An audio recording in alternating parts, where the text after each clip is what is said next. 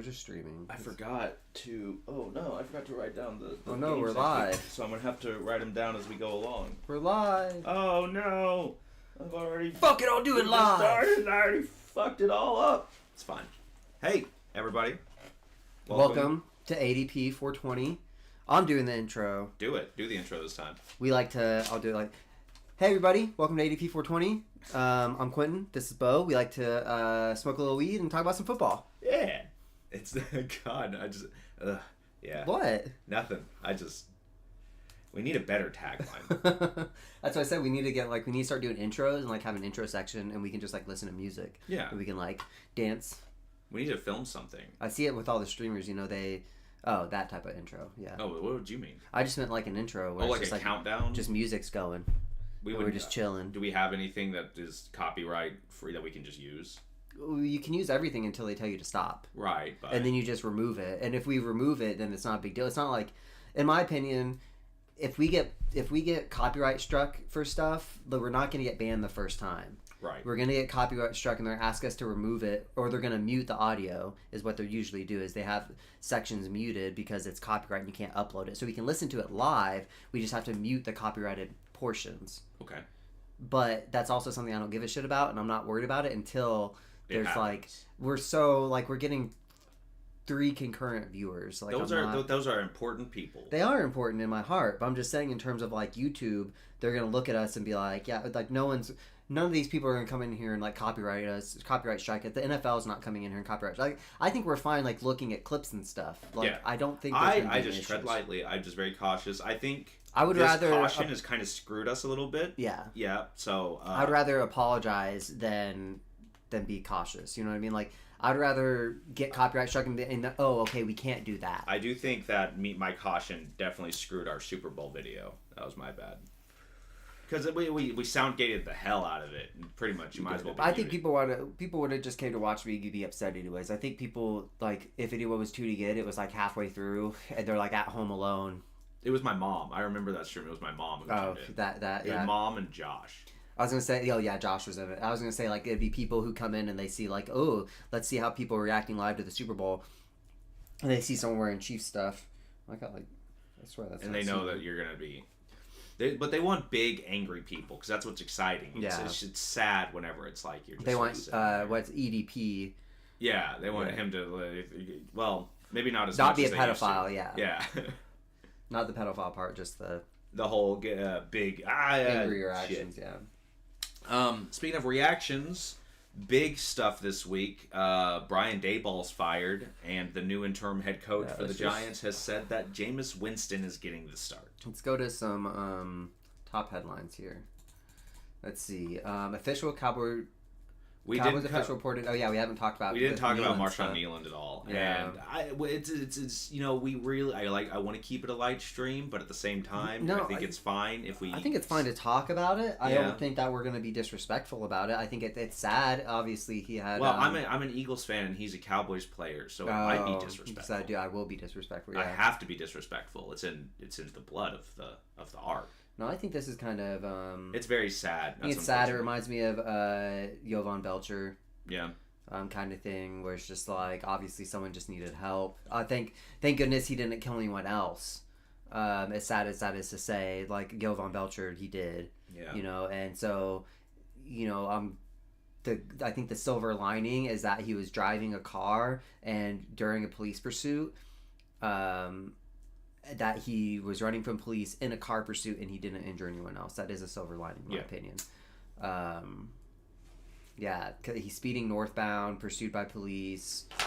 So I mean, it is very sad. So much shit with CTE and their kids coming in, like, into this league, and then they're just getting beat up. And I think the NIL is going to help, but I also think it's I think it's going to help in terms of like getting the people who are getting NIL deals have more time to adjust to that type of like lifestyle, as opposed to just coming in the NFL and like, okay, I'm rich now. But I think the problem is still the people that were going to do that in the NFL are still going to do it in college. But like, I don't know. It's just like they're making so much money to throw away their bodies for like, the rest of their lives. And I I can relate to that a little bit. I wasn't making enough money, but well, I don't know how money equates to helping with mental health. well, they're making so much money. There should be plenty of mental health resources. But there's not a lot that can combat CTE right now. True, and that's kind of where it is. It's a lot of it is a lot of these mental incidents are stemming from the CTE that these people are getting. These guys are getting. That's why they get paid so much money. Yeah. But even then, that doesn't always fix everything. There's plenty of NFL players who spent it. No, yeah. I just there should be. I'm sure there is plenty of mental health resources. It's just sad to see people. And I'm fairly certain the Players Association does have a thing worked out where it's like, because whenever someone gets fined, doesn't it go to like a pot? Yeah. Oh, we need to add our scores. Oh yeah, I figured we get to that when we get to predictions. Okay. I'm 9-6. You're 6-9, right? Oh wait, those aren't the funny numbers anymore. I am. Yeah, now it's 6-7. It's 6-7. I sent it to you. You did. I thought. Pretty sure I was right. I'm pretty sure I'm right that you were 6-9 and I was 9-6. I'll look. I know I did. I'll get there before you. This still. Bullshit. Don't let me do it. I gotta go through. Okay, changing. Oh, my phone's upside down. Like all these things I have to get through. It's right here. It is 6-7. You went 6-7. I went 9-4. Okay. So I was wrong, but better for me. 6 plus 86 and 61 for you. My goodness, what a bad number. Me, you ask? What am I at? Yeah, what are you at? I'm at 89 and 58. It's very good. I'm very happy for you. Thank you. Imagine having over 60 wrong picks on the year already. And week 10, right? This is week 10. You're averaging 6 a week. I'm averaging 5.8 wrong a week. I mean, so if we're saying who's better, it's me. The three-peat didn't happen, and the Eagles have a better record than the Chiefs. Those are both facts. Mm-hmm. Those are just things I had to say in that moment out loud to make myself feel better about... I mean, it's not that far off. It's only 3. We can have bad weeks. Yeah, I'm just saying, imagine averaging 6 losses or 6 wrong picks a week. Well, I'm just not always married to just taking the favorite. I'm only averaging 5.8. That's not 6. That's all I'm saying. Other big news is... what was it that you were about to scroll down to? It was, Amon Ra. Oh, the Trump dance thing. Oh, who cares? Oh, this is all, okay, yeah, it'll go through all the headlines. So we can scroll through and see, yeah. I didn't see this dance. I didn't either. Now I kind of want to look at it. I assume he just does the little Trump thing. Yeah. Doing, this. Yeah. AJ Brown continued discontentment, not a distraction. So he still is discontent. He's still voicing. What did he say? He said something. He said, "If you have me on your fantasy team, drop me" or something. 3 picks or 3 targets. Yeah. You know who had a good game though? Devontae Smith. Devontae Smith has a very good game. He's very quickly turning into the number one. He's the number one. Receiver. Yeah, I'm telling you, man. I just think he's too small for it still. No, I agree. I think if I'm picking one of the two, I'm taking AJ Brown. But I mean, it has to be an Brown's attitude thing, Mm-hmm. right? I think AJ Brown's bigger and has just as much talent. Oh shit! That must have been the one I dropped. I was like, where'd that go? And it just blended in with the carpet. Yeah. But yeah, I think that's kind of crazy. That's not where I expected it to be going. If you told me AJ Brown wins a Super Bowl and then immediately wants off the team the next year, I'm like, you're fucking crazy. I think he's just fucking with us. But like the way he's doing it, it's not like Tyreek when Tyreek did it. Like Tyreek's just like, cool, I got a Super Bowl, I'm gonna go get more money. AJ Brown's like, get me the fuck off of here. You're not, you know what I mean? But it's like, people offered trades for him. All right. But that's not up to. I don't think he. I think he's fine. I don't think he's exactly like. He spent so long on ass Titans team. Even though they had Derrick Henry and stuff at the time, he still was just like those teams were not good. They had like one season under Vrabel where they made it deep into the playoffs, but that was it. Yeah.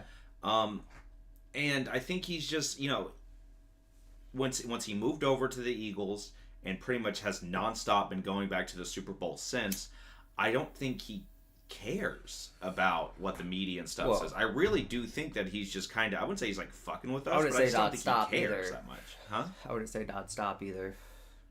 It's been, 2 out of 5 years that you guys had him, or is it 4? You guys are on your 5th year with him this year? We're on our 5th year. So 2 out of 4. 50% of the time we've made it to the Super Bowl. That's like, what's the opposite of non-stop? Right. It's you stopped every year. Every other year. Yeah, pretty much. Yeah, you're right. I see that. How dare you? Now, who has been going nonstop to the Super Bowl the last 3 years? God. Has been the Kansas City Chiefs. Time is coming for about to be 4. All of these gambling allegations are going to catch up to the Mahomes family. Oh, I'm already like after losing. How would you feel if Jackson Mahomes was implicated in like a gambling thing? Oh, but that dude, we haven't looked. I haven't heard anything else about that since that came up with Antonio. It was Antonio Gates, right? Yeah, it was just there. Yeah, I think he was a victim. Yeah, I think so too. Yeah, and so I would assume that Jackson Mahomes, if he did it, he would be the victim because, no offense, he doesn't seem like the type that's gonna be, rolling up, fucking hitting, setting up. No one's gonna come through a game for Jackson Mahomes and be like, yeah, let me come play high stakes poker, and Jackson Mahomes is like cheating them. You know what I mean? Like, he doesn't seem like the type, not because like I think that he has the integrity or whatever.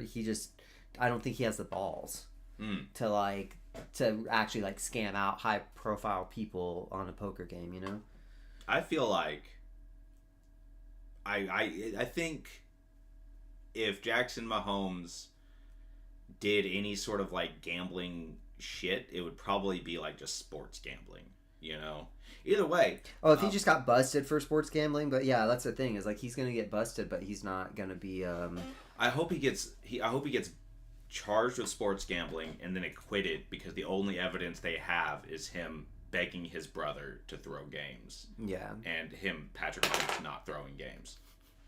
Yeah, he's just begging him. Please, bro. Please, bro. He's like, no, dude, I'm trying to do my job. He's like, dude. no, I can't lose anymore. I already threw it for you against the Jaguars. No. Yep. Giants starting Jameis Winston, total gunslinger. Start all your Giants receivers. What? I mean, yeah. If you have Wan'Dale Robinson right now, or all Theo of your, Johnson.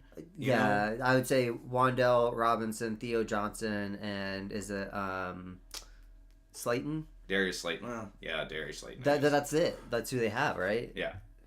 Like Malik's still out, so it's like I think that's the top 3 pass catchers on the team. If you're the Giants GM, okay, and you just watched the last 5 years go by, where you had a top 10 quarterback that you drafted in the top 10, a top 5 running back that you drafted top 5. Neither of them developed. You get maybe one playoff win out of all of this. Neither of them developed. They go on to other teams and they earn MVP type status roles on those teams. You have this new hot young guy at quarterback who keeps getting concussion protocoled, and you don't want him to get hurt anymore. You put your future into this kid. Yeah. All right. You have Scatabo. You have Neighbors, both hurt. I'm just like, it's obvious that Russell Wilson does not win games. Jameis Winston at this point, I think, gives the Giants the best shot to not be the number 1 overall pick. Because the way it's looking right now, they actually have a legitimate shot of being the number 1 overall pick. New Orleans won this week, and the Jets won this week. So it's starting to kind of move shit around a bit. Yeah, I'm fine with sitting. Like I said, he's in the concussion protocol already. Mm-hmm. Again. He's played professional league football for 10 weeks and has been in the concussion protocol 6 times. Yeah. I'm fine with them sitting for the rest of the year. I agree with you. They're lost. Their season's done. Like, just get through it. You know, yeah, Russ or Jameis Winston coming in, I think is smart. And they can't draft offensive line either. Like, they're so bad at it. Every single time they draft an offensive lineman in the top 10, he busts out. So they're just like, they have to build through free agency or something to protect these guys. Because, yeah, you're going to need to sit Wilson and Dart, honestly. Well, Wilson, I don't give a shit about. Like, but he said, I've been waiting for this moment, man. The shock was off. The rust is off. Jameis Winston is coming in. He said the rust is off. I've been waiting. Hasn't thrown a pass. No, I'm sure he's thrown passes. Hasn't played in a game since week 15 of last season. I really do think that Giants got something here. I'm a fan of Russell Wilson. Or not Russell Wilson, Jameis Winston. Yeah. I think he's fun. I think he's a good quarterback. I think he's better. He's got a better arm than people give him credit for. He just goes crazy with it sometimes, you know? Sometimes. Yeah. And I think that's kind of, I think that's the general consensus behind him. I don't think anyone says that he has a bad arm. I just think he has bad decision making. And sometimes he has fun. He's the only person out there having fun. Sometimes poor accuracy. But like, yeah, he can fucking throw it. And yeah, he'll eat some W's. If you're the franchise, if you're the GM of a franchise in 2000, whenever it happened, 2019, 2018, would you rather have Marcus Mariota or Jameis Winston? Mariota. Really? Yeah. Dad, I would rather have Jameis Winston. Start 2, Henderson, Judkins, Chase Brown, Rashee Rice. I'm starting Rashee Rice every week. That's just me. And then probably after that, man, how did Chase Brown do? I would bet he didn't do great. He has not been having a good year. Well, no, he's been getting back. He had a couple, but I saw people saying, oh dang it, I should just seeing a lot of regret over drafting him over Jonathan Taylor. 37. He had 8 catches though. Yeah, 11 PPR carries, league, 12 carries, 11 fire. carries. I mean, he's still only getting 10 carries, 11, 10 He's carries. only broken 100 once. Yeah. Yeah, he's been, 8 targets last week. How's Judkins That was looking? a big... Yeah, Judkins has been injured, right? I just don't know if he's still... Coming off of an injury, I think. But Browns don't have anybody. He was on bye last week, yeah. Okay, so yeah, so let's see. He just put up... Oh, so he is. That was... The 9th was, yeah. So he is playing. He did play against the Jets. 22 carries. So, yeah, I'd probably start Judkins. I'd do Judkins. Yeah. Over... Man, Chase Brown got a lot of catches last week, though. But I don't think he's going to get 8 catches again this season. Yeah. Maybe like 6 or 7. Yeah, that was a high-scoring game. Yeah, that was the 42-41. But yeah, I mean, also let's see, Henderson still. I mean, Henderson scored. I know he scored. He had that big run last week, right? Or I guess last weekend. Yeah.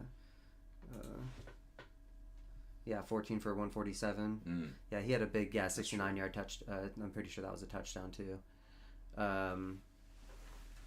Don't recommend starting Henderson since Ramondre is out. Yeah, that's what I was gonna say. He's been getting, I think, Henderson actually over. That's hard though because Judkins is averaging carries when he's. Another thing to consider is the Browns might. And then are you PPR or not too? If you're PPR, then probably. I don't know. Maybe that's hard to say because if Chase Brown keeps getting dump offs, it seems like for PPR all these are the same. Sorry, go ahead. Henderson has better game script because if the Browns get behind, they're going to be passing, and Judkins isn't going to be seeing as many carries and touches. Whereas Henderson, they're probably going to keep it even. And Henderson, they're playing the Jets too, so versus Pittsburgh, actually probably Henderson over Brown, and then Judkins is. Then Rashee Rice is the other one. Oh, I'm starting Rashee Rice every week. I don't care. That's just, I mean, They're playing Denver. They're playing Denver, but he's the number 1 wide receiver on. I'm a Chiefs fan too, so PPR. Then see that's hard because if Chase Brown gets another 8 receptions, then I think Chase Brown, even if he gets 8 targets, 6 targets, and he gets 4 or 5 of those, if he turns that into 30, 40 yards, I think that probably puts him over over the other two in my opinion. But it's just really matchup is at that point. I think Henderson versus the Jets it sounds like the better matchup, but Pittsburgh's defense is hot and cold. They do give up points though, so yeah, in my opinion, it's kind of just matchup based. But I'd probably end up sticking with Henderson honestly. Just he had the best game last week. Then they're going into divisional matchup with the Jets. So yeah. Juan Pena has some good questions. Would you trade Zach Charbonnet for T. Higgins? I got Jonathan Taylor, Josh Jacobs, Trayvon Henderson. Yes. Yeah. Just off of that alone, I would. And his wide receivers need a little bit of help. But T. Higgins is basically you're getting T. Higgins. Yeah. I don't know. Regardless of like game script and who's throwing to him and Jamar Chase are still kind of like, I think in my opinion, like if I can get for what's Charbonnet averaging? Let's see.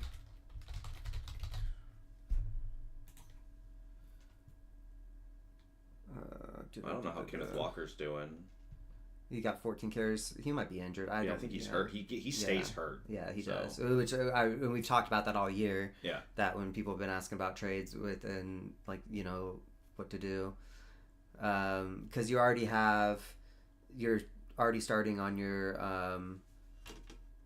running back, so you're starting Josh Jacobs and Jonathan Taylor, I assume. Yeah, those guys aren't moving anywhere. They're going to be your rock for the rest of the season. Or Henderson, probably. I'd probably start Taylor and Henderson, and then I don't know though. Yeah, you need the wide receiver help too. It depends on if your opponent needs running back, really. You got all wide receivers. Quentin Johnston's been taking a limited role now. He's been taking more of a back seat. Mm-hmm. Addison still, good. He's good, yeah, but he's been having good games too. True, he'll explode for a good couple games. How about Charbonnet for Zay? How's Zay? Yes, I think so. With how Zay Flowers has been doing, Zay Flowers has been having a really good year. He's been the leading receiver for them the entire year. Granted, in terms of like actual, now that Lamar's back, is more the. I think he's going to be getting a lot more targets. Very true. Yeah, since Lamar's been back these last four receptions on 6 targets, and if you Baltimore's stats, I think that's we'd have to go look at the game. Box score here. Yeah. He is, leading targets on the team. I'm pretty sure that's been all year, too. Mm-hmm. His competition is DeAndre Hopkins and the slew of tight ends they have. So, I think, Maybe Rashad Bateman sometimes accidentally he'll get the ball. Yeah, and obviously the only problem is going to be that they're going to be giving it to Derrick Henry, games when they give it to Derrick Henry 20 times. Obviously, Zay Flowers is going to be a lot lower targets than, other teams, especially if they continue to, I think, with Lamar Jackson and Derrick Henry, I think the Ravens are a good team. I think they're going to continue to win. They are less than 500 right now, though. Well, yeah, but they've been. If you can move Charbonnet for a wide receiver, that's a good idea. Yeah, I think any good wide receiver, and especially a wide receiver 1 would be good, but I think T. Higgins probably gets around the same amount of targets. So it's really, do you want 7 targets 9 targets, 10 targets, so a little bit more, but not much. Then you have games like this, 1 target in a 39-38 game. Mm-hmm. So it's kind of, I think that's dealer's choice on that one. Personally, I would probably I'd like Zay Flowers because I'd rather have the number 1 wide receiver, but it seems like T. Higgins is more likely to catch a touchdown than Zay Flowers is right now. Yeah. So Zay Flowers is really good for moving the field. Yeah. But they're both like deep threat guys. Yeah. You know, so that just by nature, those wide receivers can be very boom or bust. Yeah. His other question was for quarterback one. Bo Nix, C.J. Stroud, McCarthy, Brissett, Rodgers, Flacco, or David Mills. This week, let's see. Let's go matchups. Let's see. So you got, Rodgers is playing Cincinnati. Honestly, right there, off the top, I'm saying probably Rodgers. You're a big Brissett fan. What pull up the matchups? You want me to pull up the whole? Gotcha. I am a Brissett fan. He's been doing fine. He's a lot of garbage time. He did really bad this last week. He lost a couple fumbles. However, made it back in garbage time. That's what Jacoby Brissett is going to be good for. He is a true game manager. I'm saying Aaron Rodgers. Mills versus the Titans. True, but it's I don't know. That's not bad. I have a hard time. Okay. He did pretty good this last week. Yeah. You know, he's kind of a veteran at this point. True. He hasn't been awful. Personally, I'm probably just going Aaron Rodgers because Cincinnati's defense is pretty bad. True. But it could turn into a shootout. Yeah. For my wide receiver 1, 2, and 3 in flex spot, Adams, Debo, Quentin Johnson, Myers, Addison, Washington, or Tez Johnson. 1, 2, and 3 and flex for wide receiver.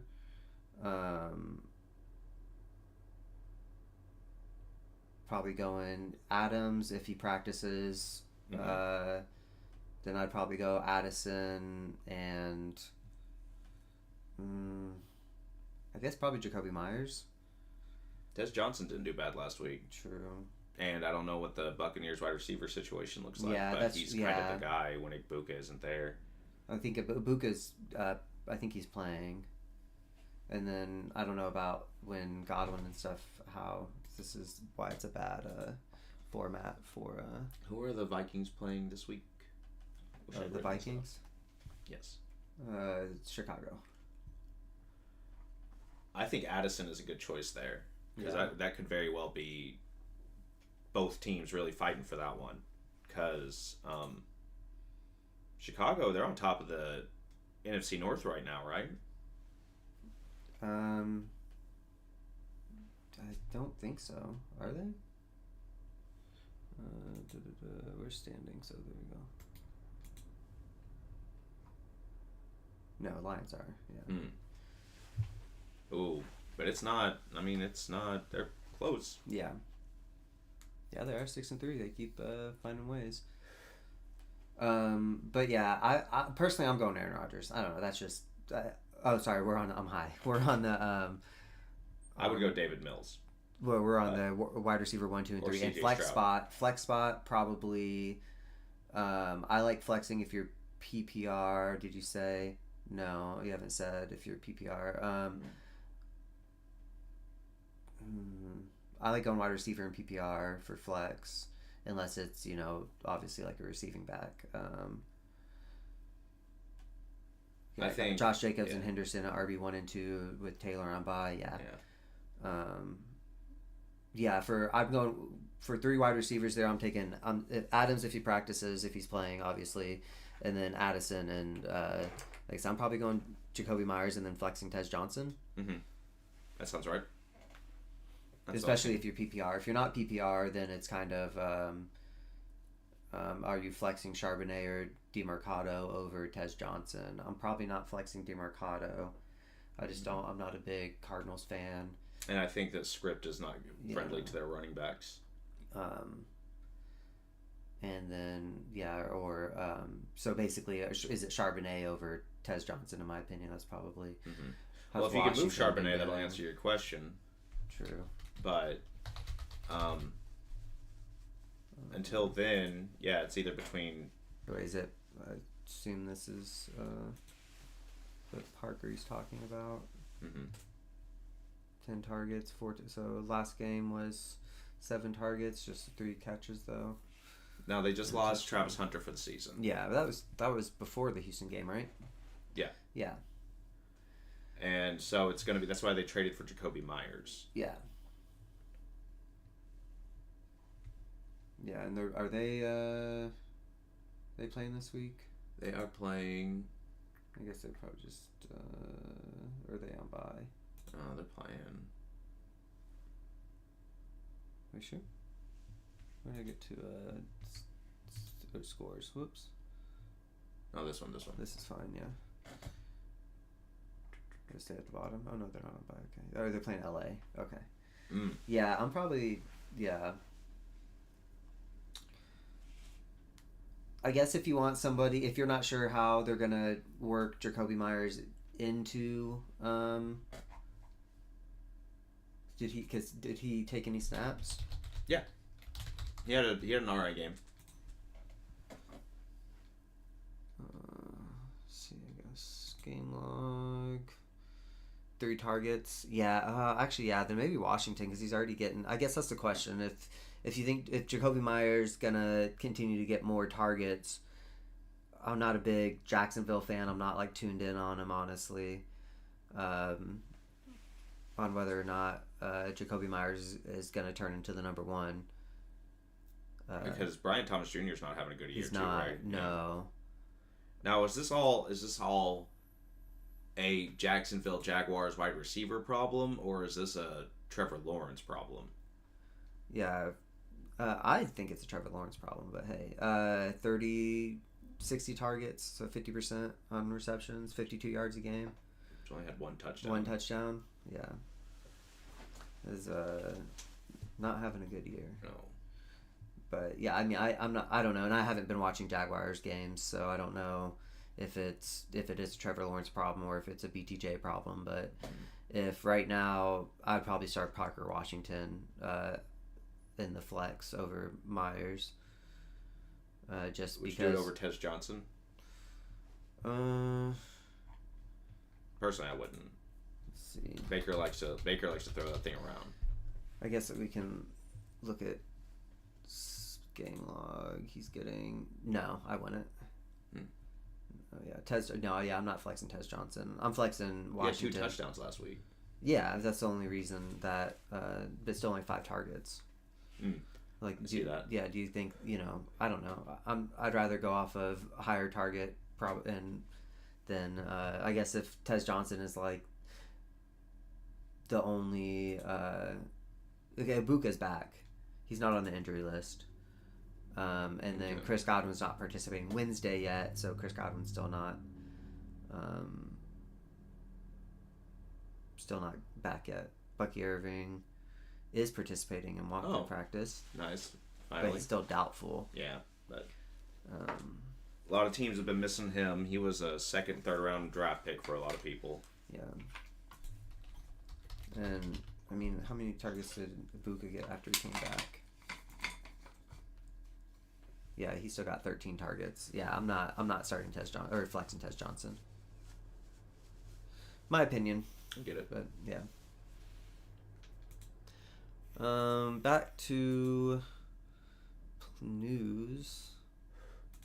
Suppose was there anything else in the top headlines we want to talk about?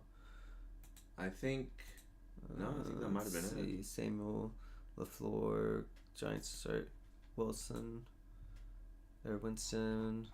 See, and then LaFleur not giving up. Asante Samuel Jr. glad he joined Steelers. NFL power ranking. Ooh. Hey. Eagles number 1. Hey, let's go. Oh yeah, you didn't pick the Eagles though. Yeah, I know. That's why we keep winning. Such a cop out. It has been consistent, unfortunately. Oh my gosh, it's not real. It's not, but yet it is. It keeps happening, but it's not real. Yeah. Just, all Eagles skill players with 48 catches, 657 receiving yards, 9 catches on 20+ yards. Devontae Smith. Good thing he's on my team. Same. Me too. I'm gonna guess Chiefs are like 12th.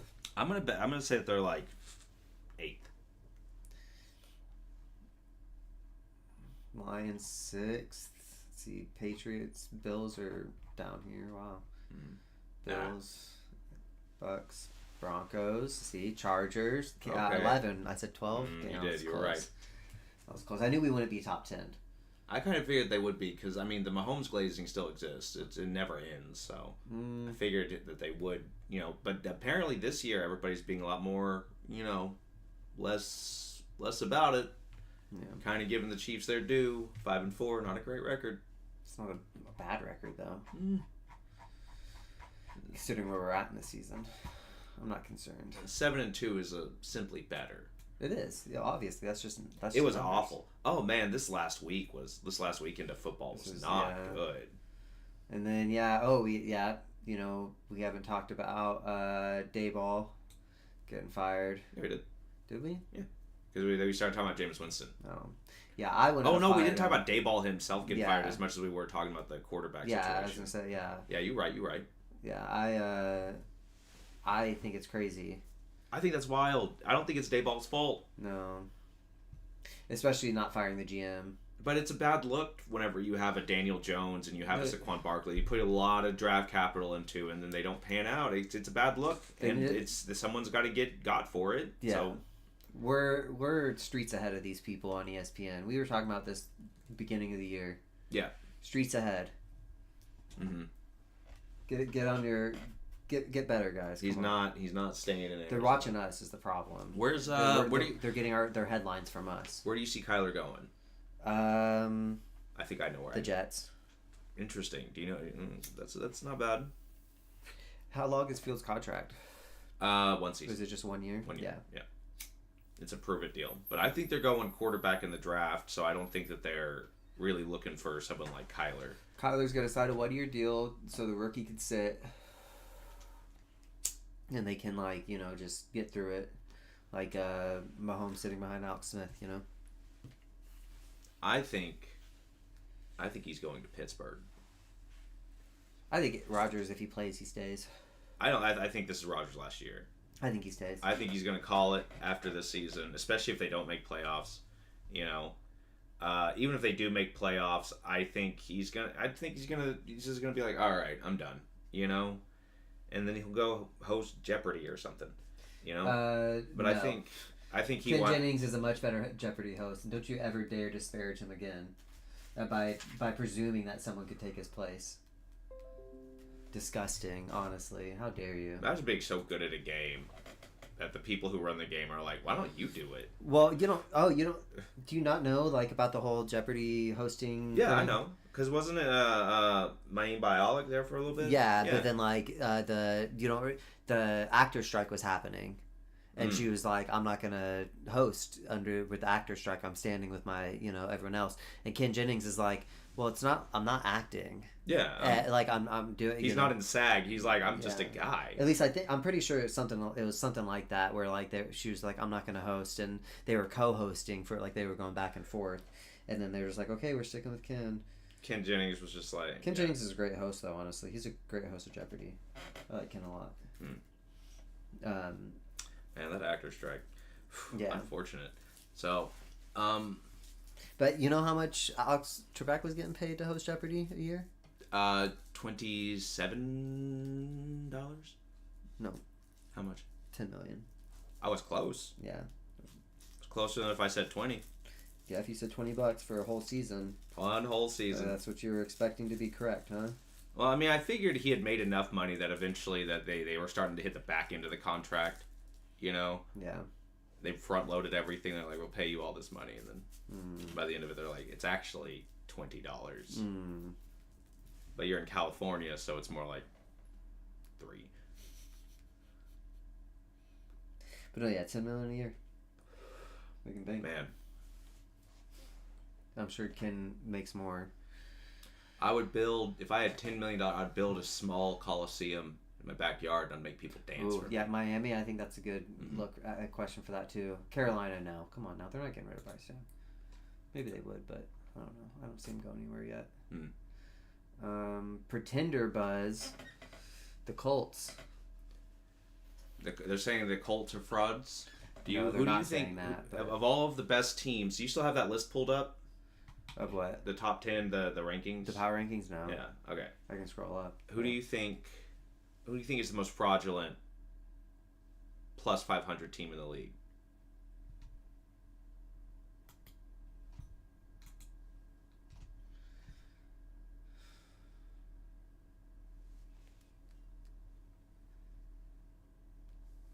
Go through everyone here. God, yeah, being 7-2 is so much better. It must be hard being in a division where everyone else is 3 wins or less. My God, what a fucking cake division. You know why? It's because there haven't been so many cameras pointed at us and scared everybody else in our division into creating super teams, like really powerful. Now you gotta I said another thing that came true. I said that was going to happen. That the entire AFC West was going to get really, really good. My most fraudulent plus 500 team, and I'm saying this only because of how good their record is the Denver Broncos. Man, I think the Denver Broncos have been, and it is their defense, so they're not fully fraudulent. They have a really good defense. They're 5-0 at home. They have a really good defense, but they have won some games that they should not have won. They have given every opportunity for the opponents to beat them, despite having a 62-point differential. Didn't they score like 30 points in the fourth quarter one game to win? Yes. That's kind of impressive. Yeah, and that's their one good quarter of football that they've played, I think. Well, if and also that's offensive. I mean, look. Yes, it is offensive. No, I'm saying that's their offensively. I'm saying their best quarter. Obviously they had really good. I guess their schedule. Man. So 1 point game here that they lost makes sense. One possession. Blew out Dallas. Dallas. One possession.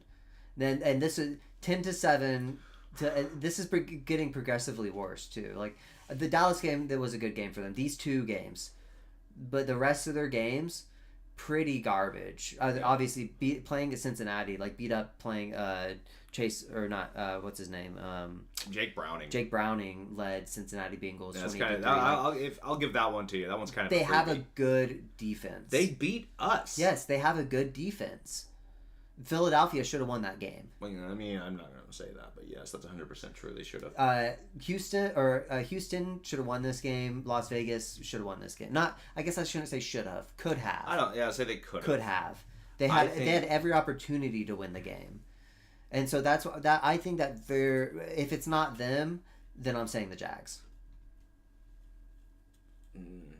The Jags are one of the only teams. Anybody in the NFC? Or just AFC? Oh, was it just the Eagles because we're in a cake division? No, I don't think the Eagles are. No, they're not fraudulent. Teams. No, the Eagles have lost to good teams. And in my opinion, we should be 6-3. I think the Rams should be 8-2. The Eagles or 8-1. Eagles have good defense. To be honest with you, they're the same as the Broncos, where their defense has been winning them games, and the offense is doing. But that's what I said. It feels like every game that the Eagles play, the offense is just like, we'll just do whatever we have to do to win. Mm-hmm.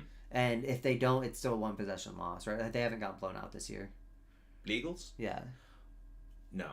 Yeah. We haven't had one. Well, actually, no. Who did we? We lost to the Broncos. That one was close. Oh, you got blown out by the Giants. The Giants. That's right. Oh, yeah, the Scatabo game. The 3-touchdown Scatabo game. Yeah. But, okay, so... Broncos was 1 possession, and you got blown. Okay, getting blown by the Giants is pretty embarrassing. But it's the same. You have to understand, at the time, that was a hot fire Giants team. Scatabo and Dart, that was a tough combination. Next year, man, Giants. That's going to be my big dark horse. That's going to be my Panthers from this year. Is going to be the Giants because I think that they got. I guess it just depends on how Scatabo comes. If I know Scatabo's going to be fine. Yeah, with sports medicine's getting crazy. Anyways, with the way he plays, it doesn't matter if he gets hurt. He's gonna fight through it. Yeah. But I don't know. Yeah, I don't think anyone in the NFC is really, I would say fraudulent over 5 wins. Maybe you could say the Panthers just because, I mean, they're winning. They're 5-5. So. I mean, but yeah, it wouldn't surprise me. You did say if over they lost 500 every actually. game I think you said over 500. Over 500. Yeah. So yeah, I don't think anyone in the NFC really. I think the NFC West is just a really those three teams are really good. They're close. And then same with the NFC North. I mean, I think the Bears just keep finding ways to win. You know. I think of all of the NFC teams that could be fraudulent, I don't want to be a Sam Darnold hater, but I think I'm going to be. I think the Seahawks, if they win that division, they are not making a playoff push. Heard it here first. That's just the same. They have a really good defense. Huh? They have a good defense. That's whose defense? You say you're a Chiefs fan. You're playing Chiefs, or the Chiefs are playing a team this week. Would you rather face the Broncos or the Seahawks?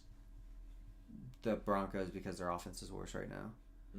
So will you trade Chase Brown for Javonte Williams? I'm thinking about keeping Brown with that amazing playoff schedule, especially with Burrow coming back. They're not going to rush Burrow back. Yeah, I haven't heard. He's back. He's practicing, yeah. He's just practicing? But I don't think... I also saw that they might keep him out for another couple weeks just to make sure that he's up and running. Yeah, early portion of unpadded. Yeah. Man. He is not... He is sure as hell not playing this Sunday. Maybe not next week either. But,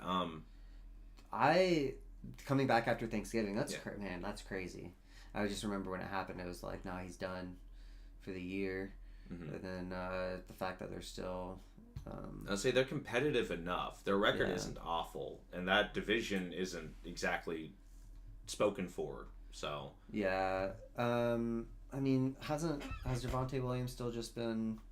I mean, I know you own him. Yeah, he was off last week. He's kind of just a touchdown.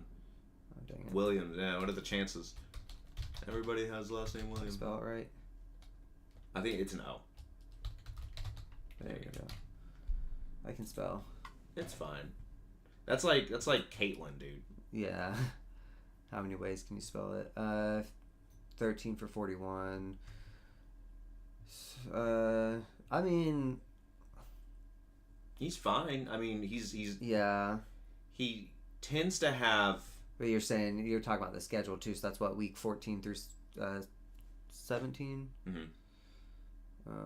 What are the Cowboys' schedules looks like for the last 3 games? So Lions, Vikings, Chargers.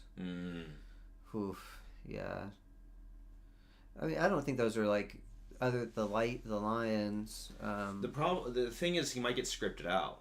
Is the big thing, is that that's his big weakness I've seen, is that he'll get scripted out of games that they need to start passing a bunch.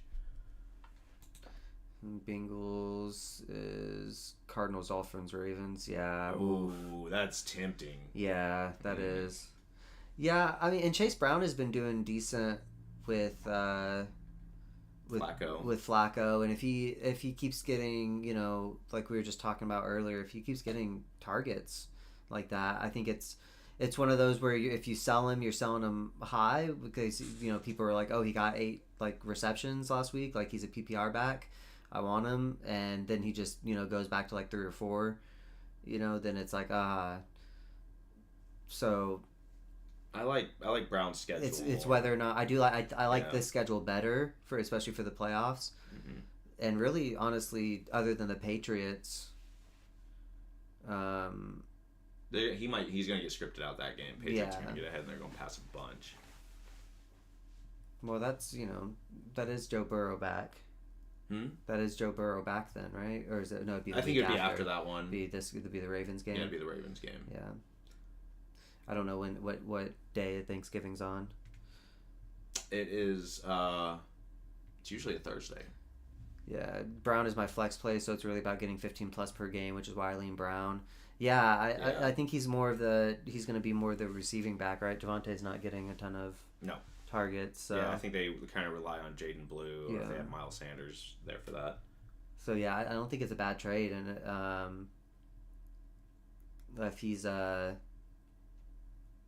you know, I mean, I don't think it's bad to keep him. You're keeping Chase Brown. I don't think that's a bad. I don't think that's a bad idea. That's fine. Yeah, I don't think it's a bad trade either. It's just kind of what you think. You know, but I do like this matchup better for the playoffs.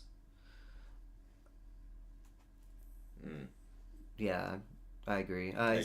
Zay Flowers or Washington, with Jacoby Myers, we were just talking about this earlier, with Jacoby Myers coming back, or with he's going to get targets. If you think Jacoby Myers is going to continue to get like more targets, like the longer he plays, like he only got 3, but he was 3 for 3, so he will. He is. I've always praised the good book of Jacoby Myers. He will come down with passes. He has very high catch percentage. He does not drop often, and I think Jacksonville. The thing is, I think there's a lot of mouths to feed in Jacksonville, right now, and between Parker Washington and Zay Flowers will have bad games. He'll disappear. But with Lamar Jackson being back, he's his favorite target. I mean, I think that I would start Lamar Jackson's favorite target over Trevor Lawrence's. Yeah. So. And that's the thing. Is he going to continue to be his favorite target now? What do you think? Mark Andrews is going to? DeAndre Hopkins is suddenly going to? No, I'm talking about in Jacksonville. Oh, sorry. Yeah, that's the question for me, because if it's between the two right now, without thinking about is Jacoby Myers getting more targets, I'm starting Washington. Probably he's been having more targets than Zay Flowers has been consistently. True. And I'd rather have more targets, and he's been doing decent with them. It's not like he's been and like Zay Flowers can have bad games. They could be a Derrick Henry game. They're playing against Cleveland, so I think that they're going to get ahead early anyways, and Cleveland has a good defense. Jacksonville, well, I saw that the Chargers allow very few points to wide receivers on my my NFL fantasy thing. That's why I was sitting Jacoby Myers this weekend. Yeah. So you're saying Washington anyways. I still think... Or, sorry, you're saying Zay Flowers. Man... That's a tough call, because I think the thing is that the Chargers-Jacksonville game, I think it wouldn't surprise me if Chargers got ahead early and Jacksonville had to pass a lot. Yeah. So that's my thinking as well. Yeah. Is that Baltimore's going to get ahead early on Cleveland more than likely because their offense is awful. And it's going to have Denzel even Ward. though the Baltimore's defense is god awful, I just don't think they're good enough to really do anything. Yeah. So Zay Flowers might get scripted out. Yeah, I might go with Washington. But like I said, Zay Flowers has been averaging 60, 70 yards a game. So, but I think we looked at it, he hasn't broken 100 yet, right? No, he hasn't. Well, yes, he did, like week 2. Yeah. Something like that. But, yeah. Parker Washington. Yeah. Between those two. I think that's all for news that looming 2026 free agent is George Pickens, free agent. I don't care. Yeah. And then as far as not practicing, is there just like an injuries that we can go to? I guess not. You got to go to like where do we go for that? Injuries there. Injuries, there we go. Dobbs or Zay? Zay. That's just my on the 2. I think. Actually, Green Bay's playing New York. I was gonna say, and with Tucker Kraft being out now too, like Musgraves only got like 3 targets, so it's not like they're gonna lean on Musgraves like they were with Kraft. So yeah, Dobbs might be the better. Yeah, I think Dobbs there actually. See, Cardinals. Let's see, this is not like oh, dang it. Just have to go through every team.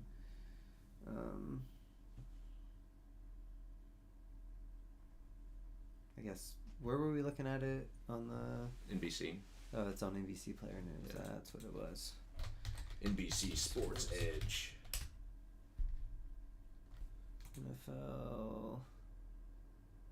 NFL Player News. NFL Player News. It's right there. Zay has been so inconsistent because Baltimore offense is so split, I feel. Yeah. Yeah, and I agree. It's kind of... But I think he's been... Well... he's touchdown dependent. Like, I think that he's probably... he has to be averaging, like, 10 points, right? At least. Because he's getting... Oh, let's see. We just looked at this and now I can't remember.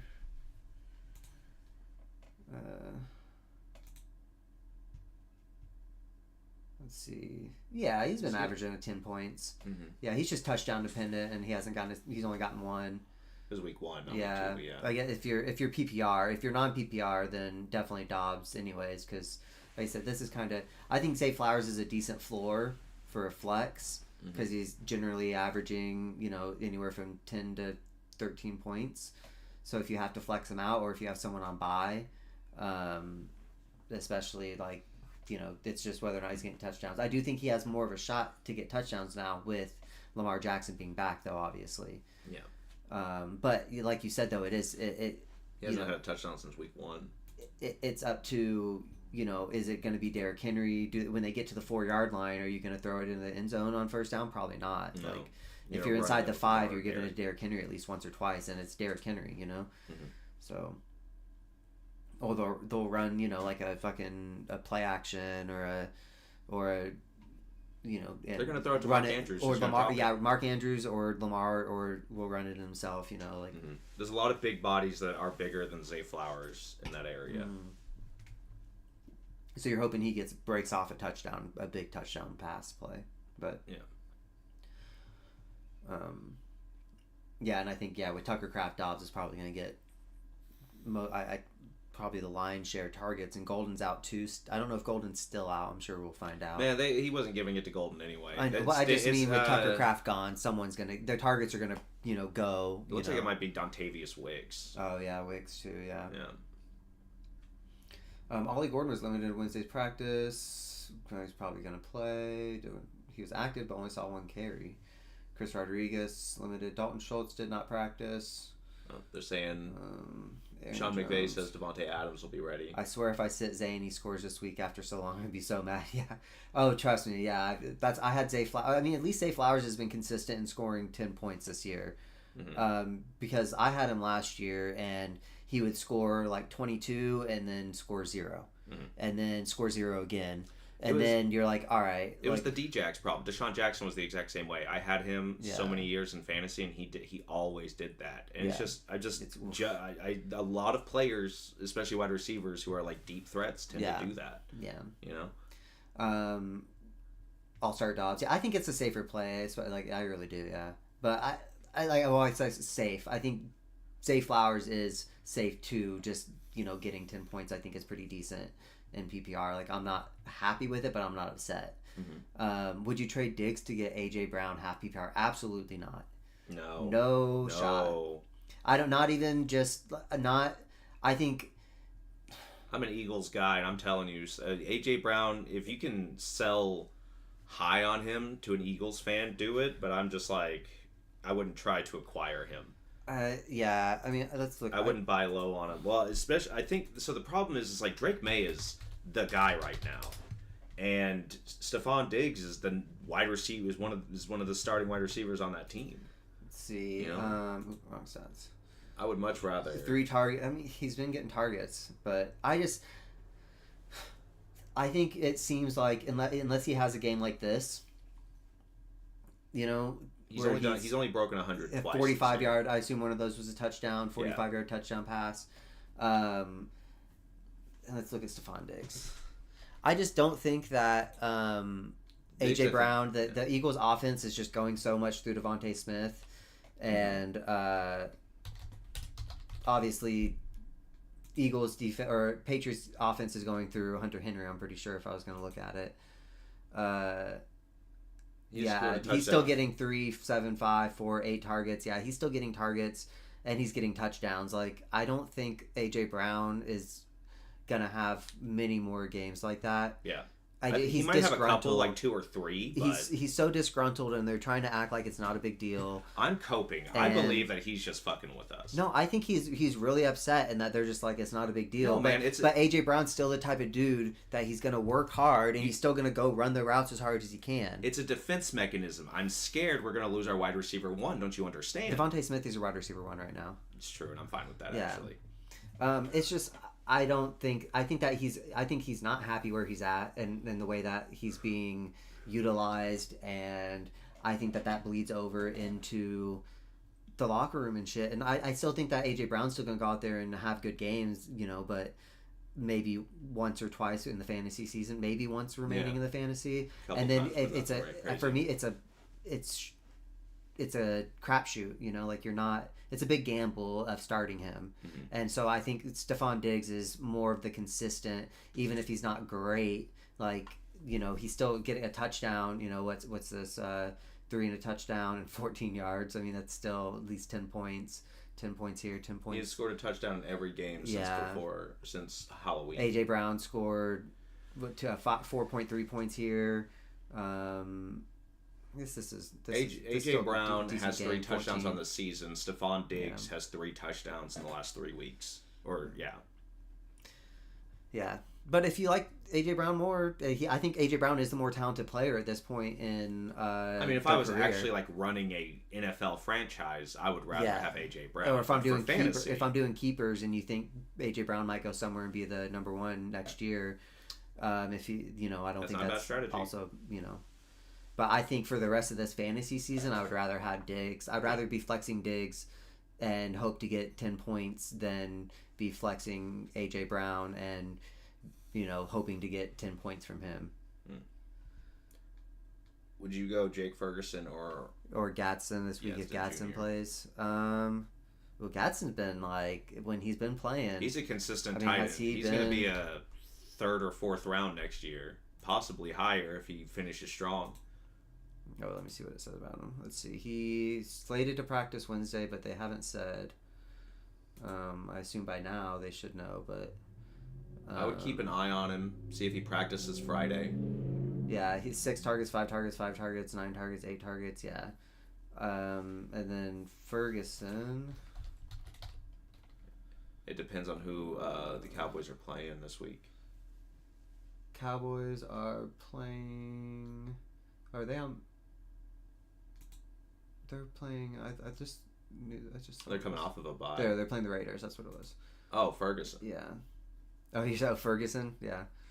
7-1, 7-3. Yeah, he's just more inconsistent. Ferguson's been more inconsistent. But he gets a ton of targets when he's on. Yeah. Except for that Denver game. Yeah. Yeah, I do like the matchup better. Chargers are playing. We just talked about this too. Mm-hmm. Jacksonville. Jacksonville's defense isn't bad. Raiders are kind of just bad. Yeah. But it could also be one of those things where they give it a bunch to George Pickens or CeeDee Lamb or somebody, and Jake Ferguson has a game like Denver where he just doesn't do a whole lot. Gets scripted out. But I think between the two of them, I'd rather have Jake Ferguson. I like the matchup better. And Gaston, even if he's still coming back from an injury, they may not want to like overdo him. I think I think if he's slated to practice, I'm starting Gadsden against Jacksonville over just by consistency. And yeah, he said that 0-point game from Ferg screwed him. Like yeah. I guess it's like when he's not. He hasn't scored under 10 points though. Otherwise, I guess. Yeah. So here he did. I guess this is 8 or 7.3. But other than that, 7.3. This is 17, 21. Then what's that? 13, 17. Yeah, Ferguson is the more. Other than this game, I guess. I think that might be an outlier. Yeah, but I can understand being snake bitten. Yeah, 10 points in the week after isn't exactly a vote of confidence. Yeah, so. Well, I think like any tight end you're hoping for. And he lost a fumble this week. Yeah, so 8 points. Yeah, it's an outlier. It was so annoying. But I think probably just because of matchup. I guess I said Gatson, but I'll probably change. I'd probably end up going Ferguson because it's against the Raiders. I'm a Raiders hater anyways, so they're probably gonna get blown out. Pretty quick, yeah. I imagine. I would bet Ferguson gets a touchdown this week. Yeah, he hasn't had one this month. He's due for one. Yeah. All right. Want to get to last week's games? Yeah, we should do that. Or did we go over player news at all? I guess kind of. Kind of. There's nothing really. Dobbins isn't practicing, so RJ Wednesday. Harvey truthers finally paying off. Yeah. I said it would happen. It's happened.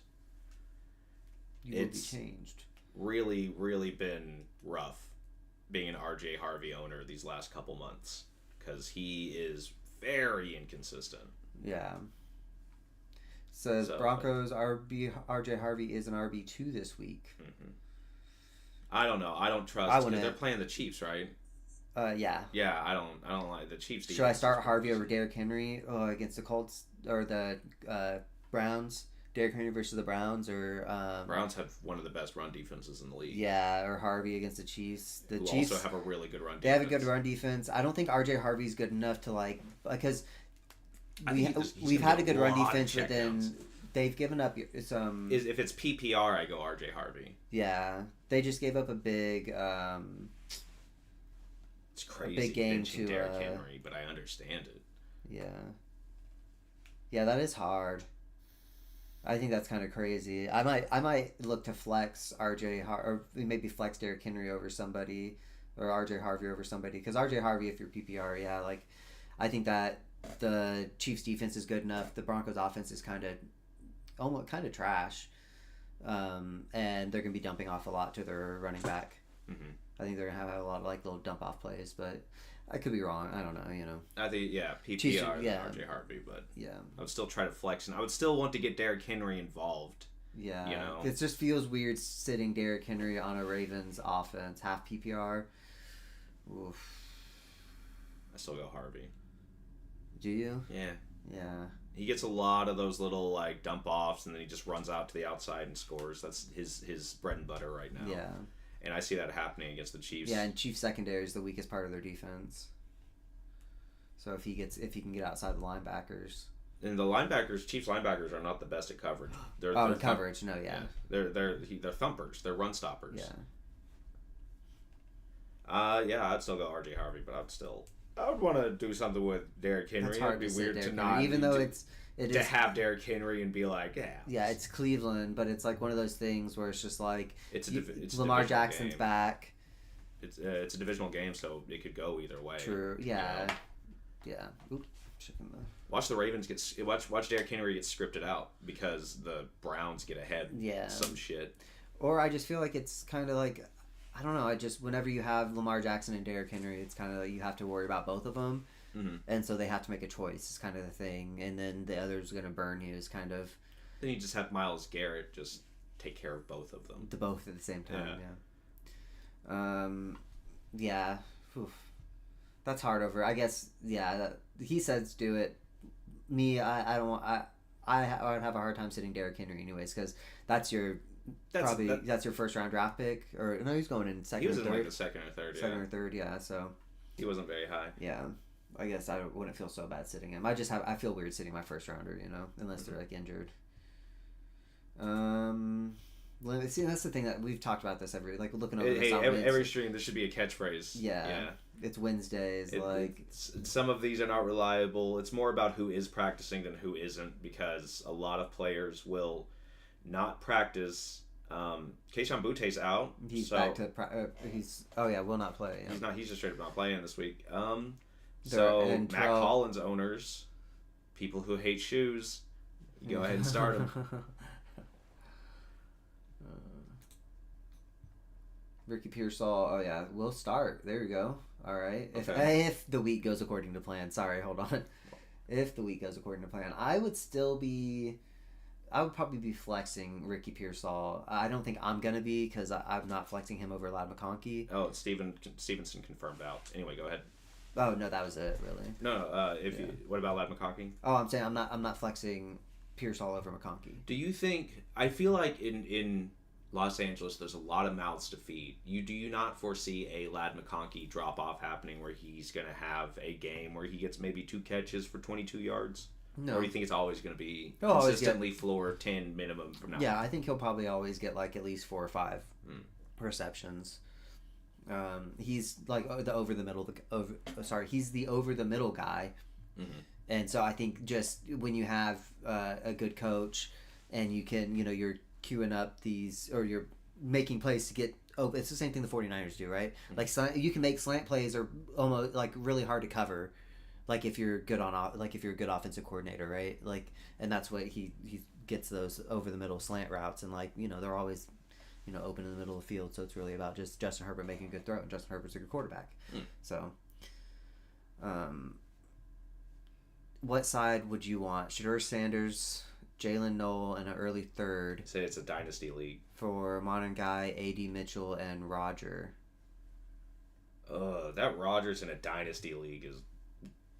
I assume that's Rodgers. Yeah, like Aaron Rodgers. Yeah, I think that's Aaron Rodgers.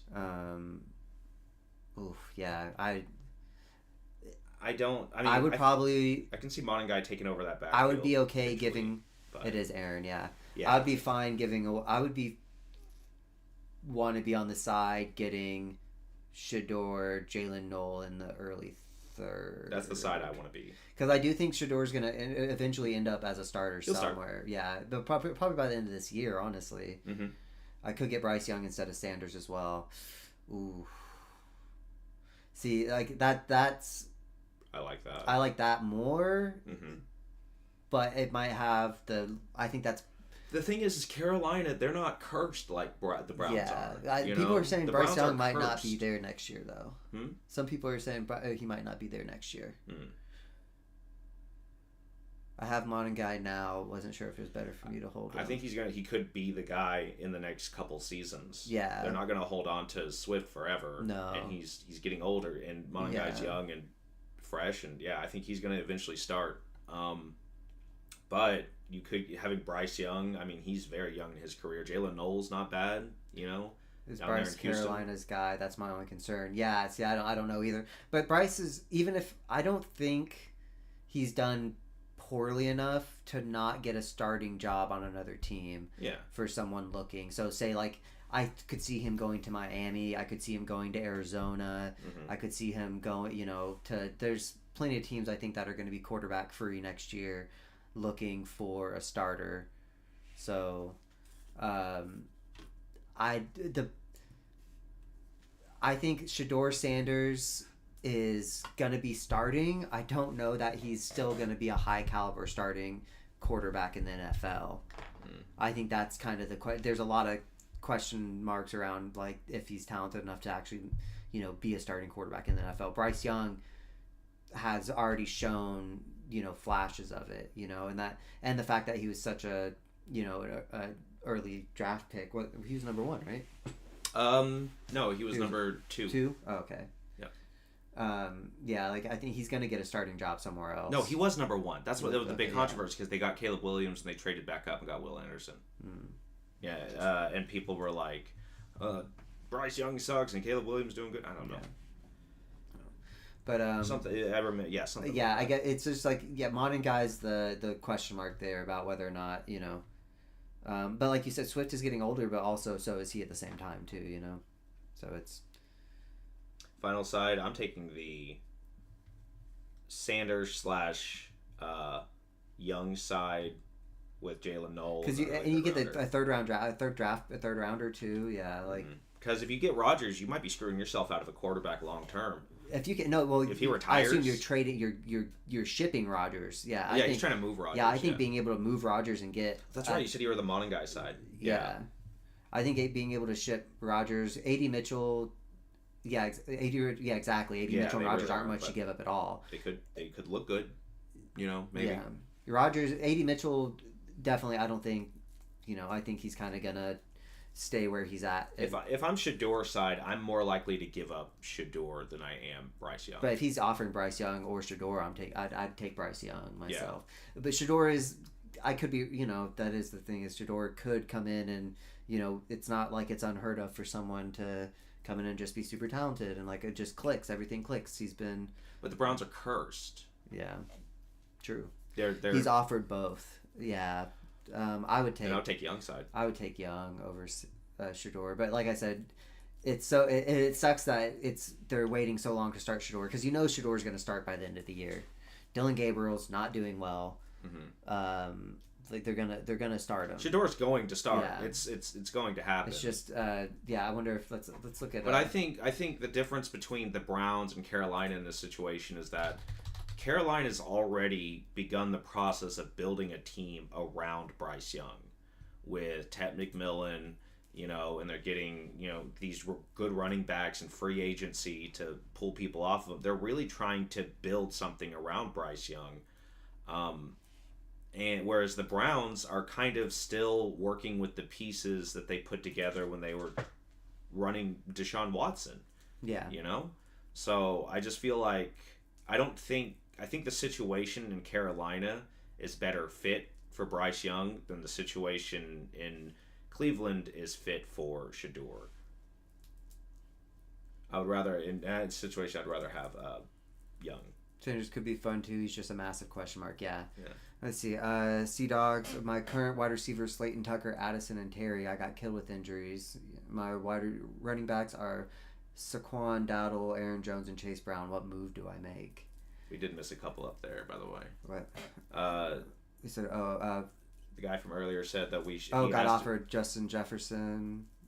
We didn't answer the Zay Harvey and Dobbs question. Just a quick one. I would say Harvey if you're flexing between lightning round. Are you flexing Zay Harvey or Dobbs this week? I'm doing Harvey. I'll probably do Harvey if I'm flexing. I don't know, Dobbs. I was thinking more maybe Romeo Dobbs, actually. Yeah, probably Dobbs. Dobbs. Because I'm a wide receiver flexer if I'm flexing PPR. Mm-hmm. And then Justin Jefferson, Jalen Waddle, and James Cook, Puka. Sutton, 8-man. Justin Jefferson, Jalen Waddle, and James Cook got for Puka and Sutton. It's an 8-man. I mean, you're gonna you're getting 3 for 2, and you're giving up Puka and Sutton for Jalen Waddle, and James Cook. For James Cook, I think James Cook and Puka is really even. Yeah, I think James Cook is worth it if you're getting Puka for JJ. Obviously, that's your. But I think Puka is obviously on the better offense. And then you Waddle. I would go. I'd take it for Puka and Sutton. Yeah, I'd take that because then that means you got somebody on your bench that's you're worse getting than 3, one of those 3 guys. You're getting 3 for 2, I guess. Yeah. It's just Puka's. He's the wide receiver 1 in the league. Yeah, JSN is. JSN is, yeah. But when Puka's healthy, he can be. Okay. And then let's see. Then current wide receivers. What move do I make? Got offered Pickens, Quentin Johnson, and Hunt for Saquon Barkley. Oh man, that's rough. It's a super flex QB. Oh, this is a different. Got offered Pickens, Quentin Johnson, and Hunt for Saquon Barkley. So you're giving up Saquon. I think you have to give up Dowdle or Saquon probably to make any moves with that. I don't think any of your wide receivers or you could move Addison for something but I don't think you'd be able to get anything that you would want. So I think you're getting Pickens and Quentin Johnson is definitely Pickens is an upgrade for your starting wide receivers. Hunt is rough. They didn't trade for a running back, no, so they're running Hunt. It's going to be Hunt and Pacheco when he gets back. So, but Hunt is going to shark most of the touchdowns. Hunt's the touchdown machine even when he comes. And Saquon has not been having a good year. I'm a Saquon owner this year, and Madden cover year was not the best year to get Saquon. Yeah. So I think I think that's fair trade. Yeah, I think it might. You're getting 3 players for Saquon, and you're like you said, if you're already injury screwed, Hunt's not a bad flex. And Saquon's touchdowns are always going to be capped by Jalen Hurts. So I'd be starting Dowdle and Chase Brown, and then probably flexing in if I had to Hunt into my flex with. Yeah. And this guy he's talking about the earlier thing. It's a super flex QB, and I already have Lamar, Tua, and Brock Purdy and Rodgers. Oh wow. Yo. Okay, not sure if that changes anything. If you'd still stick with Young. Yeah, I mean it definitely changes it. I've never played a super flex QB league. It just you in your flex spot, you can do a quarterback. Yeah, so and obviously quarterbacks do any score. League. Yeah, I've only been in one league that started more than one quarterback, and everybody's draft picks were all quarterbacks in the first 2 rounds. And I'm like, man, it's a completely different dynamic, But especially whenever it's dynasty and those rookies really matter. If you already have Lamar and Tua and Brock Purdy, who's hurt, Rodgers sometimes, I think I'd still go with Young, though. I mean, I know Shador could be fun. Yeah.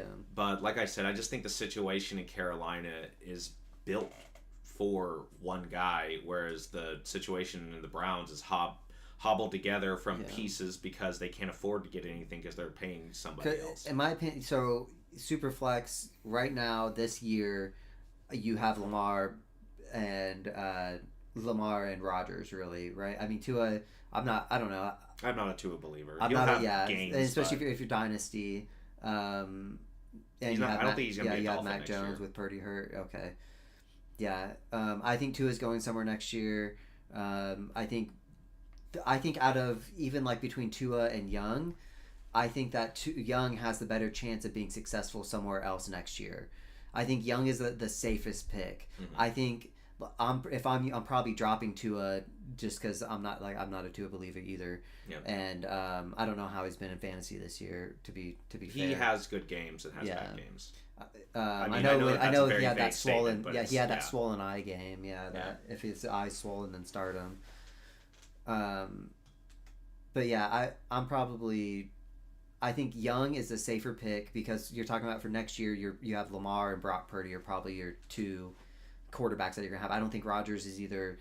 I think Rodgers might stay in play, but I don't think that he'll be fantasy relevant. Probably I don't know. I feel like he has to be either getting injured again if he plays next year, or he's not going to be playing forever. Whereas the other guys, I mean, I think so. Tua could wind up be a backup, but Aaron Rodgers could straight up just stop playing altogether. Yeah, he could very easily retire, and it's just a dead spot on your team. Yeah, Yeah.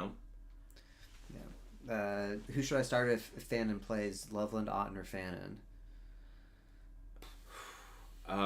What probably? I guess Loveland's been kind of catching up. He didn't do good. He wasn't been doing good a lot of this season, but he started the last few weeks. Otten's gonna have less targets if the more people get healthy.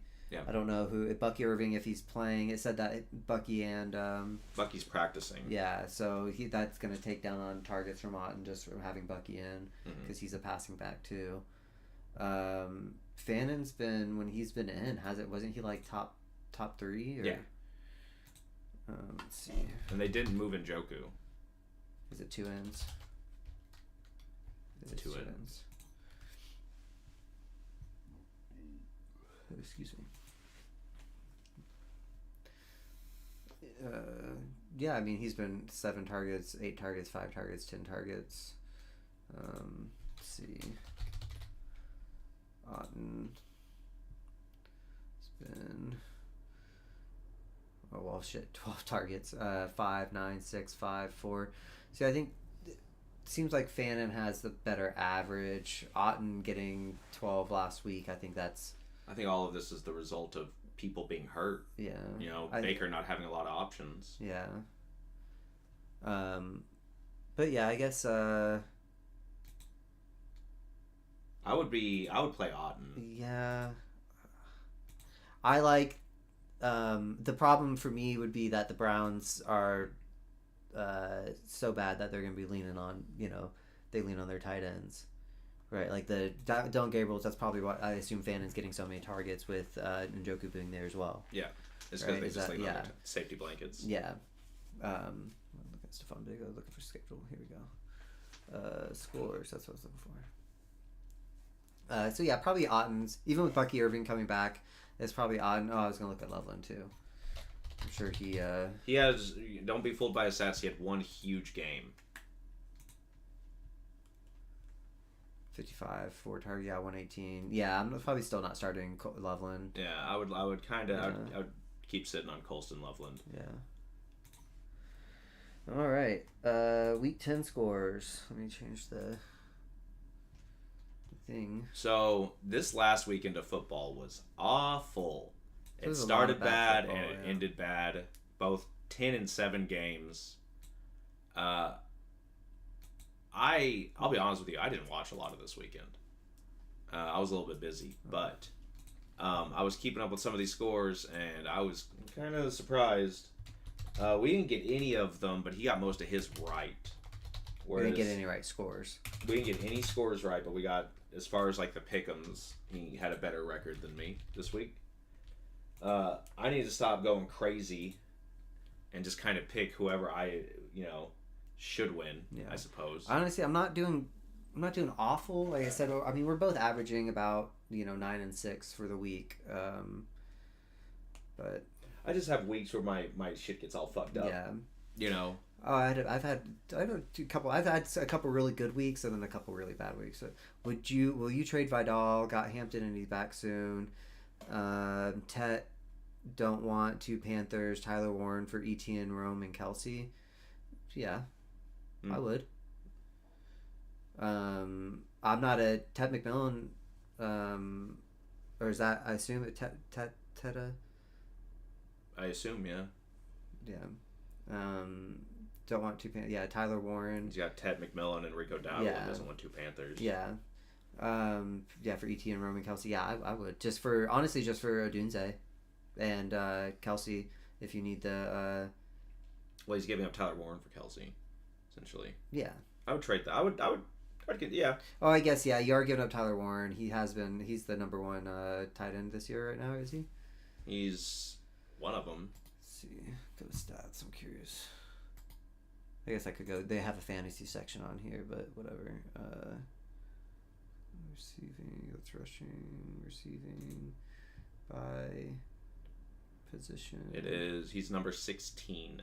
Oh, so he is. Yeah, number one tight end. Yeah. Well, no, he's not. It's Trey McBride. Trey has 6 touchdowns. A lot of Trey McBride's has come in the last few weeks since Kyler Murray's been down, but since old Jacoby Brissett. But it's definitely it's Trey McBride because he's had. It has to be that. Yeah, more receptions, only 8 less yards. Or sorry, I'm good at math. 14 less yards and 3 more touchdowns. Yeah. You. Yeah, I would move Tyler Warren. Why not? If you can, because Travis Kelce's all right. Do you think that this is Kelce's last season? Yeah. Yeah. Yeah. If you're not dynasty, Wait, you think that this is Travis Kelce's last season, but not Aaron Rodgers? Yeah, I think Travis Kelce has. Aaron Rodgers has nothing to. He has football and ayahuasca. Travis Kelce has like the number one podcast. He has 3 Super Bowl rings. Taylor Travis Swift. He's dating the number one pop star in the world. Like he's just mogging Aaron Rodgers. Yeah, like he has he has a media career after this. Aaron Rodgers isn't going to go into the media. Travis Kelce's going to go do media and movies and whatever he can, and like he's going to do all that. Like if you could see Aaron Rodgers hosting a game show that isn't Jeopardy, what game show is it? If I could see Aaron Rodgers hosting a game show, I don't know. I guess like fucking. What's the one on game, like a Passwords or something on Game Show Network, and then take over. He'll after. Oh gosh, what's his name that does the $100 million pyramid or $100,000 pyramid? Okay. Do you know what's the guy's name? Is Shannon Sharp? Is it Shannon Sharp? Shannon Sharp? No. Who's the guy that has the gap in his tooth? Oh, Michael Strahan. Michael Strahan. Oh gosh, so good at people's names when I'm smoking. Michael Strahan is the host of it, so I think he could be on like a Game Show Network show. I would say, are you smarter than a 5th grader? I would watch Aaron Rodgers just dunk on 5th graders. But he doesn't dunk on 5th graders. That's not, you dunk on the non-5th graders. You dunk on the adults because the adults don't know the questions. You can dunk on both. And that would be very entertaining to watch Aaron Rodgers smugly act like he's better than everybody in the room. 30 minutes. All right. 13-year-old. I don't think Aaron Rodgers. I think he's going to retire soon. Like I think this might be his last season. He's just old, and he's just not getting a lot of looks. Like it took forever for the Steelers thing to happen, Yeah. So anyway, so Broncos Raiders last week, Thursday Night Football. This was the first real bad Thursday Night Football game we've had this season. Let me and because generally this year they've been pretty good. I think we counted it, and like at least half of them had been entertaining. Yeah.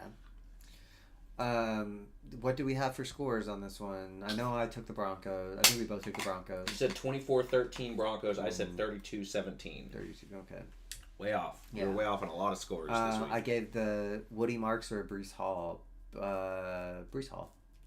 I'd rather have Breece Hall, yeah. Yeah.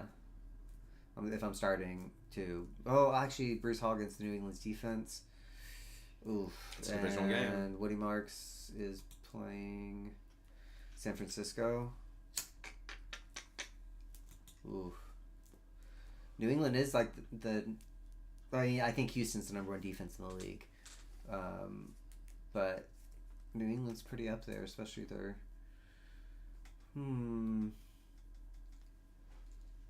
How is Woody Marks RB1 right now? Yes. How's he been doing? I don't know. I had him earlier this year, but he has bad games. Yeah. And so I wound up just not keeping him. Looks like he's not doing too terrible. 14 for 63 and a touchdown, 10 for 27, 0. Let's see. Yeah. He's getting some looks. He will disappear in some games. Yeah. 5, 4, 3, 3 targets. Targets are trending down. Not always great looks. Carries kind of been around the same. Or Texans. I don't know why I said Arizona. I was wrong. He's playing the Titans. Oh my gosh. I'm high. Ignore me. I don't know why I thought he was. I'm thinking of DeMarcado.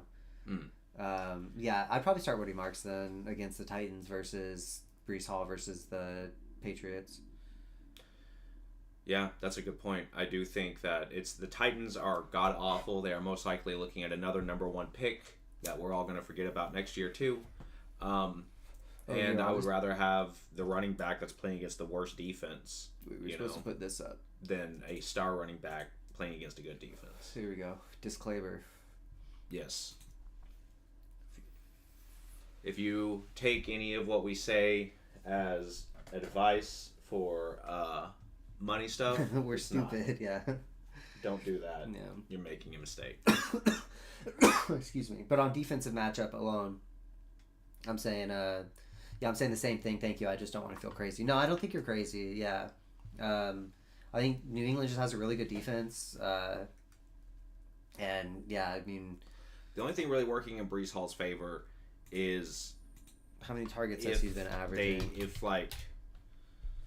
If it's kept close at all, which I don't think it will be, and also it's a divisional game, so they may be, it may actually be a lot closer than we anticipate. Yeah, he's not getting 21 carries against the Patriots. I don't think so. There's no shot in my mind. I don't think he's getting. I think this is going to be the type of game he's going to have, in my opinion. Game.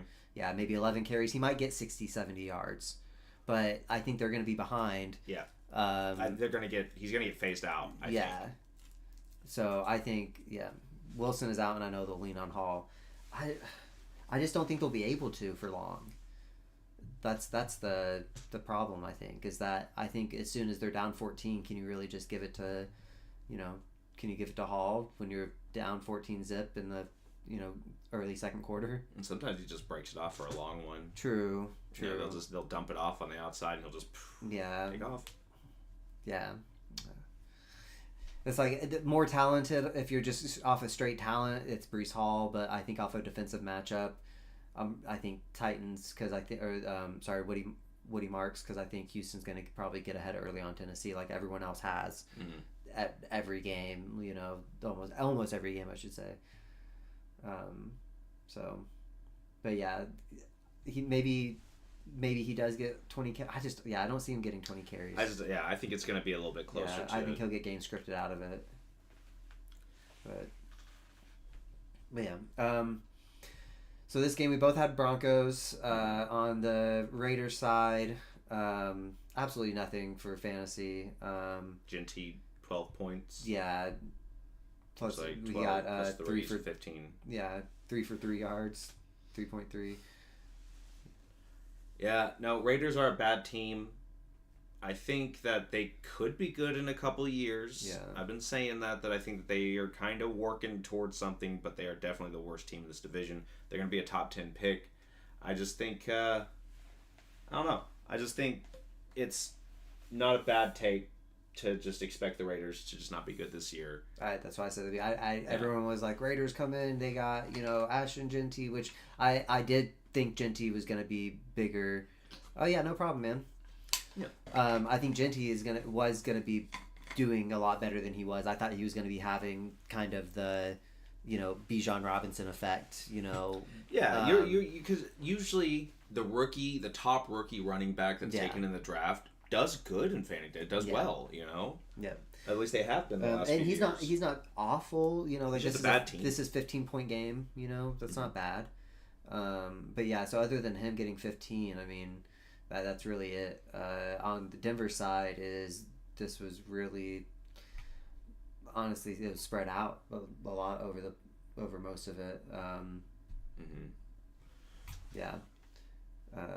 Troy Franklin got the touchdown, I guess, so 10, 15 point game. I had this game on in the background, and every single time I looked up, they were punting. Denver's defense. That's the winner. And Denver's Raiders defense, obviously. Raiders defense got 2 picks. Well, did Raiders defense get 2 picks, or did Bo Nix just throw 2 interceptions? It doesn't matter. Yeah, kind of. Yeah, I just don't understand. One is earned. I don't understand how the Broncos keep winning games like this. It's so frustrating as a hater to watch. I just get there's a lot of punting. I get so frustrated watching give up every chance. They're them giving them every chance to score. Here, 3 and out, or couldn't even get it in field goal range. Needed, I think, 27 seconds and 30 yards. Should be. They got off 3 plays. Sad. One play interception. Yeah, what an ugly game this was. Yeah, this was just a boring. This was bad ball, man. This was good defense. This was those. If you like the sport, I mean, this was a good game to watch. This was 2 bad offenses and 1 good defense. Yeah, I don't think Las Vegas's defense is still doing very well. They have Max Crosby, but it looks like they're Snowden and Butler. I didn't know Snowden was playing football now. Got back on it. It got extradited. Is that the word? Did he? I don't know. I don't even know what's going on with him anymore. I have no idea. He stopped emailing me. Oh, did he? Falcons Colts. Falcons Colts. Let's see. I think I had. Colts. You were so Quentin actually got 2 games that he was 1 point off from. This was one of them. You said it was 31-24 Indianapolis. Yeah. It was 31-25. Yeah. I said it was 28-10. I was not right. But we both had Indy. We both got this one. I would have put that. I should move this up to here. So it's like a little crown. Oh, so yeah. It looks like an asterisk. I like it off to the side because it makes it seem like there's conditions. Yeah. To my name. Yeah. Exactly. It's cute, but fantasy. Michael Penix, not a great game. No. But, do you think Penix is the guy in Atlanta? If we're talking about Bryce Young in Carolina, and we're talking about I think they'll all rock these with him guys another year.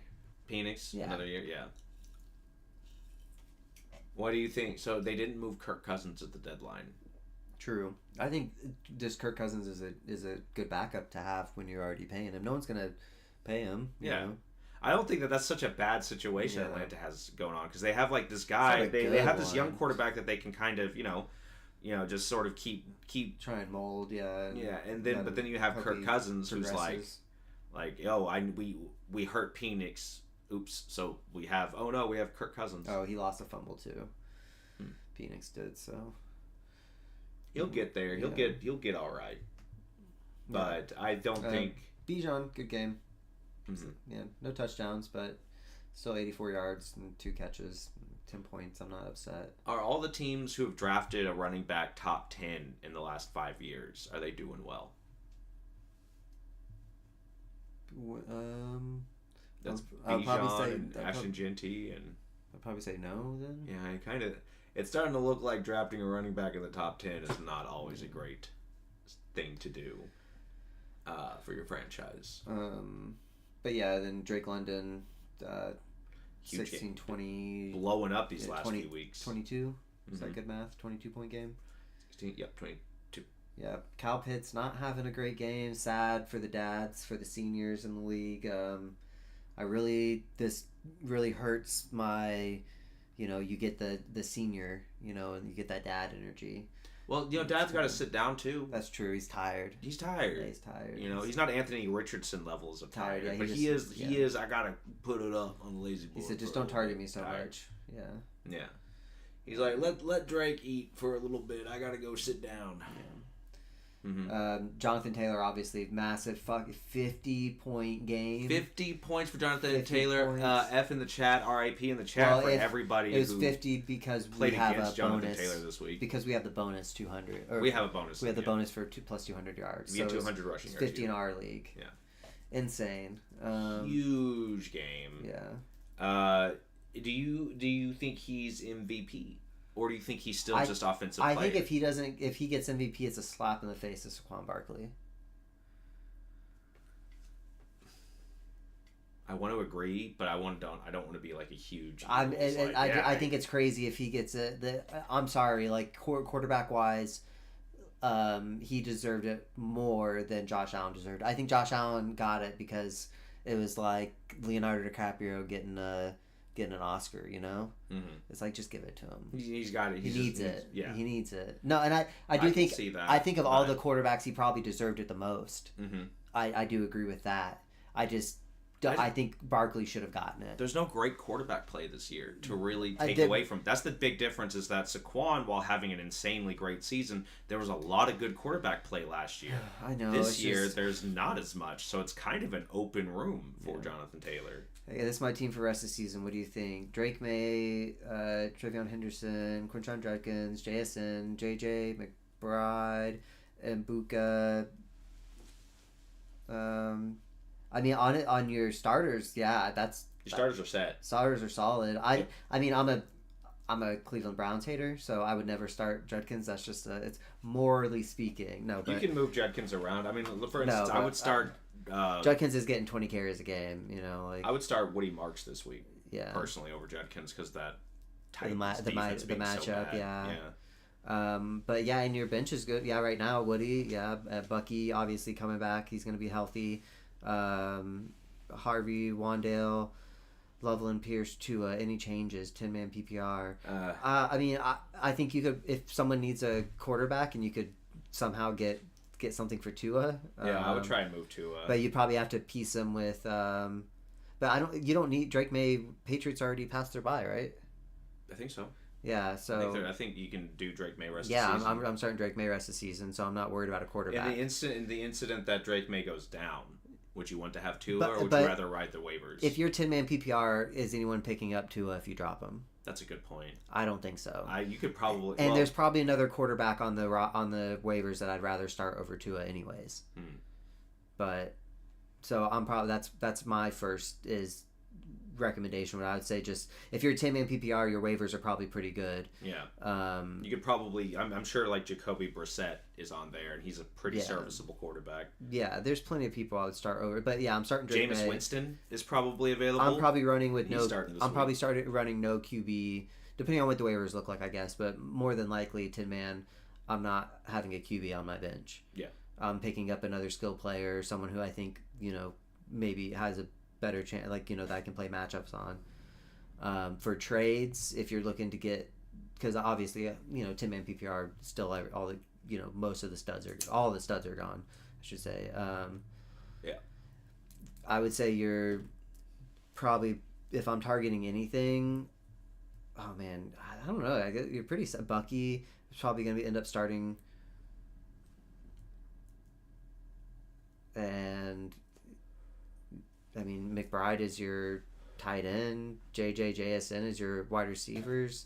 Ibuka flexing. Yeah, I mean, that's a solid team. That is a solid team. But yeah, it's 10-man, so it's hard, And your running backs are kind of just, they're interchangeable. They can be matchup dependent. If you think you can get, if you could somehow get a Bijan or something.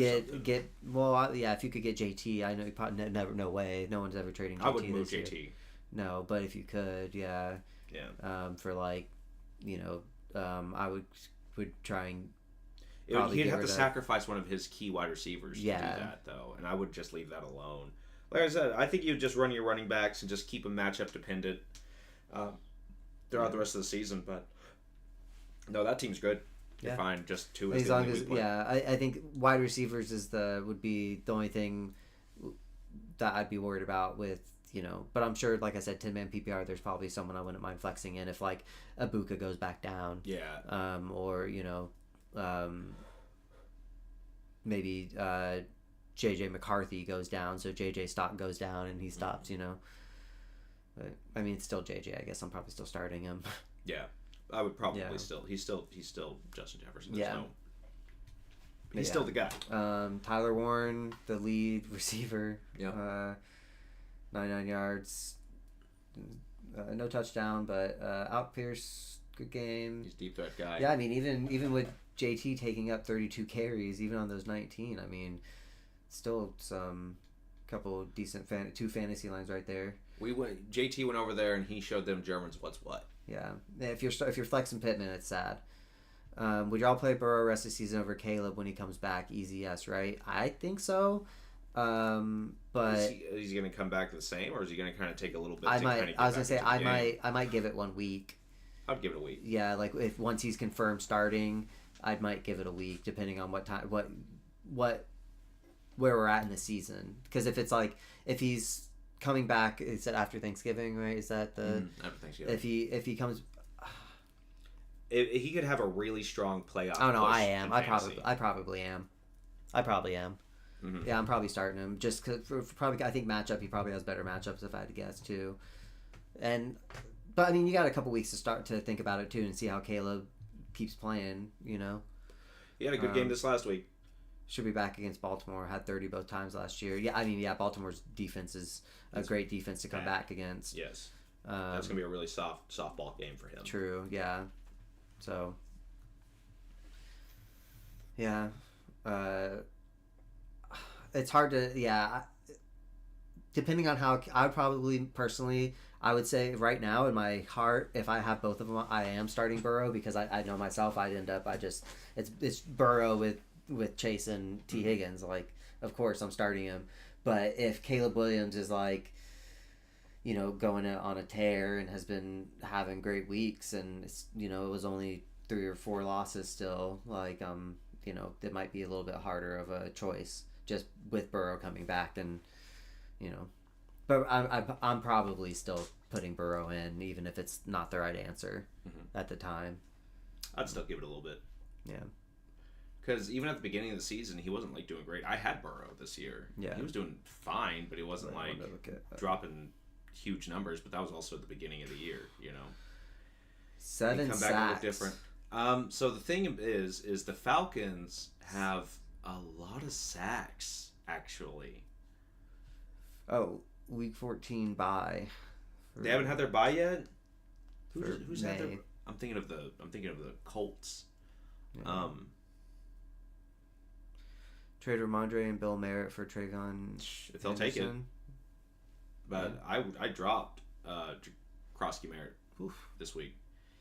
They're splitting carries now between Jeremy McNichols and Chris Rodriguez. It's not looking good. I was even saying this a couple weeks ago that I was like, he's not really developing. Yeah. He's getting a lot of touches, there's a lot of volume, but he's not breaking anything off, and it's been 2 months. Yeah. If they'll take it, but yeah, if I'm a Henderson owner, I wouldn't touch that. Yeah, but for Alex, for week 14, then if that's their bye, then. I'm probably starting. I guess it depends on who. I don't know off the top of my head who the Dolphins are playing. Because if it's New York, the Jets, divisional game. Yeah, that's hard though. But whoever there's it's not a bad matchup. Yeah, I feel like even if there's 20 out, everyone has a quarterback on their bench. Then there should be 12 starters, and probably 5 or 6 of those I'm starting over Tua. I'm just not a Tua believer either, though. I'm also not a Tua believer, but I do think that that's a good matchup. That is a good matchup. Yeah. If I had Tua on my team and my quarterback was on bye, I would take that. Yeah. It would be obvious. He's still going to get 2 touchdowns. But he's as far as after that.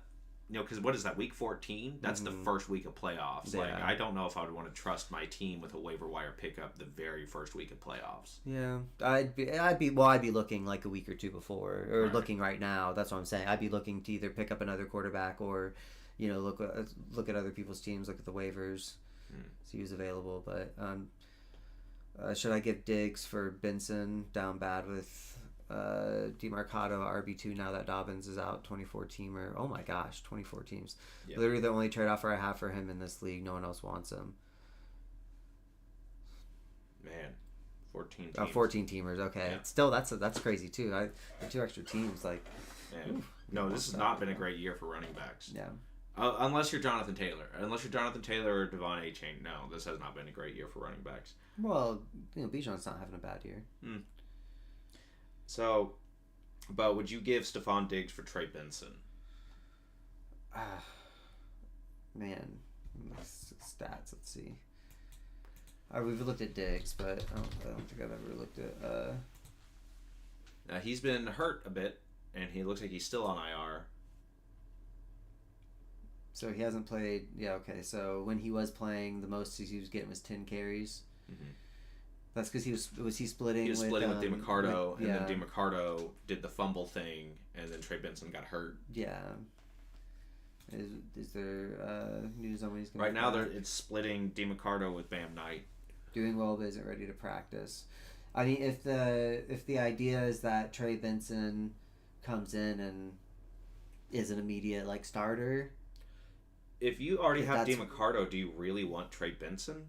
Like, you would want a running back for a different team, right? Well, no, I think he's saying he'd rather start DeMarcado over, Benson over DeMarcado. Oh, I see. I thought it was like a number 2. Like, he's already like, I got DeMarcado. I need somebody else. Says Dobbins is out now, is what he was saying. Oh, okay. I assume that's what he mean, that he has DeMarcado at RB2. So okay. Would you rather have Trey Benson at RB2 when he comes back in? Yeah, because once Trey Benson comes back, he's not going to have anybody. I mean, it depends on what the rest of your wide receiver room looks like, but if that's 14 teams, it gets real dry in those leagues. So, I mean, it's not as far off of a trade as you'd think. Seattle defense, I would say, is one. Yeah. Do you think... Well, who are they playing this week? The Cardinals. Oh, it's right here. Duh. They're playing the Niners. Trey Benson's not practicing. I don't know. I'd move. No, he's not playing. Trey Benson's not playing right now. He's not even playing. Yeah. I think if you can... I would sit on it, maybe wait to see if something pops up on waivers over the next couple weeks. People are getting hurt a lot this year. Yeah. But I think Stephon Diggs, he's the big name wide receiver on a very, very good New England team. I would hold on to that. I think it's hard. Yeah, 14 teams is hard because tough. I mean, like he's probably you're just looking for an RB2. Like yeah. I mean, I don't even know I don't think there's an RB2 on our waiver wire. So it's like you have to trade for it. Yeah, our waiver wire is dry, and it's just 12 teams. And and he's saying that's the only offer he has for Diggs. So yeah, that's hard, man. That's rough. I would say maybe see if you can move another wide receiver. Maybe I don't know who your other wide receivers are, but maybe you can make some trade offers on keeping Diggs, and then try and trade someone else for a combo package. If you have, I don't know, if you have whoever your number 1 is, maybe you can get like a 2. I'd rather have 2 wide receiver 2s, and a decent running back. Yeah. For my RB2, or maybe the other way around too. Trade whoever your RB1 is. Try and trade for just. Maybe combo it with something to get 2 running backs. Yeah. Yeah, that's hard though. Yeah, especially if like 14-team league. Like I don't even know. That's even hard to make trades too. Like because the other teams are going to be in the same spot you're in. Yeah. Where they're not going to be able to move anybody. Yeah, it's the best team in our league is just a hospital. Oh yeah, team. Especially like with the injuries. There's been a lot of big injuries this year. People aren't really wanting to move players. Yeah, we haven't had any trades in our league yet. Nope. Crazy. I've been sending them. Yeah, I sent you one. I ignored it. Yeah. I thought it was disrespectful. And I said, pfft. I threw my phone on the ground and broke the screen. Yeah. So, next. Giants Bears. Giants and the Bears. You had the Chicago Bears. I had the New York Giants. You got this one. You said 17-13. I said it was 24-21. But I also had the Giants. Bears aren't a bad team. They're pretty decent. You know, they're tied in their division for leading the division with the Lions right now. Yeah, Jackson Dart went into, like we talked about, went into concussion protocol. They decided to sit him probably rest of the season. Yep. I guess they probably gave Russ those last couple drives and said, hey. Well, they let Russ cook? Yeah, they let him see, and they said, nah, never mind, we're starting Winston. So, yeah. Jameis Winston starting now. But fantasy-wise, Jackson Dart honestly had, I think the most relevant on the Giants. Theo Johnson's not bad. 14 for a tight end is pretty good. I picked him up rather than Luke Musgrave. Started him over Luke Musgrave after Tucker Kraft. I figured I didn't want to take the gamble, and Theo Johnson was just, he's not a 1-to-1 replacement. Yeah. Musgrave is kind of more of a blocking tight end a lot. But yeah, Darius Slayton, Theo Johnson, Wandale Robinson had decent games if you're flexing them. I'm happy with 12 points. Like I've said this. Like if I get 10 points on my flex, I'm happy. Yeah. Like that's fine. Yeah, especially in a 12-man league. I would have loved one of those to be a touchdown, but hey, at least you got 12 points. Yeah. You know. I think less than 10 in a flex is rough for everybody who started RJ Harvey last week and got 3.8 points. Ooh, I did not start him. I did, and that was rough. Well, my running backs, Javonte Williams was on bye. So I didn't start J.K. Dobbins either. I don't have to anymore. Haha. Bears on the other side, DeAndre Swift. I think Monangai is going to be taking over that backfield. I know I'm saying that wrong. Monangai, yeah. I would say Benson's the clear workhorse when he's active. Yeah, I think so too. Yeah, if that's clear, then like I'm fine with that trade. Depending on how your like if you can give up Diggs. Yeah. Like obviously, if you have I assume wide receivers. Yeah, if you have, which I assume if you're willing to, if you're thinking about it, then you might feel okay on wide receivers after giving up Diggs. Mm-hmm. But yeah, with DeMarcado, your RB2, like when Benson comes back, if you're already in playoffs and he comes back in for playoffs, like if Benson is cleared to play, I mean that's fair. Yeah, I think that's not bad. If he's fine with that, I think that's fine. Like as soon as he starts practicing, that you're like okay, like in full PPR, if your team is slated to make the playoffs, would you trade away Woody Marks for Bucky Irving? Yeah, if I'm already gonna make the playoffs, I like Bucky more. Yeah. Yeah, Bucky would be able to play next week. Yeah, in full PPR too. Like Bucky Irving's a passing back, so or receiving back, excuse me. If they take it, sure. But if I have Bucky Irving and someone offers me Woody Marks for it, I'm saying no. I'm gonna decline it. Yeah, but if you can do that, if that's an offer. I'd accept that very very quickly. But yeah, on receiving side, Robert Dunze bounced back a little bit. Finally, a little bit. 20-point game. Good better than that donut he put up a couple weeks ago. Colston Loveland's starting to get a little bit better. We've talked about that, but 4 for 4. You know, didn't drop one. You like to see that. Other than that, Luther Burden, 8 points, 6 points for DeAndre. Or that's DeAndre Swift. DJ Moore just disappearing. It's at 80 no touchdowns and 5 for 18. So good. Decent game for DeAndre Swift. 4 targets, 0 catches for DJ Moore. Not good. It's pretty obvious that Luther Burden's taken over DJ Moore's spot. Is DJ Moore too old now? I don't know. 4 targets. How old is he? Before you click on it, let's guess. I'm going to say 28. That's what I was going to say. 28, 29. I'll say 29. I'll take the over. I'll say 28 and a half. 28. Dang. Let's go. Wonder we. Oh wait, he just turned 28 too on the, or not just, but this year. Yeah. Jaden Reed when healthy or Addison rest of season? Oh, Addison. Addison.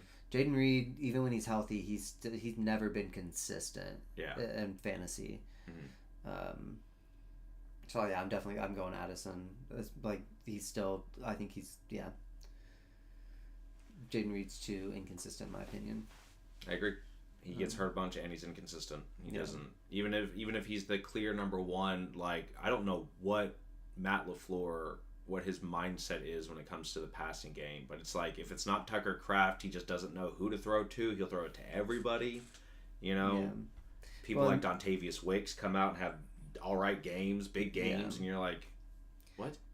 But, and then they have a lot of targets to go around too. It's not it's a lot of mouths to feed. Yeah, it's a mess apart from Jacobs. I mean, they have a lot of talent. They're just injured. Yeah. But like they have, when they're completely healthy, I guess that is true with Jaden Reed now that if Kraft is, Kraft being out, but there are, that is a lot of targets. Yeah, but I guess I think Dobbs is going to get most of those. I think Musgrave's going to take some of them still like he did this week. He got, I think, like 3 or 4. But either way, I'm more on, I think I'd rather still go Addison. I'd feel safer. I think Addison's the way safer pick Addison, too. Yeah. But as far as the Bears, this game got Brian Daboll fired. Yeah, this is the game. He blew a lead. He blew another lead. Blew another lead. What was it? Let's see. 20-10. Yeah. Unfortunate. So blew 10-point lead. Got fired for it. Yep. Which I get. It's fourth quarter, and like. But you like you said it earlier. Wouldn't you go get rid of the defensive coordinator first? He's the one that's blowing all of this. Yeah, I'm sure they know more about the internal workings. There are people out there whose job it is to know these things. Thanks for your advice. The Bucky Irving manager team is 3-7, so it needs to win this week, and Irving is doubtful to play in week 11. Appreciate your advice. Oh, yeah, no problem. Got him by the balls. It's the right time to do it. Yeah. Exactly. Yeah, exactly. If he needs to win, then he needs the win. Yeah, I understand that guy's feeling. Yeah, that's a good trade scenario for you too. You're winning the trade, but it's also helping him out, so it's not as unfair as it seems since Bucky Irving is still doubtful. Yeah. So, Dayball with Dart and Scott looks scary. Wish they got a new offensive defensive coordinator. So I agree. Yeah, I don't think that they should have fired him. Yeah. Dude, we were in a keeper league, and someone dropped Malik Neighbors in our league, and I saw that Dart Scatabo game against the Eagles, and I was like, I'm getting Neighbors. Yeah. I'm going to keep him for next year. I'm not keeping anybody else on my roster. Yeah. Stuck him in my IR spot. He's going to be my keeper next year. Yeah. That Giants team is going to be scary, I think, next year. And, he's going to be later. They're going to have a high pick in this draft, too. Yeah. So, yeah, I think they should just get the best corner. They already have a really great pass rusher. They have awful luck drafting linemen in the top 10. Yeah. But they got their running back, they got their quarterback, and they got a wide receiver. So. Yeah, imagine next year they can get a Jameson Williams type of player in the draft to pair with Neighbors. Yeah. They're gonna be good next year. As long as it's gonna be the same thing. As long as they can stay healthy. They're gonna try and get a Jameson. They have to stay Williams. healthy. They're gonna get a Kadarius Toney. Oh gosh. That's what happened last time. No. They got a Kadarius Toney. He has bricks for hands. Yeah. How do we not see it? Comes out with literal bricks on his hands. Man. Dolphins, Bills. This was the big one of the big upsets. I know we both got this wrong. Or did you get this right? This week. This was a big one. Did you say Dolphins? We both said Buffalo. Oh, okay. Yeah. I said it was going to be 33-14. You said it was going to be 28-17. Neither of us were right. 17. Is Buffalo, are they cooked? Is it over? Is it Jover? Ogre? It's all Jover. No, they're fine.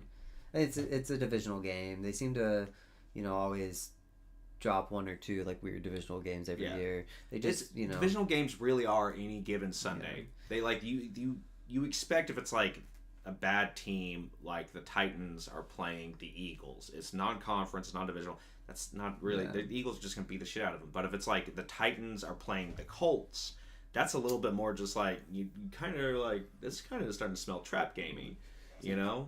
And the Dolphins not good, but the Bills pretty good. Yeah. Divisional game though. You know? John Ross, wide receiver 1. Yeah. I'm a big who was no, it was Justin Ross on the Chiefs. Was that his name? The guy that you liked? Yeah, that was. I think it was Justin with the Y. A year or two ago. Yeah, was that with the Y too? Just time. Yeah, with the Y. Yeah. Yes. Vegas made bank with the Bills loss. Yeah, probably. Yeah. I bet. Yeah. But yeah, anytime I see a Ross name, I'm like, I'm down. Yeah. Mm-hmm. It just comes with the name, speed. I really wish John Ross worked out, but as soon as he hurt himself on that 40, you knew. Yeah. You just knew. Yeah. In full PPR, my wide receivers are Drake London and Ladd McConkey with only Tez Johnson on my bench. Mm-hmm. My team is RB heavy. Luther Burden is a free agent in my league. Do you see any rest of the season outside with him? He could be. He's gonna. I think, like I said just a second ago, I think he's taking over DJ Moore's role. Yeah. I think DJ Moore will still have a few games where he comes back to life and has huge games, but I think Luther Burden is starting to have a higher floor than DJ Moore does. Yeah, because so Drake London, Ladd McConkey, you have Tez Johnson on the bench, and your full PPR too. Yeah, I would want wide receivers for my flex spot. Either way, so I would probably end up dropping a wide receiver for whoever's best on board. And if Luther Burden's probably is best on waiver wire, I would assume right now with if you're a 12-man at least, maybe not a 10-man league, but it probably makes sense if it's a 12-man. Yeah, DJ looks injured. Yeah. Yeah. Who was that Raiders speed threat 5 years ago? That was God, whatever happened to him? Henry Ruggs? Henry Ruggs? Ruggs? Google him. What happened to him? No, I'm not Googling it. I refuse. I don't need to see it. Mm-hmm. We all know. No. He said, that guy. Yeah. That's right. Yeah. Mm-hmm. He really was a speed threat. He was. Top speed. I can't talk about that. I can't. Thank God Rashee Rice did not hurt anybody. Rashee is so lucky, man. Hey, Rice. Yeah, if he were to hurt somebody, like obviously, like he's so like because it's never gonna get. And I don't think. Imagine there was a fire at the scene and he's walking away from it. He was definitely intoxicated. He is spending jail time for it at least. He is spending 30 days in jail. It's just he gets responsible. He gets to decide when to spend it, so he's probably just doing weekends, right? Yeah, like he's just doing 2 days, whatever. He's gonna save it for the off season. Yeah, but like he shouldn't. It sucks because it's like imagine, for me, exactly, 5 years minimum, Mm-hmm. And it's just it sucks that like it's so hard as a football fan, and he's like the number 1 wide receiver, and he's on my fantasy team, and like it's all these things that's just like it's been a while since Tyreek, so it's been a while since I felt those like conflicting feelings, Right. Yeah. So now it's like, dang it, now I have another wide receiver. Like I can't just have like the number 1 wide receiver that's like he was so talented too, like Mm-hmm. yeah, I have him too. Yeah. It's but it is it's a moral, it's a little push and pull, kind of thing. Mm-hmm. Need to get an Uber, exactly. No, yeah, it's so fucking stupid. Like what if your Uber? He's so rich too. What if now that you get into the back of an Uber, you're Rashee Rice, and your Uber's like, oh, check this out, watch this. Oh man, hey, at least let me show you something. He's not getting in trouble. At least he flees the scene again though. He's gonna flee the scene. Yeah, but it is interesting, part dichotomy, I guess, of being an NFL fan in general. Like almost every team, Mm-hmm. My guys are fine. All of them ever, always. I can't think of anything that an Eagles wide receiver's ever done that would have offended anybody. Guys like A.J. Brown, Riley Cooper. I can't think of anyone. What did A.J. Brown do? He's just complaining about the team right now. Oh, okay. I thought he like. He's fine. He's Antonio Brown's cousin, and that's unfortunate. Well, I mean, shit. You're talking. Speaking of people that you talk about, you love Jameis Winston too. Everyone forgets. Everyone forgets about Jameis Winston. I don't love Riley Cooper. We have our own problems too. Vic on the Eagles. Yeah, exactly. Yeah. No, yeah, Jameis Winston though too had everyone forgets about his college cases. Well, I don't know if everyone forgets. I shouldn't say He that. didn't really. He just, No one brings it up. He's the stole crop legs guy. No, right? he Well, he Cam Newton he had a stole sexual laptop assault. Too, He had a right? sexual assault case as well. Oh, Yeah. you're right. We don't talk. Yeah, about they that. got they found. I'm pretty sure they it was he through a DNA test. Mm. Yeah. Marcus Mariota would never. He said Carter. Yeah. Who was it that with the? I mean, I don't think whatever. As we sit here and smoke weed too, so the guy is it Carter that had the gas mask? It was Laramie Tunsil. Oh no, Carter was racing with his And with got the other someone with died. the woman, yeah, but the other car crashed and they died, yeah. See, it's All of these people make so much more money than us. yeah, but I mean they are destroying their bodies. They are becoming insane as a result. Yeah. But if I was 6'6" and weighed 300 pounds, I would want to get paid a lot for that. If my entire job was just to push a guy. Well, if my job was to get like CTE. True.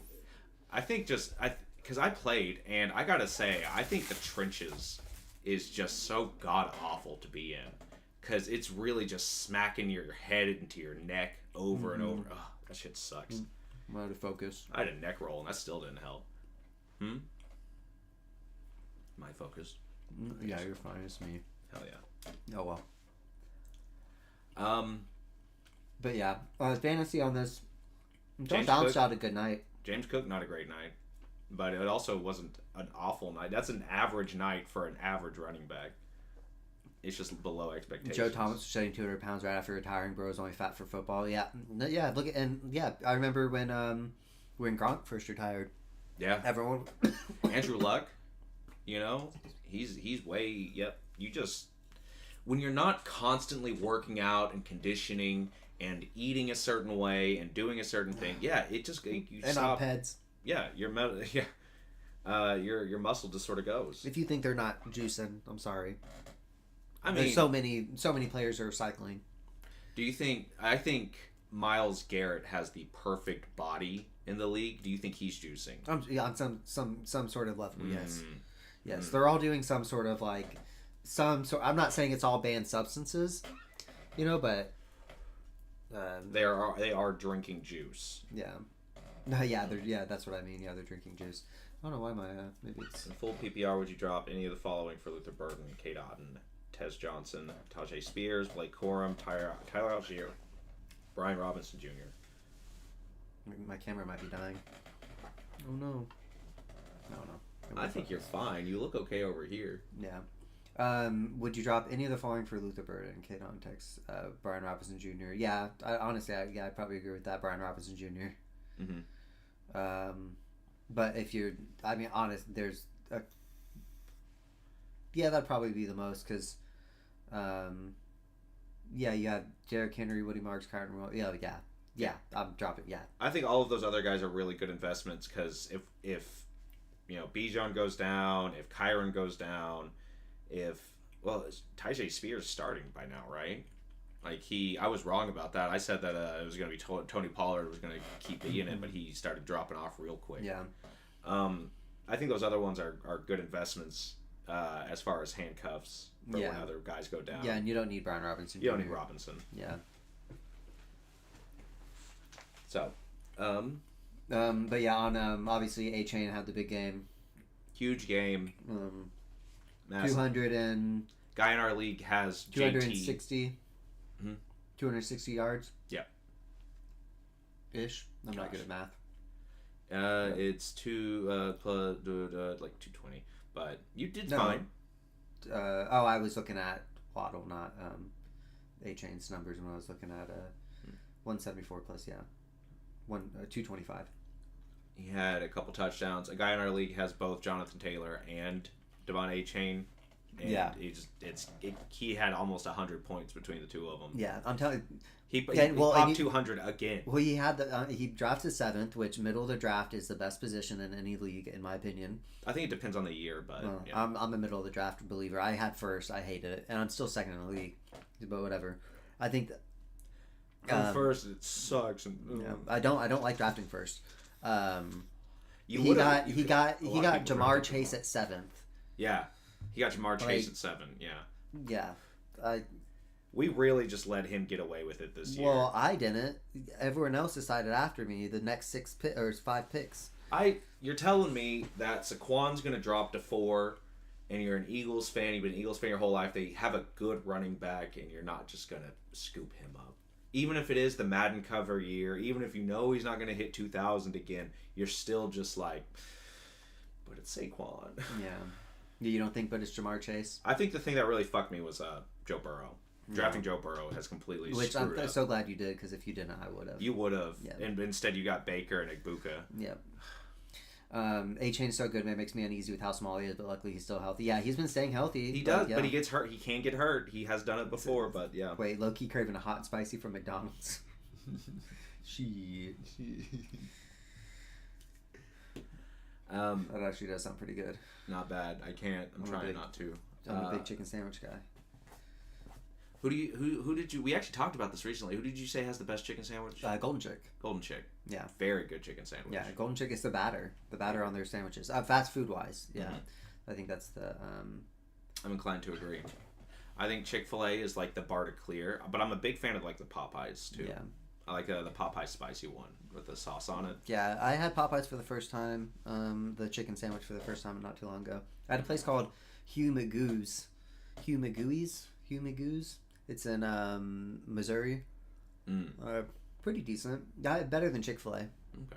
Need to try Golden Chick. Yeah, it's just the breading. Honestly, their sauce is they have really good sauce, and the breading on the chicken sandwich is just like really good. I really like the breading on it. It's like really like flaky, kind of like looser than like, I guess it's really the only breaded chicken sandwich that I'm thinking of, because Chick-fil-A's theirs aren't breaded.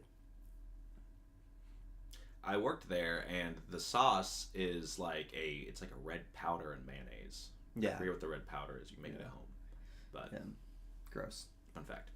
So I mean, it is good. I mean, It's it's the only pretty reason I decent. go to Cane's too, though, is because of the sauce. It's the only reason I go to Chick-fil-A. Devon A-Chain had a huge game. That was really it. For Jalen Waddle, not good a game lot too. on the Bill side, yeah.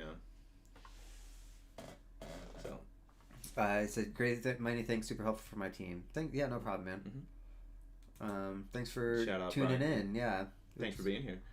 Appreciate it. Yeah. Next would be the Ravens and the Vikings. You had the Ravens. I had the Vikings. This was the game that I was like, this is going to be the defensive showdown. That it's not going to be high scoring and whatever. I was kind of right. Ooh, excuse me. You said it was going to be at 27-24 instead it was 27-19. So Lamar Jackson seems to be healthy. He's back. So I think it's kind of up from here with the Ravens, but I think they have a pretty tough schedule too. Yeah, so I don't know if it's exactly like a clear-cut path. I think they've racked up way too many losses as the season's gone on. Yeah. And it's going to be really hard to the Ravens are far and away not getting the number 1 seed. No, but I think they have a big mountain to climb to make the playoffs. But they're in a let's see, hold on. Let me go to standings. They're in a spot right now already 4-5, right? They're not in a bad spot other than they can win their West. division. The AFC West is their biggest problem. Yeah.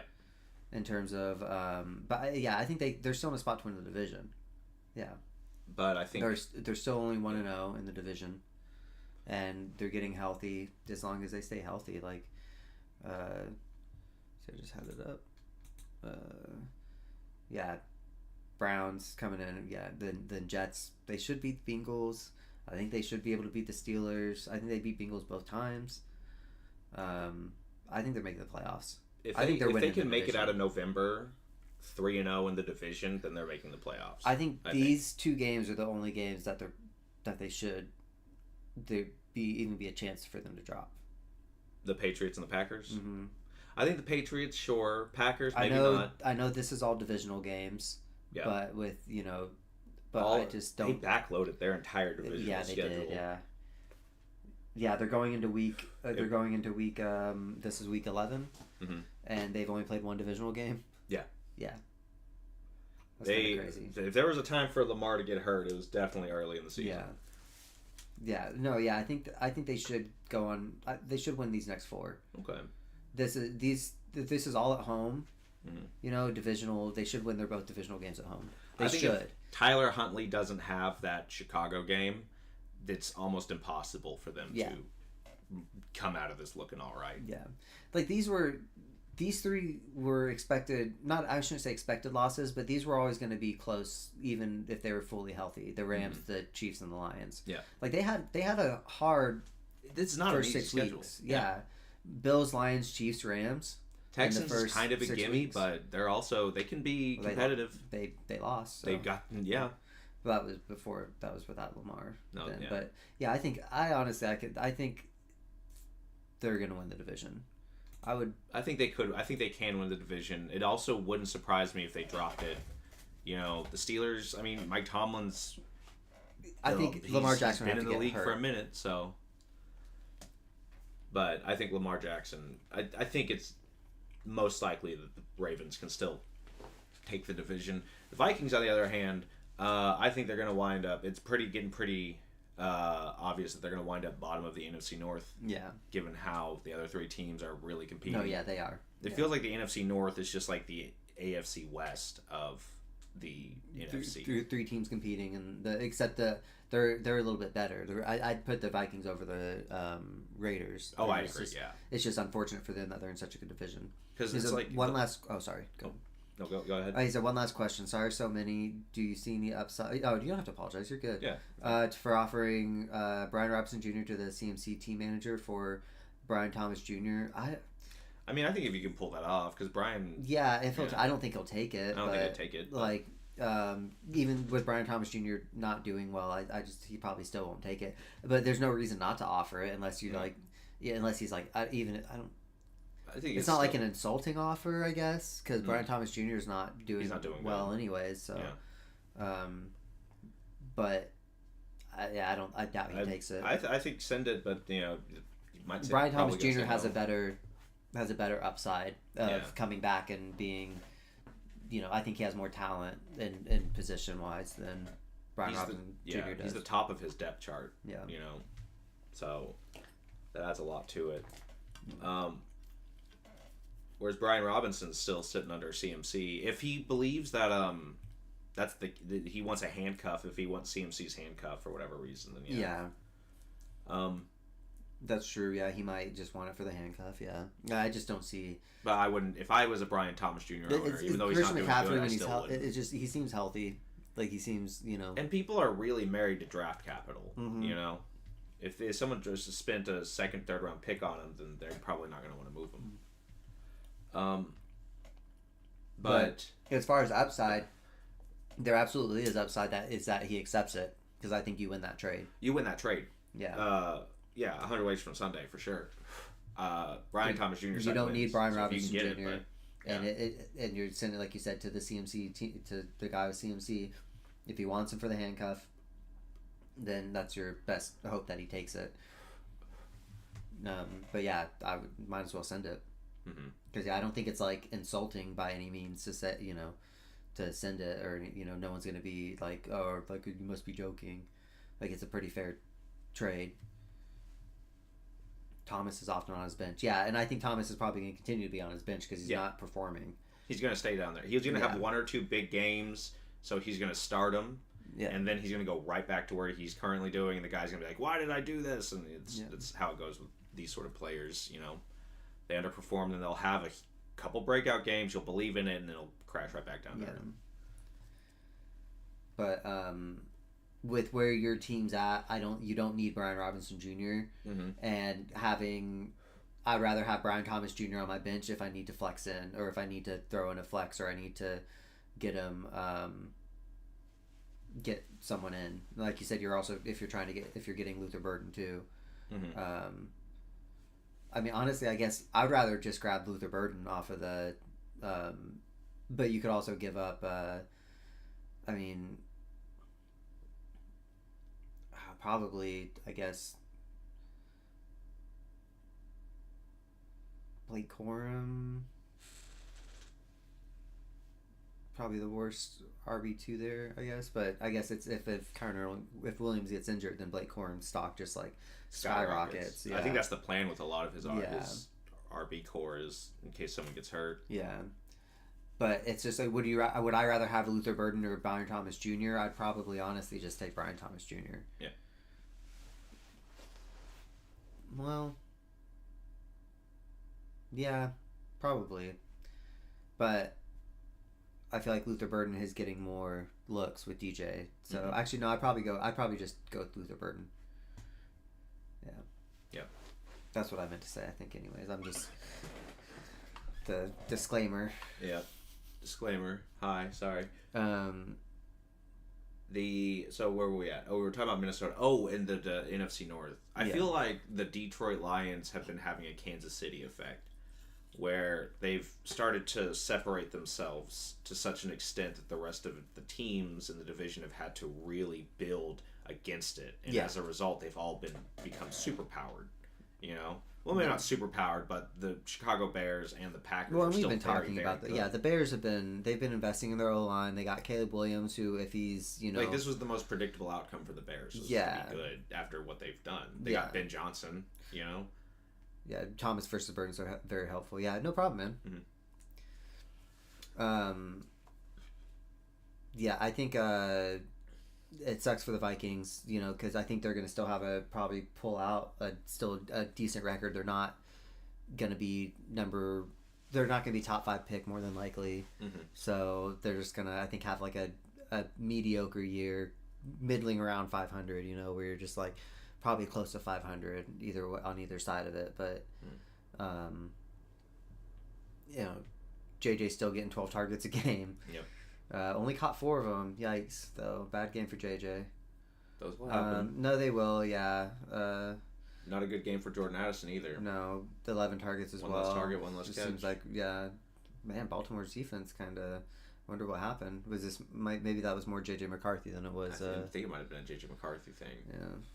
He had 42 attempts. Yeah.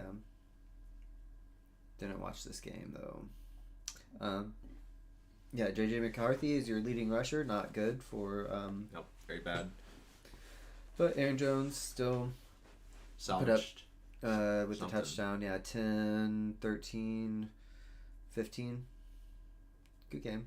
15 points. I'm happy with that.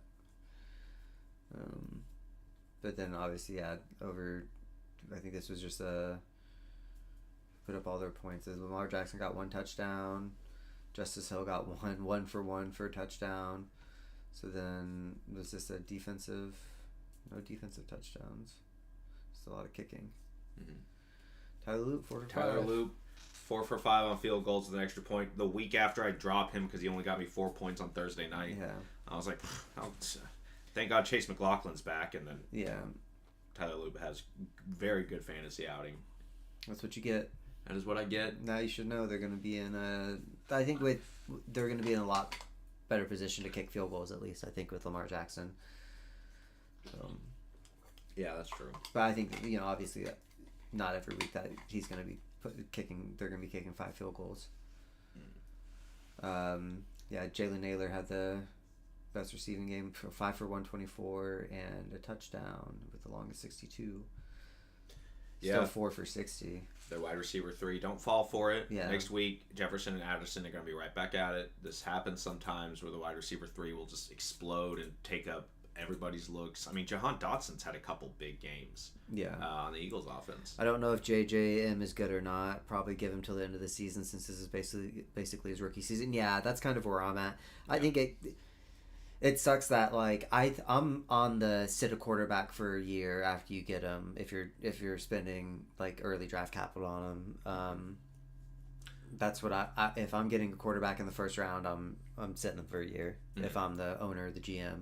Well, they kind of had to. He got hurt. No, I know. That's what I was going to say. Is that it sucks that he got injured and that's how he had to do it. But because I don't think that's quite the same. You know, I agree. Yeah. You know, he's still getting time to learn and watch and take notes and but I think he's having decent games, but I'm there with you. Like, I'm not sold, but I think he has, you know, two of the best wide receivers in the game. You know, I think Addison and could be a wide receiver one on a lot of other teams.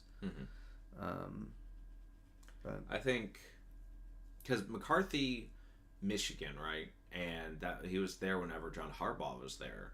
They were doing really good. I think. I'm not sure. That sounds right. Yeah. I don't know if McCarthy's success there was a testament to his talent or a testament to Harbaugh's coaching, who is now leading the division or tied for leading the division. Who's leading the division in the AFC West? Is it the Chargers? It is the Broncos. It's the Broncos. Oh yeah, they're 8-2. Yeah. Still second place in the division, a very tough division. Yeah. You know, so I do think that. Do you think JJ McCarthy was a system baby? That's what you're saying? Man, maybe he might have been. But I mean, every quarterback in the Vikings is a system baby. Like, they should be good there. Let's see, what's his. I know what's he averaging? Oh, game log. That's what I want. He's only broken 200 yards. Barely. Once. Yeah, that was just against the Ravens. Yeah, 250. So. And he throws an interception every single game. Ooh, yeah. He alternates 1-2, 1-2. Mm-hmm. So some hey, games he'll throw 2. Some games he'll throw 1. Yeah. But that does kind of eat into JJ's value too as a receiver. I know someone earlier was, I think, asking about JJ. But I think it's he's still getting 11 targets. Mm-hmm. So I guess I haven't watched enough games to know. I assume obviously it's when there's 12 and 11 to Jet and Addison that it's probably more on the QB that they only caught 3 and 4 each. Yep. Yeah. But those are probably a lot of throwaways too. Yeah. But sad for the Vikings. They'll probably get like a decent. Maybe they might get top 10. I don't know. They might get 10 or 11 in the draft. Yeah. I think they'll probably just either squeak into the top 10. They're gonna probably, if I were them, they'd probably get offensive line. But I say that about every team. Every team, whenever it's just like, who are they gonna get in the draft? I always just like they should get offensive line. Yeah, I agree. But should always get offensive line. Yeah, it's the most It's just so, and it's so tough to get good ones too. I'm very grateful. Oh, I'm so happy. Josh Simmons is back. Yeah. Mm-hmm. You can't. It's just so long that you can just take Jawan Taylor. It's so funny that it's like the beginning of the year. You're just like, oh, I finally don't have to worry about Jawan Taylor as much. And then Josh Simmons is like, I'm going to get out of here for a little bit. And you're like, wait, what? What? And then you're stuck with Jawan Taylor more. Anyway. Well, I mean, we saw Jawan Taylor the whole time. Yeah, but you just don't. You're just not worried about him when Josh Simmons is around. But Jets get their second win of the year. Yeah, they did. On a very easy team. Dylan Gabriel again. 2 touchdowns though. 167 though. I mean, not a great game, but I mean, still threw for 2 touchdowns, I guess. Quinton Judkins 22 carries, 75 yards, no touchdowns. Judy and Njoku. Oh, this was their first game with a new offensive coordinator, right? Yep. Yeah. Mm-hmm. Didn't work. Nope. Did not work. That happens. Yeah. Breece Hall, 21 for 83, no touchdowns. Oh, Justin Fields. Yeah. I mean, that is just... Breece Hall had 1 catch for 42 yards and a touchdown. Yeah. Warren over under 72 rushing yards this week. They play, we just talked about this, Cincinnati. Cincinnati's just been giving up run, haven't they? I think so. Their defense just hasn't been that good this year. Let's see. They should have some sort of stats. Rushing allowed. You go to defense. Maybe it's going to be just tackles. Scoring, returning, kicking, punting. No, they don't show. Team, maybe. That's what I want. Here we go. Bet there's something on defense here. No. Why would there be? I can't look at what's that site? PFF. 127 against Bengals last time. Oh, okay, then yeah, probably. Yeah, PFF. I can't get to PFF. Sad. They don't have any. I'm sure maybe there's somewhere on here. I'm just too high to know where to look, but I don't see it on here at all. Yeah, me neither. Defense, fumbles, interceptions. I don't know. Yeah, I'm pretty sure like Cincinnati's pretty bad against the run, and yeah, it's a divisional game, and I would say over. Yeah, especially that it's this week. Yeah, I'd say over too. I can't gamble in my state though, so we can't do that here. But if I could, that's what I would say. Yeah, I would say over. Yeah. But Jets rattle off their first win. It's mostly because special teams, I believe. Oh yeah, we're looking at it right here. Yeah, Breece Hall, 83, 120 yards from Breece Hall though, 125. So that's a big. I assume threw for 54. Yeah, I mean, two defensive touchdowns. One kick return for a touchdown. Yeah, and one punt return for a touchdown. Yeah. Big special teams day for New York. So 7. If that is the only way that they can squeak out a win, 2 field goals. Then I mean, it's better than nothing. Yeah, I mean, hey, sometimes special teams will do it for you. Nick Folk, perfect on the day too. Yep. I mean, it would have been 21-7 without, or 21-20. I mean, without him, but yeah, still though. Hitting those. Well, it would have been 18-20. Well, if he didn't hit his, without him, if he didn't hit his extra points, I just assume they're hitting extra points. Yeah, not a big fantasy game. Not a lot going on. Jerry Jeudy, like I said, and Njoku getting a touchdown, but not a big game for a lot of people. Yeah, really just Breece Hall. 1 touchdown, 120 yards, so 18. Love Browns football. Browns football. Next, this was a pretty big game. This was in our area. This was the Patriots and the Buccaneers. Patriots 5-0 on the road. Yeah. Yep. Yeah, sad day. I think I took the Bucks. You took Did I take the Patriots? You took the Patriots. Yeah. I took the Bucks. Yeah.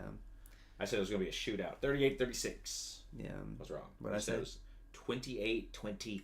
One off again. This is the other one that you were the just one a point off. off. Dang it. Sad. But I think the Buccaneers is dealing with classic Buccaneers shit where they're just hurt too much. Yeah. And that's the only way that anybody can beat them. If they're at full strength, if this team has Godwin and Mike Evans and Bucky Irving and Igbuka all at the same time, this game goes differently. Yeah. Oh yeah. You know, but the Patriots are also a very, very good team. Mike Vrabel is angry, and he's coaching angry. Man, he's scoring. They're doing good. You know, yeah. I wouldn't say. Do you think it's the return of the dynasty type thing, like, or do you think that this is just like they're just really good right now? No, I think they're in too competitive. It's too competitive for them to be a dynasty at this point. Or I mean, it's too early, anyways. You know, like let's talk next year about it. Yeah. What if they drop it? This will be one of the biggest collapses. You know, if they finish the season 8-9. Oh. That would be insane. There's no shot they do that. Yeah. No.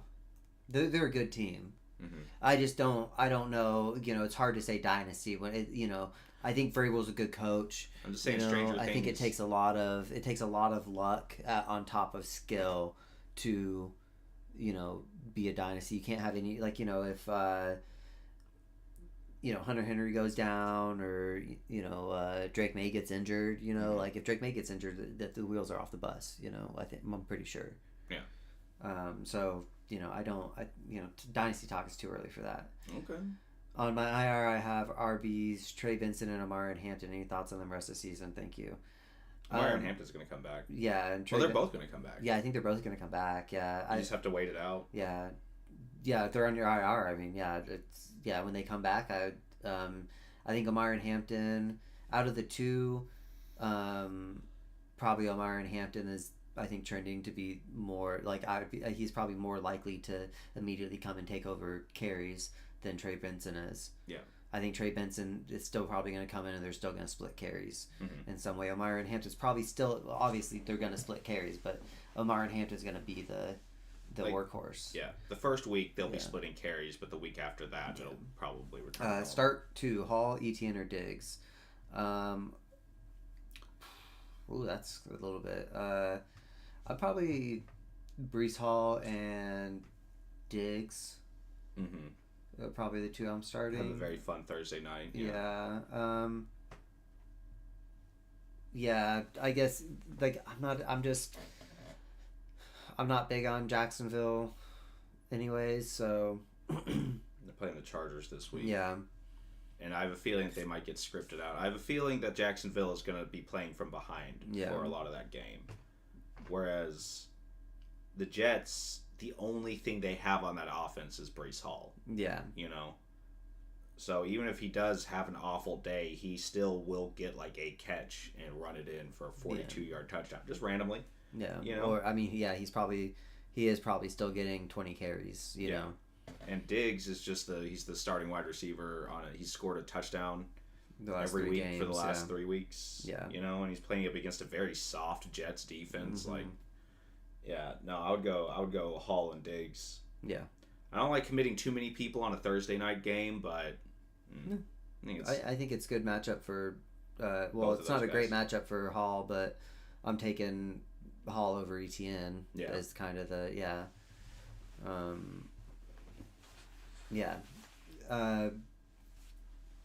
Mac Hollins had a big game. Mm-hmm. I got him in our league. Yeah, did you? Nice. Yes. Yeah, 16 points, no touchdown. Would have been nice for Mac Hollins owners to cap it off with a touchdown, but it's okay. Then obviously I had Trevion Henderson. Huge day. Yeah, just a big game. Also starting Finally, Henderson. Yeah. Oh, yeah. I mean, if you're starting Henderson, then with the other 2, you got Amazon Prime. Just relax tomorrow. Yeah. Just sit back, have a drink, watch the game. Yeah, that's gonna be. It's your whole team. That's your whole week. Yeah, you're gonna know real quick how your fantasy week's gonna go. But yeah, obviously Trevion Henderson had a massive game, which I think he will next week too. Yeah, and like I said, Stephon Diggs still got 5 for 46, still 8 targets. Yeah, still only behind Mac Hollins. It's probably going to be close to the same. The CMC team manager did not accept Brian Robinson Jr., but he said he will trade Brian Thomas Jr. for Tez Johnson. Chris Godwin's not practicing this week. Yeah, but he's going to come back eventually. Yeah, but it's someone you don't need on your bench, so if he'll do it. I mean, I don't think that's a bad trade. I think you need a wide receiver, and Tez Johnson's fine. I think Thomas Jr. is an improvement over Tez Johnson as far as opportunity. Because if CMC goes down, but I just don't see CMC. I know CMC has had history of injury, but he looks fine right now. Yeah, I just don't. But it's a question mark, like it's a toss up. Like, if you think CMC's going down, then or in the next 3 to 4 weeks, then it's like, I mean, there is only 6 weeks or 7 games left. Mm-hmm. Is it 8, 7, 8? There is week 11. There's 7. 10. Yeah. Yeah. So in fantasy, there's 5 or 6, depending on your league. Yeah. Yes, I mean, I'm not. I'm probably just giving up. I'll give him the handcuff for another wide receiver to because you're. Well, now it's Thomas Jr. for Tez Johnson. It's not. Right, Robinson Jr. isn't in the conversation anymore. Right. Brian Thomas Jr. for Tez Johnson. Oh, you're giving up Tez Johnson. Yeah.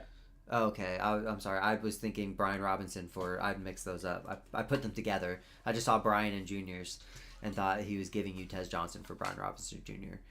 Mm-hmm. No, I wouldn't do that.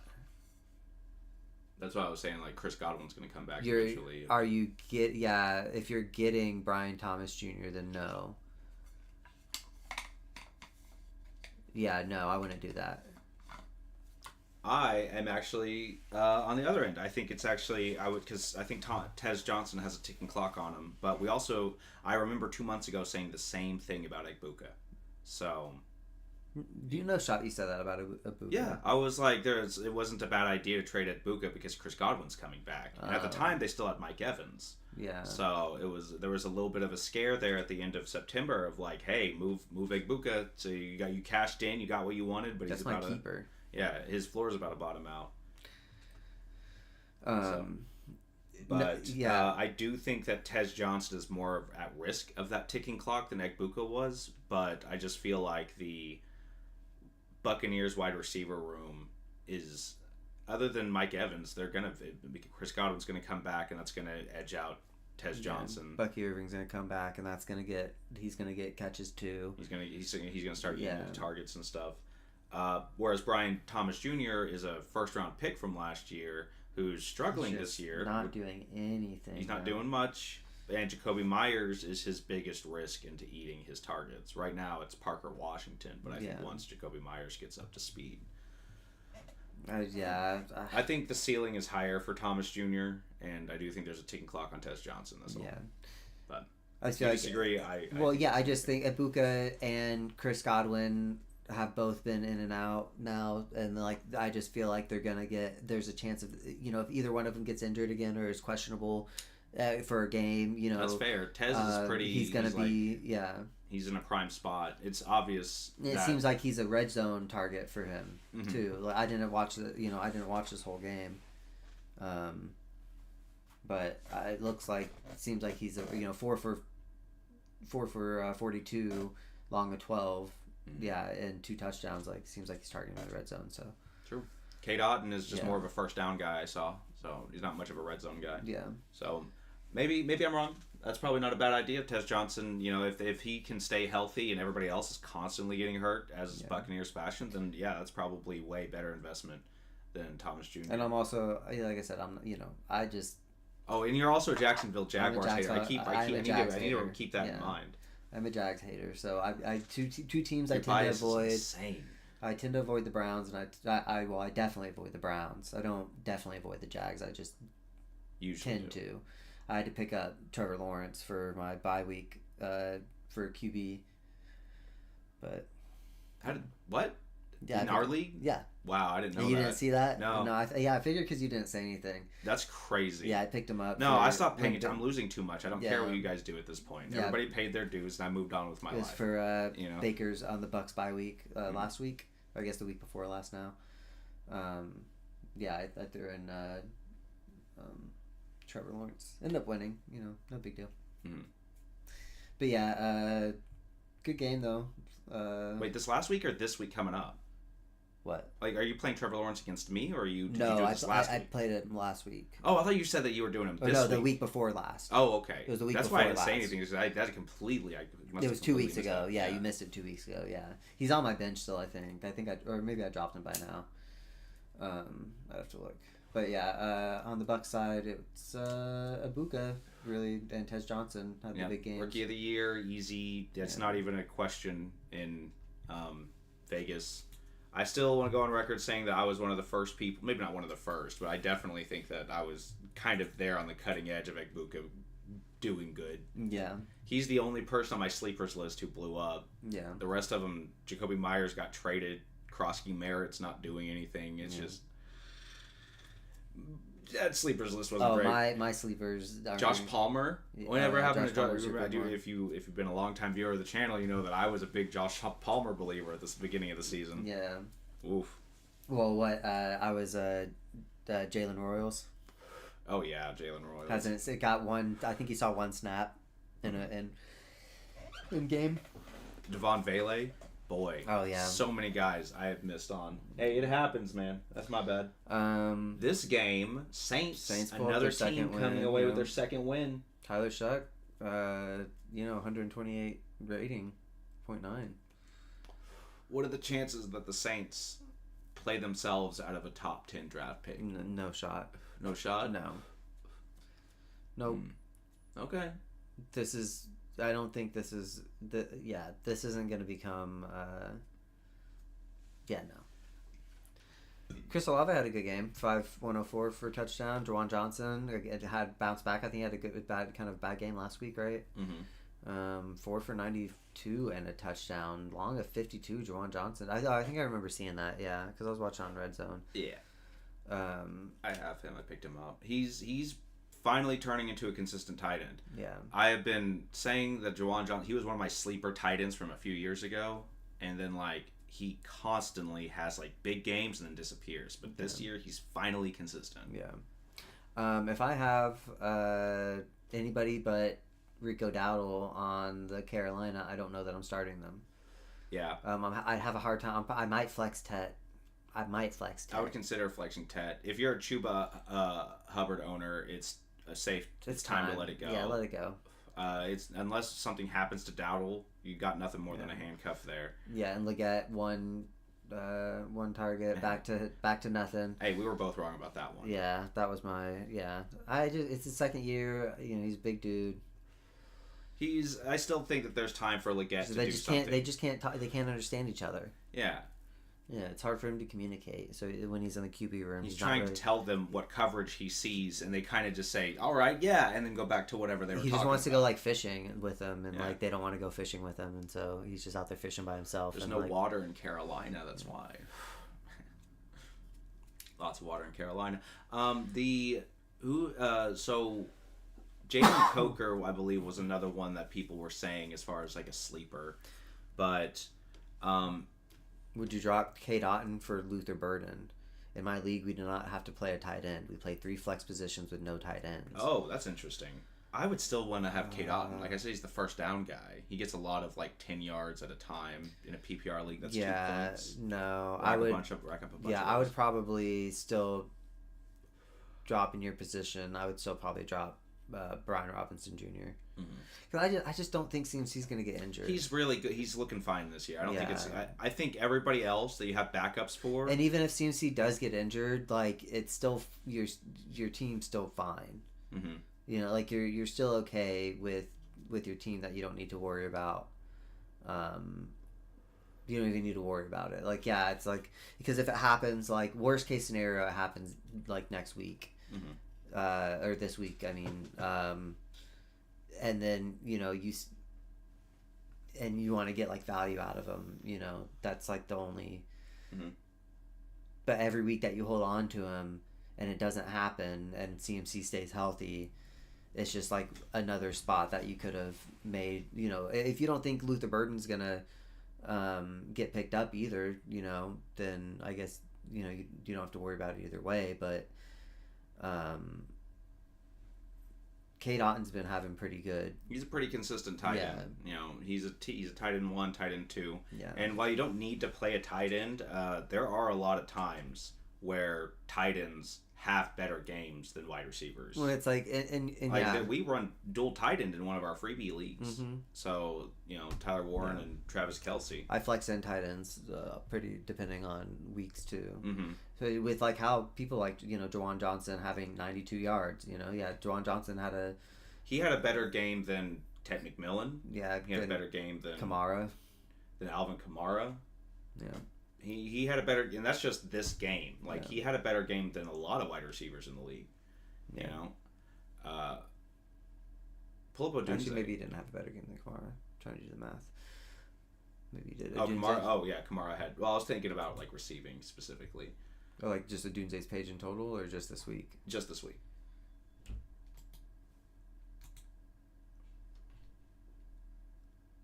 6 for 86 and a touchdown. Yeah, it was close. It was pretty. He had an Odunze level week. Yeah. Type thing. It wasn't that far off. 2 points on him. Odunze had 2 point better. Yeah. I mean, I think Kate Otten had a better game than Jawan Johnson. Cause did Kate Otten catch a touchdown? No. No. Okay, so he didn't. No, but he still had a pretty good week. I think he's still the second leading receiver. Yeah. Mm-hmm. Yeah. 9 for 82. That makes up for you catch 9 times. Yeah, Kate Otten's getting targeted 12 times. I know we talked about that's gonna be lower with Chris Godwin coming back, with Bucky Irvin coming back. But even if that drops to 8, that's a good amount of targets for a wide receiver in general, anyways. Mm-hmm. If 8 is more targets than for Tez a flex Johnson spot, got like this week. yeah, if I'm flexing in, I'm fine with Kate Otten, flexing in Kate Otten over, you know, somebody like, Tez Johnson or, obviously not Ibuka, but like a wide receiver 2 or a wide receiver 3. Mm-hmm. So we were on Saints Panthers. Shook looks good for the first time this year, Yeah. really. And the Panthers look not good. Bryce Young doesn't do good. Classic Carolina Panthers. You think they're doing well, and they bring it right back. Yeah. 7 points in the first. Is that their first? That'd be so. It's their first drive. It is. How disappointing for Carolina fans. That must feel so bad. Yeah. You think that it's going to be okay? Yeah, we're going to run away with this one, and then 67-yard, 12 play, 7-minute touchdown drive. It's over for the Saints, and then 4 and out, 3 and out, 3 and out, 3 and out. End of half, 3 and out, basically. A lot of bad football this weekend for fans. That's a fumble. Who dropped that? Wait, what? That's Bryce Young. Bryce Young fumbled it. Recovered at the 17, but then why does it go? Oh, this is just wrong. It says Carolina. This is supposed to be Saints. Because I was like, why does it say it's a fumble and then into an interception in the fourth quarter? I'm like, how'd that happen? Mm-hmm. But that's Saints threw it in a pick. Oh, that's why. Oh no, this is just wrong. Okay. Maybe it's just glitching or something. Yeah, something's going on because it's saying Hubbard left in, pushed out of bounds for Carolina. It's just weird. Okay, it's just glitching. Anyways. Would you give up Bijan and Nico for Puka and James Cook? James Cook's coming off of a down week. Bijan didn't have a great week either. No, because I'm a Bijan believer. Bijan's like one of my favorite players in the league, and I'm one of those fantasy players. But if you're just like, from like a just fan of the player from statistical standpoint, I don't think it's a bad trade. I think that's a pretty fair trade. Yeah, James Cook. I mean, I think he's probably doing. He's a top 5 running back. I think he's doing better than Bijan right now. Yeah. By stats, it's just Bijan's such a receiving back, and super 50-50, but I think I'd rather have Puka. Yeah, and that's kind of Nico Collins versus Puka is obviously Puka every day of the week. Mm-hmm. But the Bijan for James Cook, I don't think that's a bad. That's not bad. That's not bad. I think if they're offering that, I think you're winning that trade. Giving up Nico to get Puka and Bijan to get like James Cook, you're winning that trade. I think. Mm-hmm. Yeah. Yeah, I think the Puka James Cook side wins on that one. Yeah. Even though I agree, I think Bijan's very good. Bijan's the best running back in the. Big fan of Longhorn running backs. Always have been, and so I think he's a really good one. I think that Bijan is the most talented overall running back in the league. Mm-hmm. I think Justin Taylor is on a better team. Jonathan Taylor. I said Justin. But I think James Cook is on a very he's a top 5 running back. Puka's a top 5 wide receiver. Yeah, that's kind of where it's at. Yeah, because Bijan's not number 1 this year in fantasy. James Cook is probably pretty close in fantasy wise. We can look. Fantasy home. Let's see. Football. Where do I go to stats? I'll just go to stats. Let's go to stats. Rushing Jonathan Taylor by 200 Well, yards. yeah, I knew it'd be Jonathan Taylor, and then James Cook, yeah. And then Dowdle. Yeah, he's not even top 5. Yeah. But I mean, I'm sure he's pretty high on receiving those. That's your because I think he's probably CMC's number 6. Jeez. Yeah, CMC's insane. It's further down. Oh wow. But this is yards. Bijan, yeah. Yeah. 467, 6 touchdowns. He has a better stat line than Gadsden. Yeah. But James Cook is further down than that, I think, right? Do it by targets. By targets? Or not by targets, by receptions. Sorry. Receptions. Might be a better Control F. RB. Or just Bijan. Bijan. Oh, I spelled that. A-N. 28th. Or not 28th, actually, sorry. Because it's, oh, no, it is. Yeah, 28th. He's A-Chain. Yeah. He's only beaten by CMC and A-Chain as far as receptions as a running back. Yeah. But no, we're convincing him to take this trade, but then we're hyping up all of the benefits of Bijan. No, I think that's the difference is that I think James Cook obviously beats him in yards, but it's James Cook beats him in yards and will have good receiving nights but he'll only have like 5 receptions, but he's going to take it for like 50, 60 yards. Yeah. But he'll also have nights where he only has 2 receptions. Like the Steam and subscribed. Really appreciate all your insights tonight. Yeah, no problem, man. Hell yeah. Thanks for the stuff. Yeah, thanks for watching. Stream like the stream. But I don't think that this is the beginning of I the don't Saints think being they're not good. ramping up. Yeah, I think that the Panthers are just weird, man. That's why they're the dark horse. Oops. That's why I have them as my dark horse. I just don't think that they're very good. Yeah, they're not. And I think that they have a lot of talent, but they just can't It's so you could tell it's brewing, but yeah, it ain't cooked yet. I overhyped them because they have a good offensive line. I think that any team they lost a lot of one possession games last year. Towards the end, they were ramping up, and they were getting close in a lot of games. And I think a team like that can come in if they can address the draft correctly should be able to take that extra step to go from one loss or one possession losses to one possession wins at least, and flip a lot of those games around and not make the mistakes that you made last year. But I think that that's not what happened. I think that they made too many mistakes. Like they're still making the same mistakes, they're still, and it might be Bryce Young, maybe Bryce That's what I'm Young's not thinking. I think next guy. year in the offseason they need to get a true alpha wide receiver, number one. It's Yeah. a big name in the league, whoever the biggest name in the free agency is, and give Bryce Young one more roll of the dice. And if I think after next year with a team built around him, he still can't get it done, then obviously it's time to, all right, well, we got to move on from this guy and try again. And then whoever they get will have a Caleb Williams type, I'm getting plugged into this system that was already built,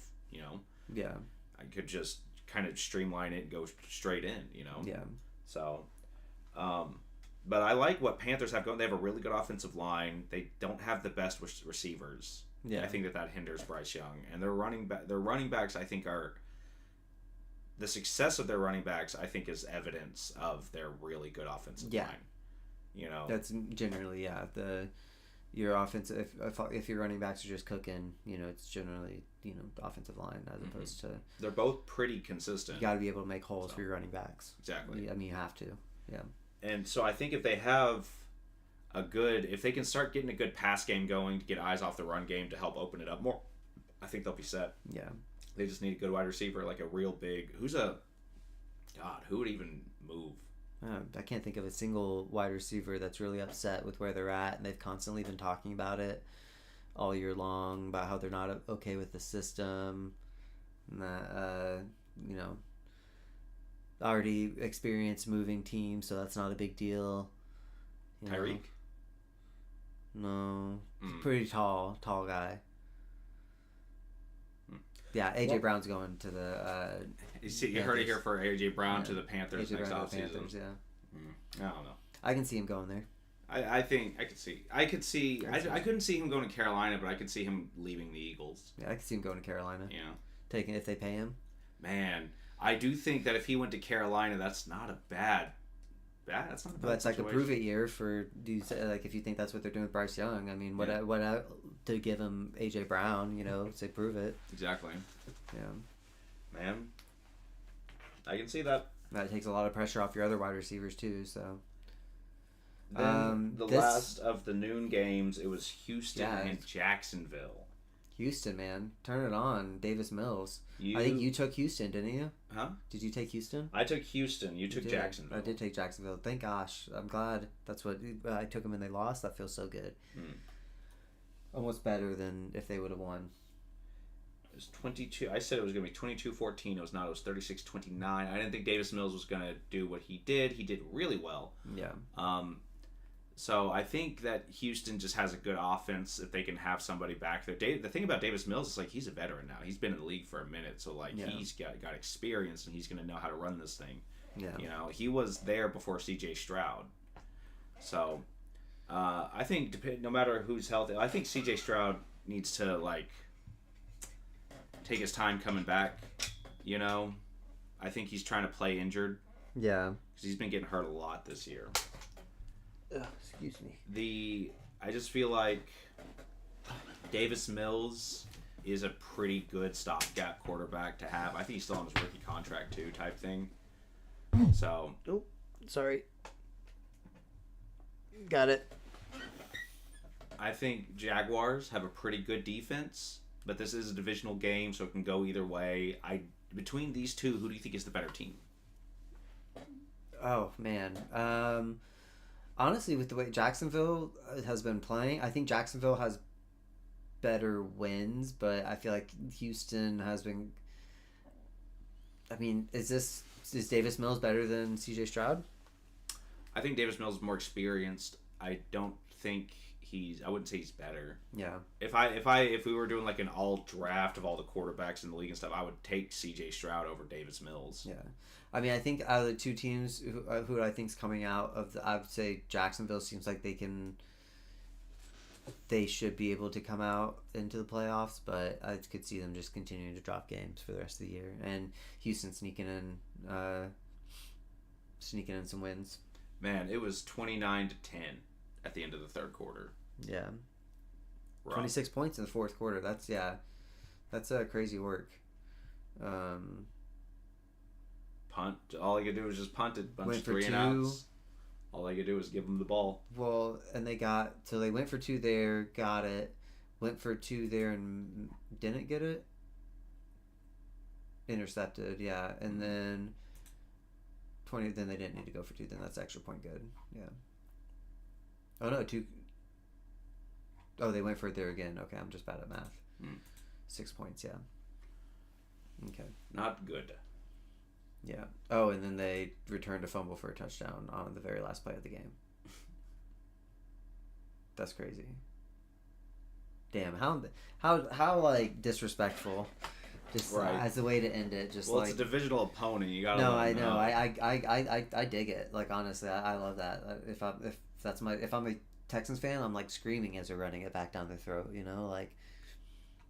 Not only like the sack already ended it; it was already over. They had a 10-yard, they had a 12-yard thing here. I think it's a first down that's called back for illegal use of hands. That's unfortunate.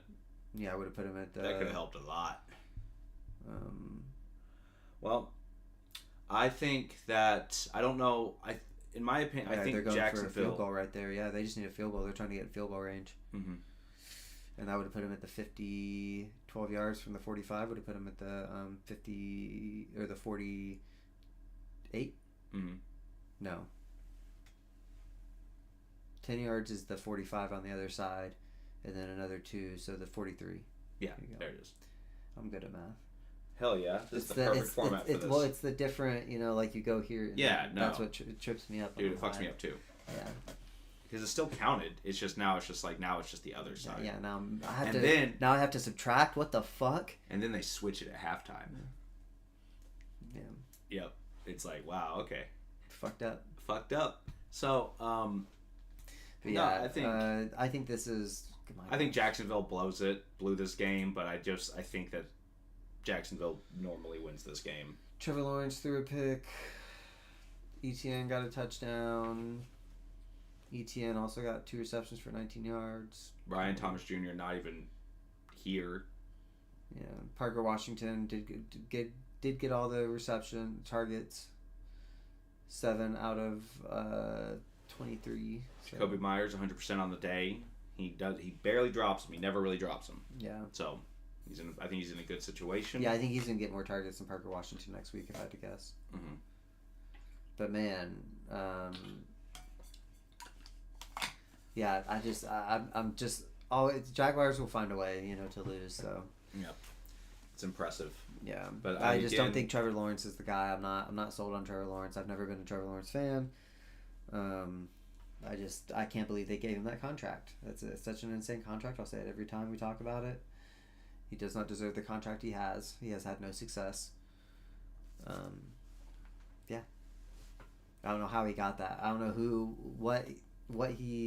how he convinced his agent. Like, good for him. His agent's a fucking baller. Mm-hmm. The insane contract for someone who's had absolutely no playoff success. I think it's more. I don't know if it's so much about. It's his regular season stats, sure. I don't think it's so much about how. Right. He's yeah, really, really good. As much as it's about he's the best that they can get. No, it's because he threw for 4,000 yards 2 seasons in a row. Well, okay, that answered your question. Yeah, no, I know why they did it. It's still he has no playoff success. I don't think that any team if you're not having playoff success, why, you're making the wild card and then you're losing, cool. 6 years ago we would have said Matt Stafford has no playoff success. Yeah, but I probably would have said the same thing about Matt Stafford if I don't think. Was he ever at that point getting that big of a contract? Yeah. The Lions really wanted to keep him. Yeah. They locked him down. I guess, but the problem is, so how much did the Lions pay him before he went to the Rams? I don't know the number off the top of my head. Yeah, I because know I'd say whatever the Rams paid him, 2014 or something. Whatever the Rams paid him was justified because he did go and have playoff success. Mm-hmm. So it's justified there. No, the first extension. Well, had to have been insane for nothing. I don't know. Yeah, I don't know off the top of my head. We can look up his contract. You want to look it up? Sure, let's look it up. Yeah, Spot Track, right? I'll just put it in Stafford contract. I don't pocket watch, so I don't know the websites that. Spot Track. Hey, look at that. Let me zoom this real quick. Sorry for you. That's his extension 5/135.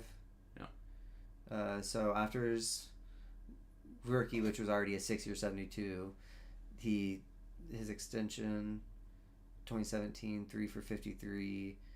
So a little bit, $5 million average. That's not a crazy $10 million a year average increase. It's not insane. I don't know at the time what 5/135 was like, because now it's 5 for fucking 500, right? Yeah, something like that. My goodness. Eggs are expensive, man. Yeah, there you go. 4 for 160. Yeah, was what he signed. Which this is after the Super Bowl. Oh, they took over this contract. They took over that contract. Yeah. 27 million. Yeah, I think that Mahomes was getting paid what, 50, right? 45. After he got re-signed in 20, it would be here. Man, that's a lot of money that you could throw on a sports app and just sort of guess. Oh, maybe he will score this much. Oh, I play in this game actually. I could. A lot of money for sports gambling. Yeah. But no. But yeah. I think Jags Texans. I think Jags are gonna probably not make the playoffs. I think it's potential. I think Jacksonville still makes playoffs, but they are not going to get very far. I know I mean that they're going to bounce the Chiefs. That's definitely not happening this year. So, yeah, I think they just really blew this game. I think Davis Mills just came in super clutch and went wild. It looks like. So. Yeah, fourth quarter heroics. And it happens. The Mills magic. Mills magic. Yeah. Mills magic. Cardinals Seahawks. So for this game, Cardinals, we both had the Seahawks. Yeah. And you said 24-20, I said 40-36. I thought Cardinals were going to do more. I thought they were going to try to come back a little bit better. But you were closer on Seattle putting up a shit ton of points. Yeah. Jacoby Brissett had a couple fumbles early on that they returned for touchdowns, I believe. And even though they were ahead, Smith and Jigba still big day. Yeah. He's number one. I think if Jonathan Taylor gets MVP, then Smith and Jigba is going to get offensive player. More than likely, though, Jonathan Taylor's just getting Offensive Player of the Year. But there's no good quarterbacks. That's the problem. But we're still have the rest of the year to go. That if anybody wins out, like any of the big quarterbacks win out for the rest of the year, they're getting MVP. If Baker wins out, if Mahomes wins out, if do you think that there's any likelihood that any of the big quarterbacks actually do manage to win out? Yeah. Other than the Chiefs. Yeah. You think Josh Allen could win every single game this year? Lamar Jackson? Yeah, Lamar Jackson. Oh, Lamar Jackson. He's playing nothing but divisional games. If Lamar Jackson wins out, and if they make the play, if they win the division, and if the Ravens manage to win the division, I think Lamar Jackson gets MVP. Yeah, because I'll concede that if they do win the division, if he comes back from injury and takes that team into the playoffs, winning the division, winning out the rest of the season, winning out the division, then okay. But I think Jonathan Taylor's very. I think he's very good. Yeah. And the reason why he's so good is because he spent the last few years on my fantasy team being bad. Yeah, that's what it is, yeah. And as soon as I drop him, I don't take him this year. See what happens? Yep. Charbonnet with, looks like, I assume, Kenneth Walker, is he splitting or is Charbonnet, is he injured? I would bet it's a split. So here, I'll just do this real quick.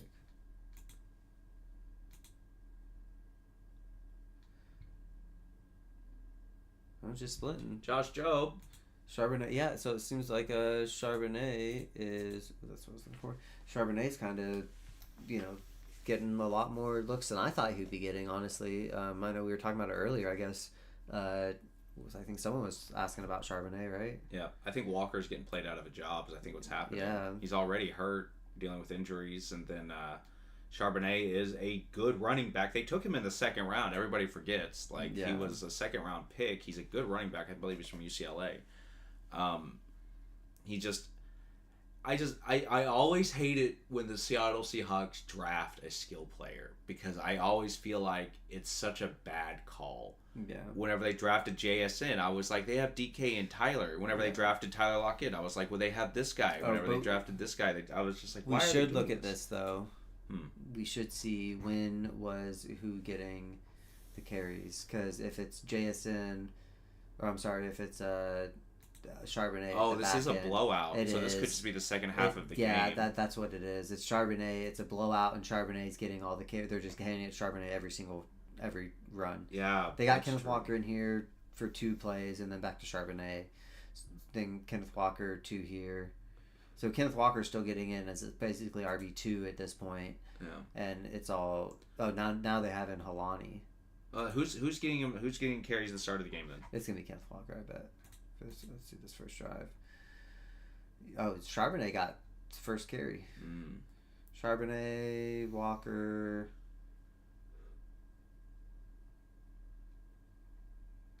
Interesting. Shaheed.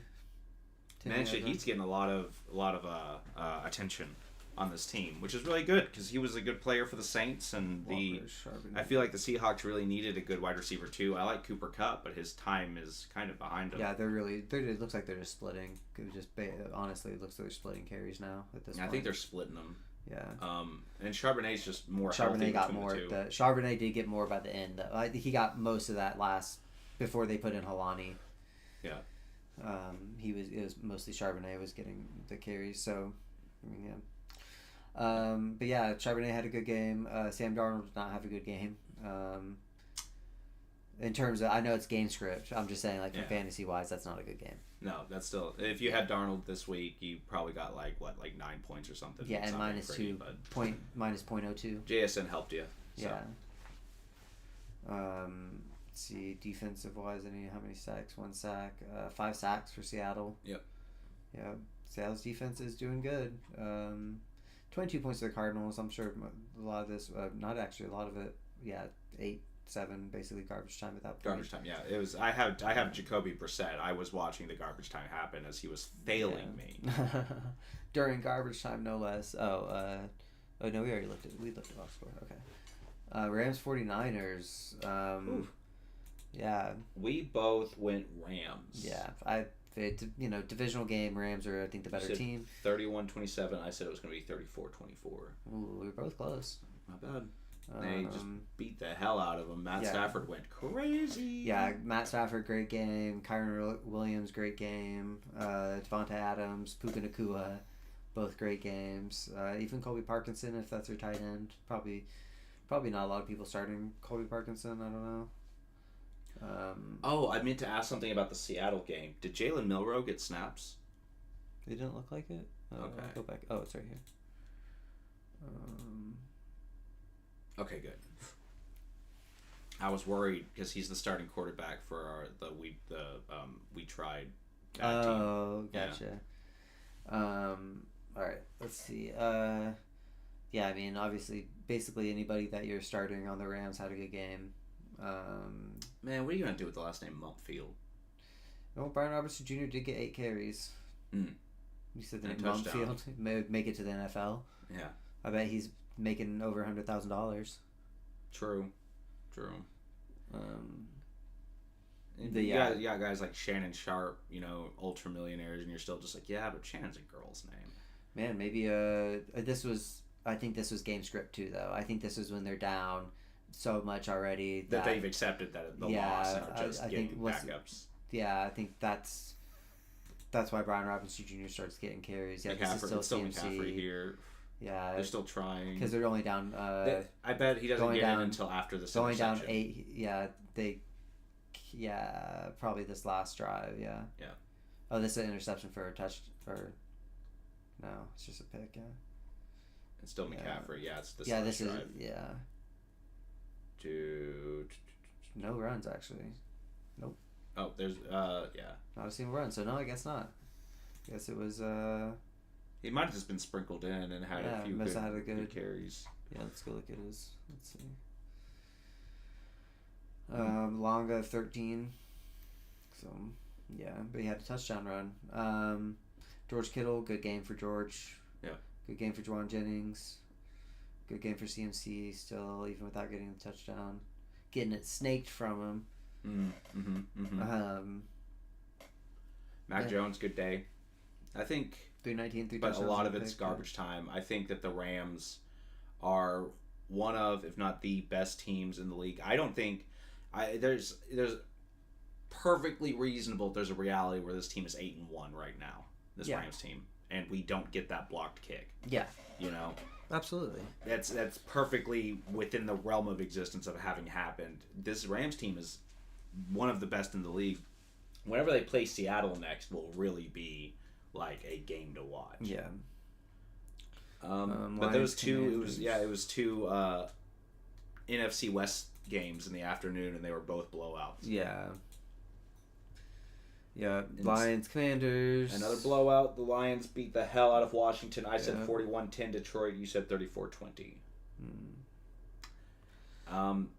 They put it on him. Jared Goff had a good game. Marcus Mariota had a good game for fantasy-wise if you started him. I mean, I'm not 8 points, 8 and 8, 16. Yeah. With plus another 22, so 18 points. Traylon Burks led the receiving corps in yards. That's crazy. Yeah. The Titans washout after the AJ Brown. Yeah, I mean they don't. They don't have it. They have Debo. That's it. 429 and a touchdown. That's decent. Yeah, I mean he only passed for 22 times. Yeah. Not a lot of offense for them, honestly. Lions probably controlled the hell out of the ball. Yeah. Yeah, this is I think if you don't have Debo Samuel, it's probably not a bad idea to start moving on from your Washington players. Yeah. Now that Jaden Daniels is out for a minute and the division is getting pretty far away from him, I don't think that they're going to risk putting Daniels back in there. And he's the real game changer. Yeah. Without him, the floor is there, but you're really looking at a lot of floors with this team and not a lot of ceilings. I personally have moved on from Krosky Merritt. I dropped him for Mac Hollins this week.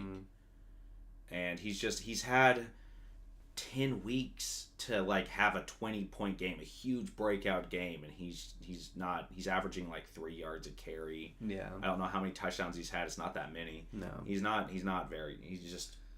He got the starter job, but he's proof that volume isn't everything. Yeah.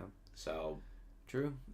Everyone you're starting on the Lions had a good week. Everybody that you started on the Lions had a good week. If you held out for the Jameson Williams game, which I feel like all JMO owners have to struggle for this moment, they finally got it. It happened. Enjoy it. You might get one or two more. But how's he been? Hold on. You're talking like... Okay. Yeah, see? Yeah. This isn't 6 for 66 and a touchdown. That's fine. Good. Yeah. 7 for 66 and a touchdown. 8 for 40, no touchdowns. 4 for 108. Yeah, so week 2. He has huge games like this from time to time. But then, see, Jameson Williams is the biggest victim of the Zay Flowers thing that we talk about. He's the Deshaun Jackson problem. Yeah. But Jameson Williams also has to deal with the fact that everybody on his team is really, really, really good. Yeah, there's a lot to... There's way more people to feed on the Lions offense than there is on the Ravens offense. Jahmyr Gibbs had a massive game too. Yeah, my goodness. 190 yards. He went third in our league. 172. He went third in our league. Would you consider going back in time, interstellar style, and banging on a boot taking case? Jahmyr Gibbs instead. Taking Jahmyr Gibbs Bijan. over Bijan. Honestly, if you did that, I would have been like, that's spicy, but that's not a bad call. I think I would have been okay with that. Yeah. Like now, obviously, if I could tell myself, like, take Jahmyr Gibbs instead. Like, they're still going to be the best offense in the league. I would have probably Nothing called changed. you to make sure that you were okay. Yeah, you'd be like, you're not taking Bijan? No Bijan. Man, if I was stuck there at 4 with an option between Bijan and Saquon, that would have been tough. Oh, yeah. Next is the Sunday night game. It was Pittsburgh and Los Angeles. More bad football. A blowout by the Chargers. Aaron Rodgers struggling in the game. Yeah. Age is really catching up to him. It was, give the guy a break, it was 20 degrees. It's 20 degrees. It was cold. Jalen Warren. Los Angeles, they're used to that sort of cold, so, right? I've never been, so. Yeah, it's just always freezing cold in Los Angeles. So it was freezing cold in Los Angeles. Yeah. No, I mean, Los Angeles had a good game, though, Vidal 25 for 95 and a touchdown. I mean, Long at 12, so they just workhorsing them. My goodness, yeah. Justin Herbert had a good night, 220 plus 19. And, Ladd McConkey, 4 for 107 and a touchdown, baby.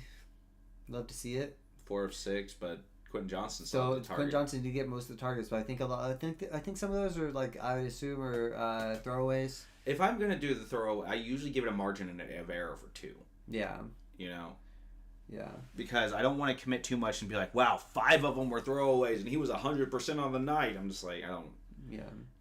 But I will say, like, maybe 2 or 3 of them probably were. Yeah. Well, Ladd McConkey had a 58-yard catch. Did not take that one in for a touchdown, but got the touchdown after. And then obviously anybody on the Steelers other than Roman Wilson, which I don't know if anyone's starting him. Even then, it's only a 9-point game, 10-11. I think he's Calvin Austin's owned in more leagues than Roman Wilson is right now. Just a bad day for Steelers offense. Yeah, I guess Jalen Warren ended up 4 points from the receiving game, so hey, got 13 points. That's really it. I think probably the highest scorer on their team. Defense did get 5 sacks, no touchdowns. Just more bad ball this weekend. This time it was the Steelers who got it. This Steelers team is very, very beatable, and the Ravens do have an opportunity to just completely demolish this team. However, they're still winning games sometimes, so it could go either way. It's bad teams. Yeah. Just like the Broncos. We'll find out this week, right? Eagles, Packers. No, because Chiefs are a bad team too. Until we win, then we're the best team. I was reading something today that said that they weren't even a top 10 team. I think it had them ranked 11th. 11th, yeah. I can see that, yeah, after losing to the Bills. But we're after bye week. It's going to be tough. It's going to be a tough game. They have a good defense. Eagles, Green Bay. Wow. Another bad ball game. I stopped watching. I was at a dinner during this game without a television, and then I came back, missed the entire first half, and then found out that I really didn't. I stopped here. It went 10-0, and I said, you know what?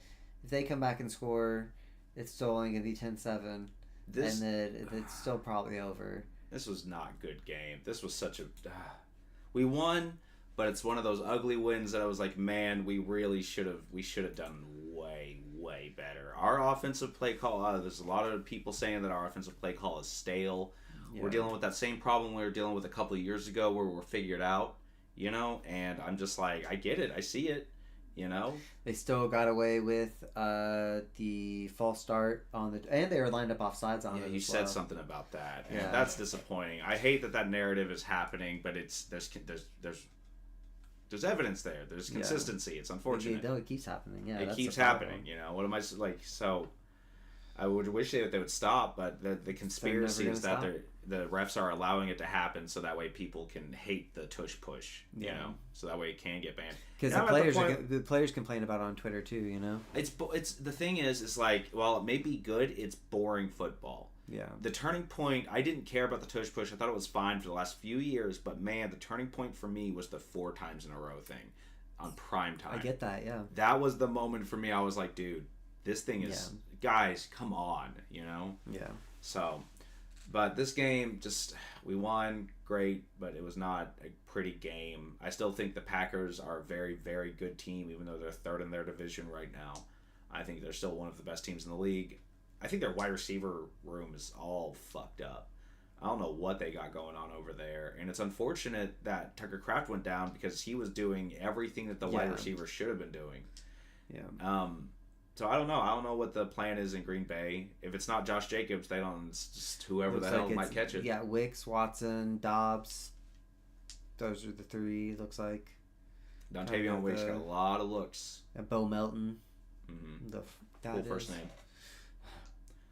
But on the Eagles, it was just A.J. Brown's he's not getting used. And I think... 3 targets. I think it's fine if they move on from A.J. Brown, but I think A.J. Brown serves a purpose, and it's to eat coverage. Yeah, and that's what's happening. And he's eating up coverage, so it's opening up Devontae Smith, it's opening up Dallas Goedert, and... He doesn't like that, though. He's not having fun. He wants to have fun playing football. He wants to... He's A.J. Brown. He has a good couple games. Yeah. But usually what happens is after he complains, he will get a huge game, so I would start him this week. Oh, I think he's going to go crazy this week. You were telling people just earlier. No, yeah, you're right. That's okay. The disclaimer's on the stream, so... Never mind. That's true. I was wrong. So... I don't think he's going to be... I think this is going to be pretty... Like I said... Do you think A.J. Brown is droppable? No. I think he's fine for a flex, but it's still... Even as a replacement for a bye week still. I think he's good for a bye week. But it's still a question mark if you're starting him on a bye week. Yeah. That's what sucks. It's he's not... You could be sitting there with Jordan Addison on your bench, and you're like, man, I could put this guy over A.J. Brown, Yeah. I think right now is don't drop A.J. Brown, but I do think you could probably trade him. You could probably find an Eagles fan out there who'd be more than happy to get him off your hands for you. Yeah. But I wouldn't, as far as a fantasy investment, it's probably time to move on, because it's very clearly that Devontae Smith is the one benefiting from A.J. Brown being on the field, not A.J. Brown. Oh, so I guess, yeah. That's honestly really it. Yeah, Green Bay Packers didn't have anything going for him. Josh Jacobs, 74 yards and a touchdown. 5 catches for 33. So 8 points there. Big plus 7. So, hey, that's not bad with the touchdown. 21. So, yeah, big game for Josh Jacobs. But that's about it. Everyone else kind of, nothing to write home about. Kind of same thing over here. Big game for Devontae Smith. Everyone else kind of not even a big game for Devontae Smith either. Just still a good game though. A good game, yeah. Man, I do love those ones. He's the best at the dagger, baby. Just running deep. Yeah. All right. He's has one of the best resumes in the NFL. True. One of my favorite picks. And you know what makes it even better is that the Giants wanted him. They wanted him, and we got him. We traded up to get him, and that made him mad, so they traded back, and they got Kadarius Toney instead. Ha! Hilarious. All right, I'm going to go get a drink real quick. So this next week, we're going to be just going through. There should be some pretty good matchups here. While he's doing that, I'm going to write some of these down because I haven't. Buccaneers. I haven't. That one. Chicago, Minnesota, got all the noon games. Packers and Giants. Not gotten that one, right? Yeah. But it should be some pretty good matchups. It was really bad last week, so really it's nothing but uphill from here as far as I'm concerned, as far as quality. Hopefully, I'm thinking, the Seahawks Rams one is going to be a big one. Talking about how good the games are going to be this week by comparison, how awful the games were last week. Hopefully we have more NFC West games in the afternoons again. You'll want to scroll back up. I'm just writing some of these down. Oh, you're fine. Just tell me when you're done. Or if you want me to keep scrolling down. I can, after I do the Lions-Eagles one, I'll just have to remember that I haven't written down Monday night, San Francisco. Oh, I already did that one. Oh, it was Baltimore. And, oh man, Denver hasn't lost at home yet. Have you thought about that? Have you considered that at all? That Denver doesn't lose at home? Yeah. I don't care. I think whoever wins that game is the true winner of the AFC West. I think that whoever wins this game, this is the Super Bowl for both of these teams. All right. Let's go back to Thursday night. Boop, boop, Thursday night. It was Thursday night this week. It is the Jets and the Patriots. It's going to be another boo-boo game. Now, I said earlier that I think that this is good football week. I don't think that this game is an example of what I'm talking about. I think that this is going to be a pretty sizable. You're going to blow them out. Mm-hmm. You know. What's your score going to be? I think we're both taking New England, most likely. Do you think that there's any universe where this is a trap game? It's Thursday night. Jets, you know, coming off hot, coming off of a hot win, thinking that they might be able to pull something together. Justin Fields injured, Breece Hall is just gonna somehow the Patriots are gonna just drop it when Breece Hall is the only thing they have to worry about. Mm-hmm. Who's starting for? Is it still Justin Fields starting? Yeah, when Aaron Glenn was asked earlier this week, he said, "Don't ask me about who's starting." So Justin Fields. He said, "Don't ask me about quarterbacks." Yeah. Damn. So mean. So do you think? So I'm guessing New England. Yeah, I'm taking New England. Yeah, I think I'll also take New England. I think it's just the easy one, you know. I think this is an easy pick. I like obviously there's a world where somehow the Patriots drop this, but I think that if you're just going into a game where you know that Justin Fields can only throw it 3 times, do I have to worry? Right.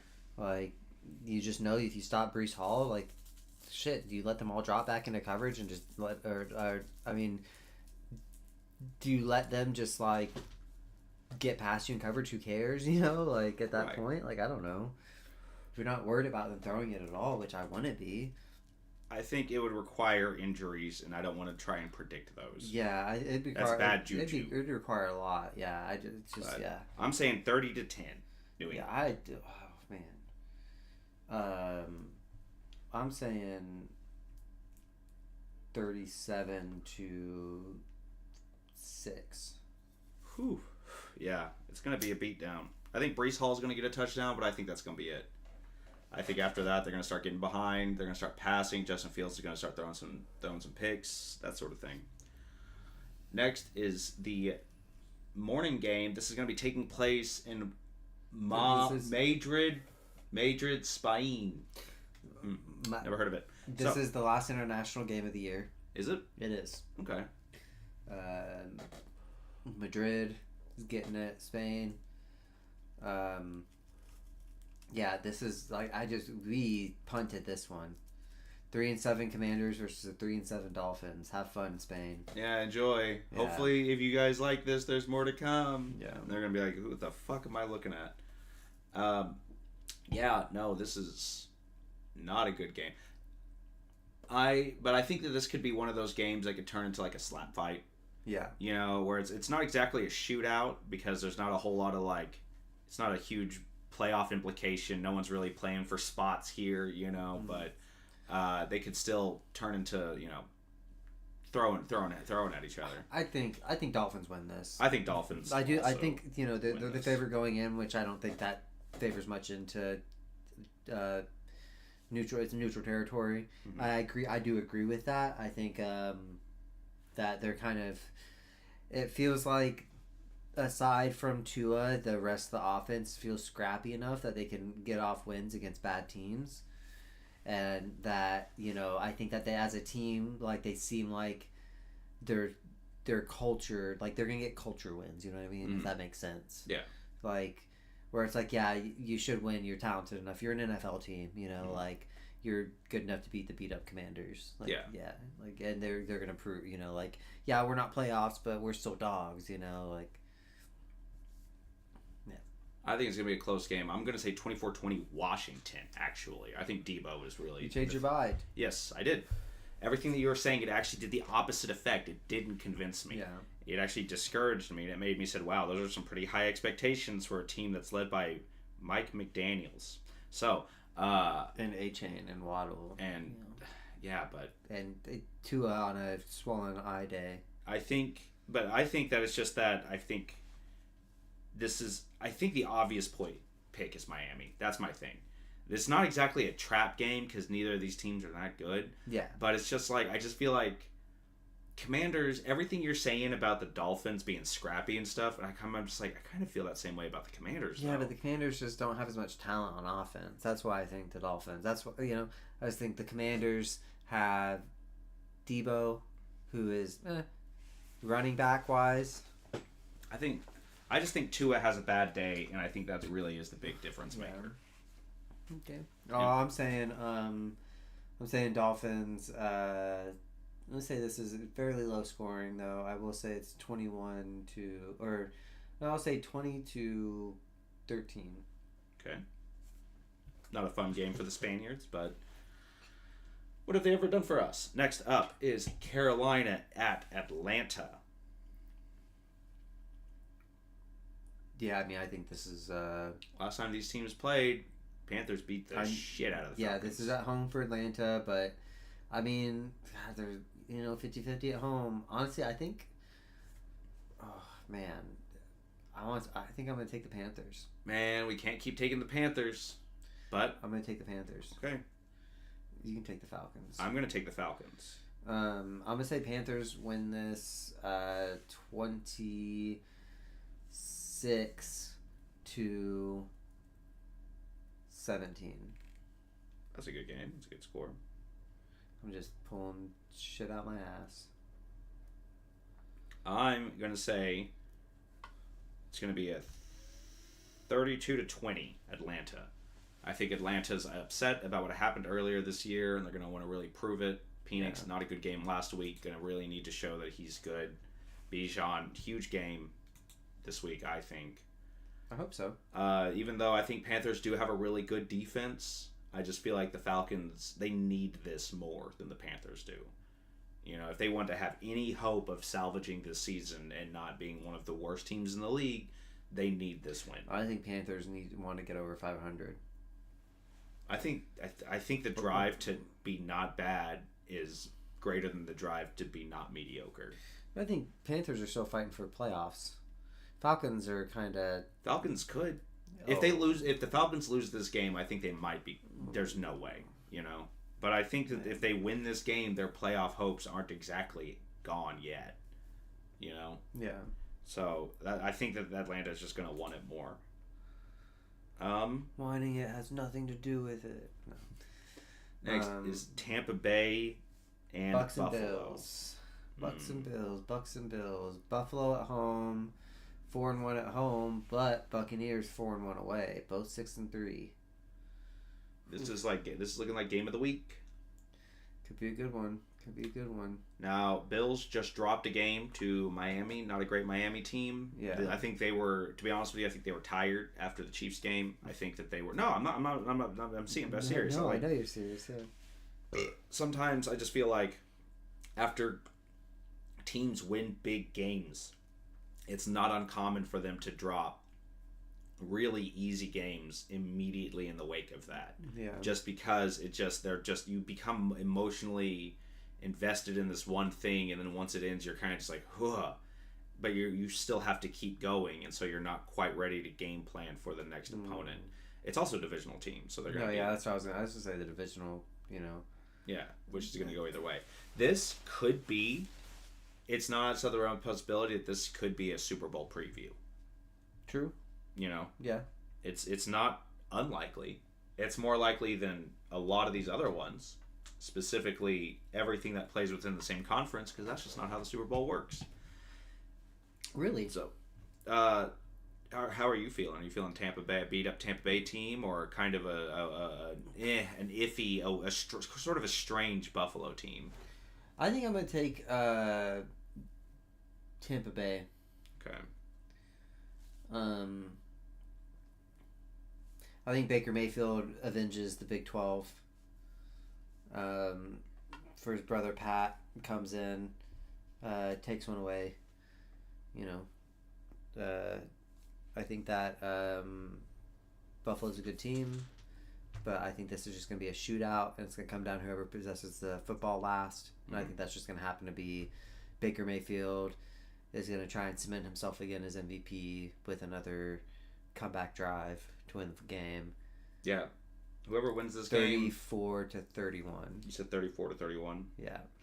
I am going to take what you give me, and I'm going to step on the fucking gas. 30. I'm trying to do math. Okay. 33-31. I hope it's 34-31. That'd be too funny. I'm gonna take what you give me. I'm gonna step on the fucking gas. I'm gonna say 42-41 Buffalo. I'm gonna say it's a shootout and everybody just goes crazy. Let's have fun this week. Yeah. Let's have good football because last week didn't happen. So I think this week, this one's gonna be crazy. You gotta get the fans happy, so the NFL gotta write up a good script. Mm-hmm. Yeah. Houston's Tennessee. It costs more to get a double quarter pounder with fries and a Coke than it does to go to this game. Do you see that? Tickets are $11. That's insane. That's bad ball. In Tennessee. That's home stadium. That's a home game. Home game, $11. Interested. Yikes. Man. Titans are down bad. You will spend more on a beer in that stadium than you will on the ticket to get it. Oh my gosh. Yeah, honestly, like if a ticket's $11, if I could walk up and get a ticket right now, if I lived in Tennessee, I'm going to this game. Yeah, I would just be like, why not? Hey, you want to go to this game for $11? Like, yeah. What are you if doing the Thunder Sunday? were ever $11 tickets, like I'm going. I don't care how bad they are. Well, I think the preseason Loud City tickets are like $5. Sometimes. Okay, I'm not doing that. That's disgusting. It's not the same. I did one of those. Yeah. It's fine.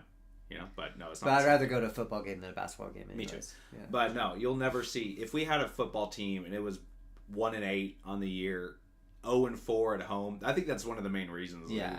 Where you're gonna watch this team lose. You're gonna watch this team lose for $11. Like against the Texans, there's hope. There's it is a divisional game. I think if there was ever a time for the Titans to just randomly win a divisional game, it's got to be this one. Yeah. I'm giving it to the Titans. You're gonna give it to the. You're going. I'm taking Houston? the Titans. I'm taking the Titans.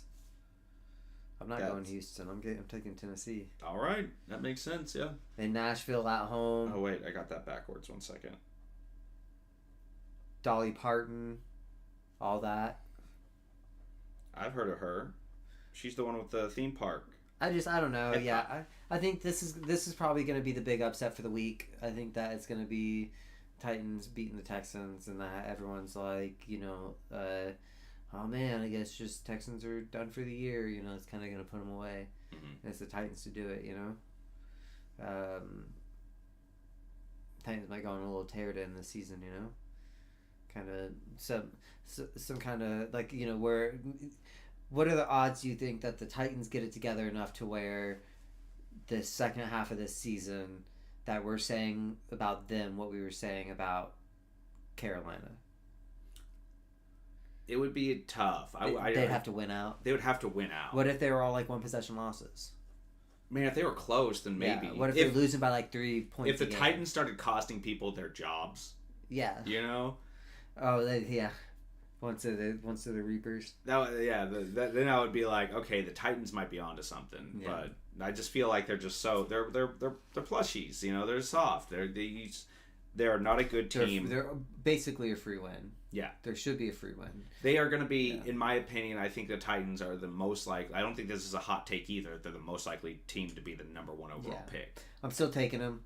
They're going to get this win. They want it. They're hungry. They're going to pay off that fan who bought it for $11. He's like, you know what? It's only $11. I'll go watch him lose at home again. It's $15 for a hot dog. Yeah. This is how they get you. Yeah, and then he pays $40 on snacks and food, but he still has a really good time because he gets to watch the Titans win. Is it cold? No, it's not going to be cold. 67. It's going to be a nice day out. Yeah, beautiful day too. Beautiful day, just hanging out, eating hot dogs, and watching his home team win. Kicked. Oh, win this one. Yeah, that's right. You're saying winning. What's the score for this game? It's going to be ugly. It's going to be 15-12. I also have an ugly score, but I'm saying it's Houston. I said 16-12. I almost went 14-12, and I was like, no one's scoring a touchdown. Yeah. It's probably Texans are going to win like fucking 33-8. Yeah, watch them just blow them out. Yeah. That's most likely what's going to happen. Bears, Vikings. Minnesota's a favorite. No weather because it's a dome. I can't believe that Minnesota's the favorite in this. It's home, I guess. Yeah, I'm taking Bears. Yeah, and the Vikings, they are very good at home, it looks like. Yeah. Yeah, I'm taking Bears. I'm also taking the Bears. I really don't think Minnesota's got it this week. Yeah. I'd say Bears are going to win, say 31 to, since that struck so much last week, to 23.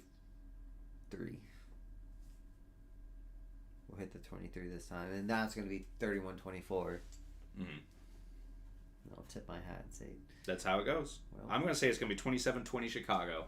I just think that the Vikings might have a couple touchdowns here and there, but I think the Bears are just going to be in control of it. I think that the real big game in this division is going to come down to the Bears and Detroit, the second one, because the first one was a blowout. Yeah. That was week 2, and Detroit was mad that they lost week 1 and just took it out on the poor Chicago Bears before they even had a chance. Before they could be like, all right, we're a good team. Detroit was just like, sit down.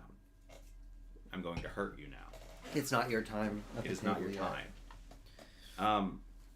But I think Chicago's got this one. I think Vikings are, unfortunately, a mediocre team in a very, very good division, which makes you look bad.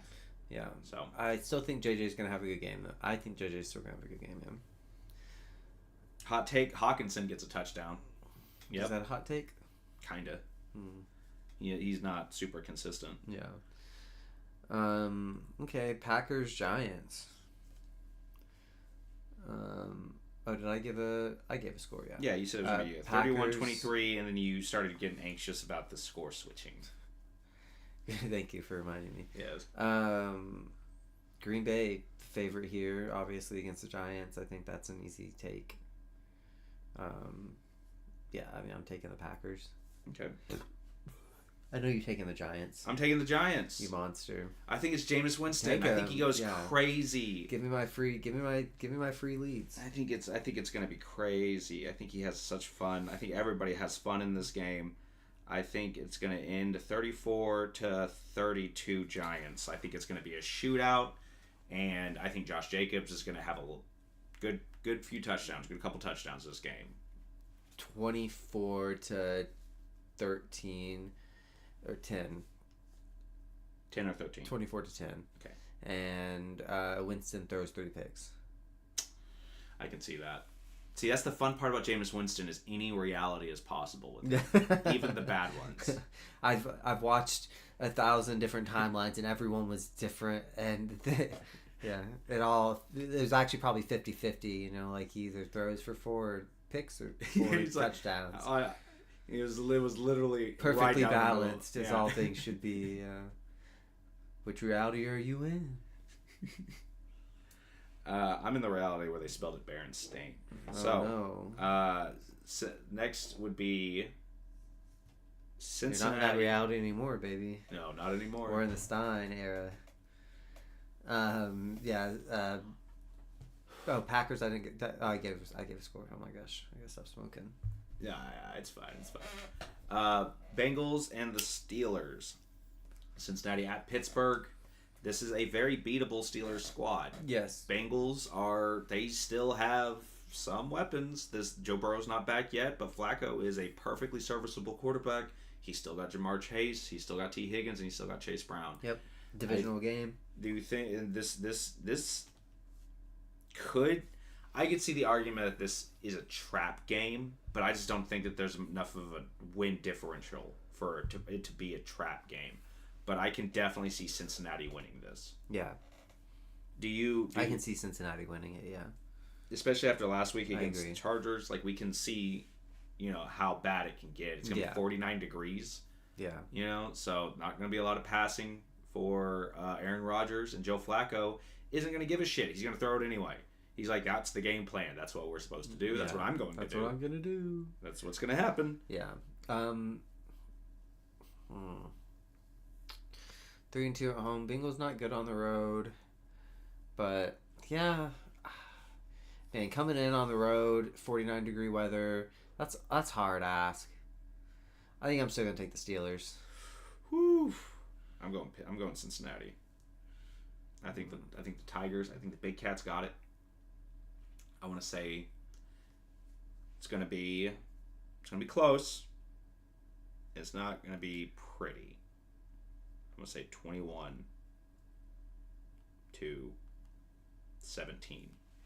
Very plain, very basic. Jamar Chase gets a couple touchdowns. Noah Fant gets a touchdown. 30-27. Pittsburgh. No, I'm not giving Pittsburgh 30 points. In the cold? Yeah, 20... I'll say 24-18. Okay. That's a good one. All right. Chargers, Jags. I'm surprised that Chargers only 2.5 point favorite. Oh, we try to stream every Wednesday, by the way. Oh, yeah. Hey, yeah. We just try and stream.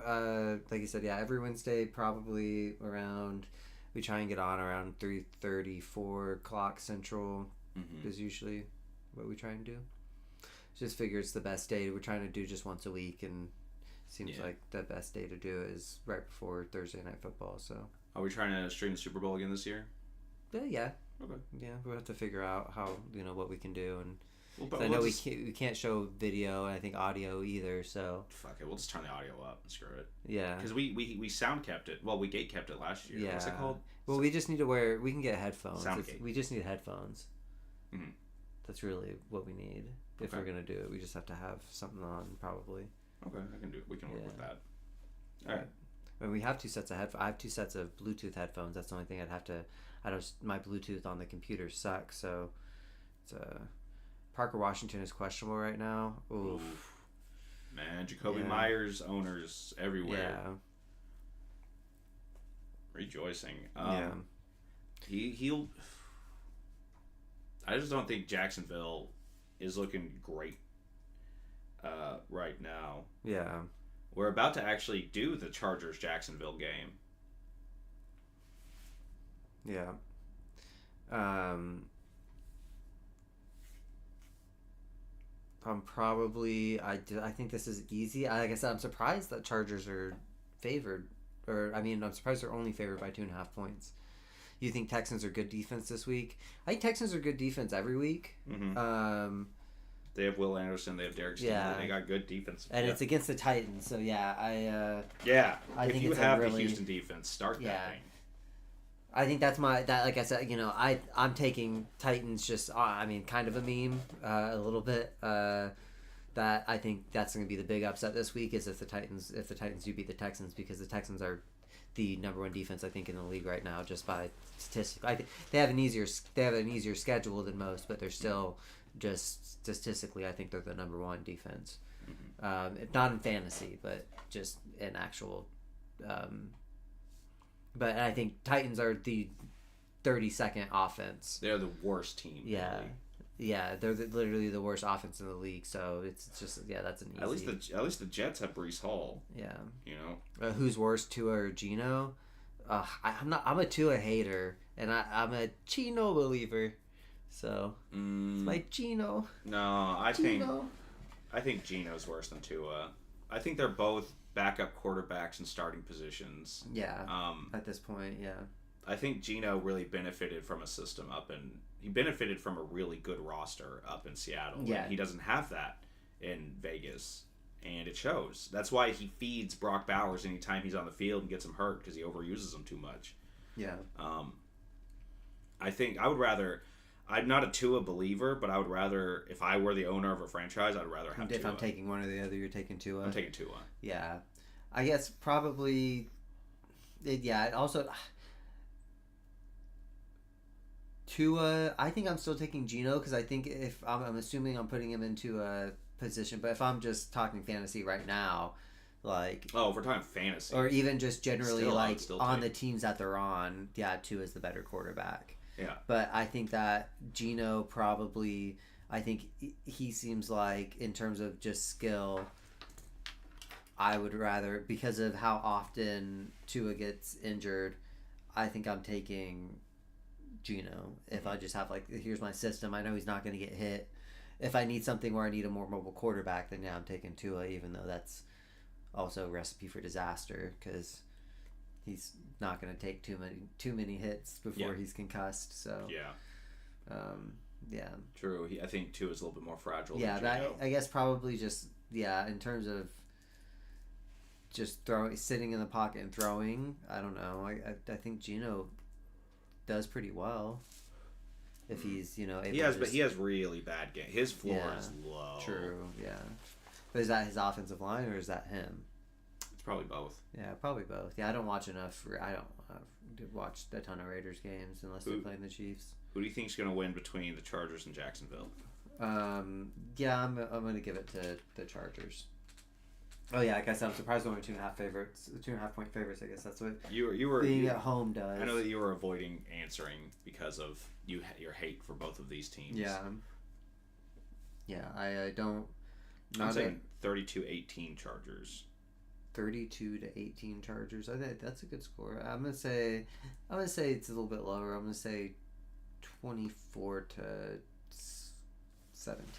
7? 17. Oh, 17. They just said 7.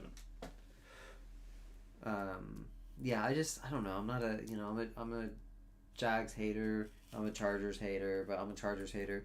I just think this is definitely a losable game for the Chargers, though. Like if this is the Chargers could very well charger this game away. Yeah, I think the Jags kind of need to win this game. This is like a big win for them if they win this. I just don't think that they're gonna. I don't think Trevor Lawrence is the guy. Yeah. I was a Blake Bortles believer, Were you really? I believe in Trevor Lawrence way more than I believe in Bortles. Bortles was a Chief there for a little bit, wasn't he? Yeah. We got Minshew too. Minshew's a fun one. You don't see him much anymore. Okay, before we get to the afternoon games, I'm gonna use the restroom real quick.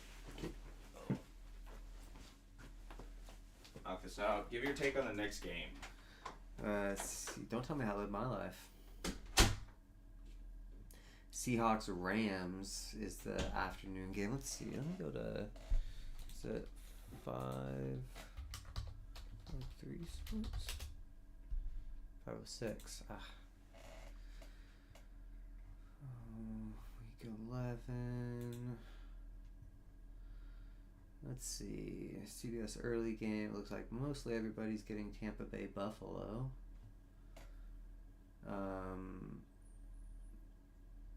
LA and Jacksonville getting those games. Why is this must be Herbert Trevor Lawrence. I don't know enough about college. Makes sense up there. Kansas City, Denver's the CBS late game with Baltimore and Cleveland being that area makes sense. Chicago, Minnesota. Fox single. Chicago, Minnesota, Green Bay.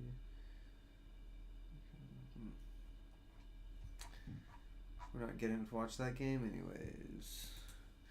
But Seahawks Rams, I think this is going to be a good game actually. This is kind of going to be the answer. I think if Sam Darnold can beat a good team. Yeah. I don't know. I think I'm going to take Rams. They're at home. I'm just going to look at his schedule. Let's see who they beat. I mean, yeah, they haven't beat any quote unquote good teams yet. Yeah, very true. Seahawks are kind of just beating up on bad teams. Yeah. So I think I gotta take the Rams. I was also going to take the Rams. I think they're one of the best teams in the league. Again, they should be. It's entirely possible that they're 8-1 right now, if Eagles don't block that kick. So Yeah. I'm going to take Rams. I think this is going to be a close one. But the Seahawks have a very good defense. It's one of the big difference makers. Yeah, no, Seahawks have a good Rams have a good defense too though. Yeah. If Jared Verse can just he could turn off their passing game basically if he does well enough, I'm going to go Rams. I'm going to give this another 21-17, just like I did with Cincinnati and Pittsburgh. 28-27. It's a good one. Ooh, that'd be a good game. Then San Francisco and Arizona, the two teams that weren't blown out last week, fighting for third place. Well, 49ers are, they're going to be, if they win this game, they're going to be one game down from the division, so they kind of really need to win this game just to stay in the wild card, too. This is going to be big for their wild card hunt. And they should win this game. Even with Mac Jones, he's been doing great, honestly. Mac Jones has almost as much yards as Mahomes does, and Goff, and Stafford, which is crazy. Yeah. You throw his stats in with Purdy, if he's starting the whole year, it just makes this is what should have been happening in San Francisco this whole time. Yeah. But they took Trey Lance instead. Well, they wanted Mac Jones. Yeah, exactly. That's what I'm saying. They won this. Yeah. And it's very possible, but I think one of the big I'm going to go San Francisco because everything you said is entirely accurate. They wanted more, they needed more. And the Cardinals, they have so much shit going on at home that they don't have time to worry about this. Yeah. They have to worry about who their starting quarterback is going to be for the future because the one that they invested the last half a decade in sucks. Yeah. So, I think Jacoby Brissett is a serviceable stopgap. He will keep games competitive, but he will not outright win them on his own. He is a good backup quarterback if you're trying to just land the plane and not crash it into the dirt. Yeah.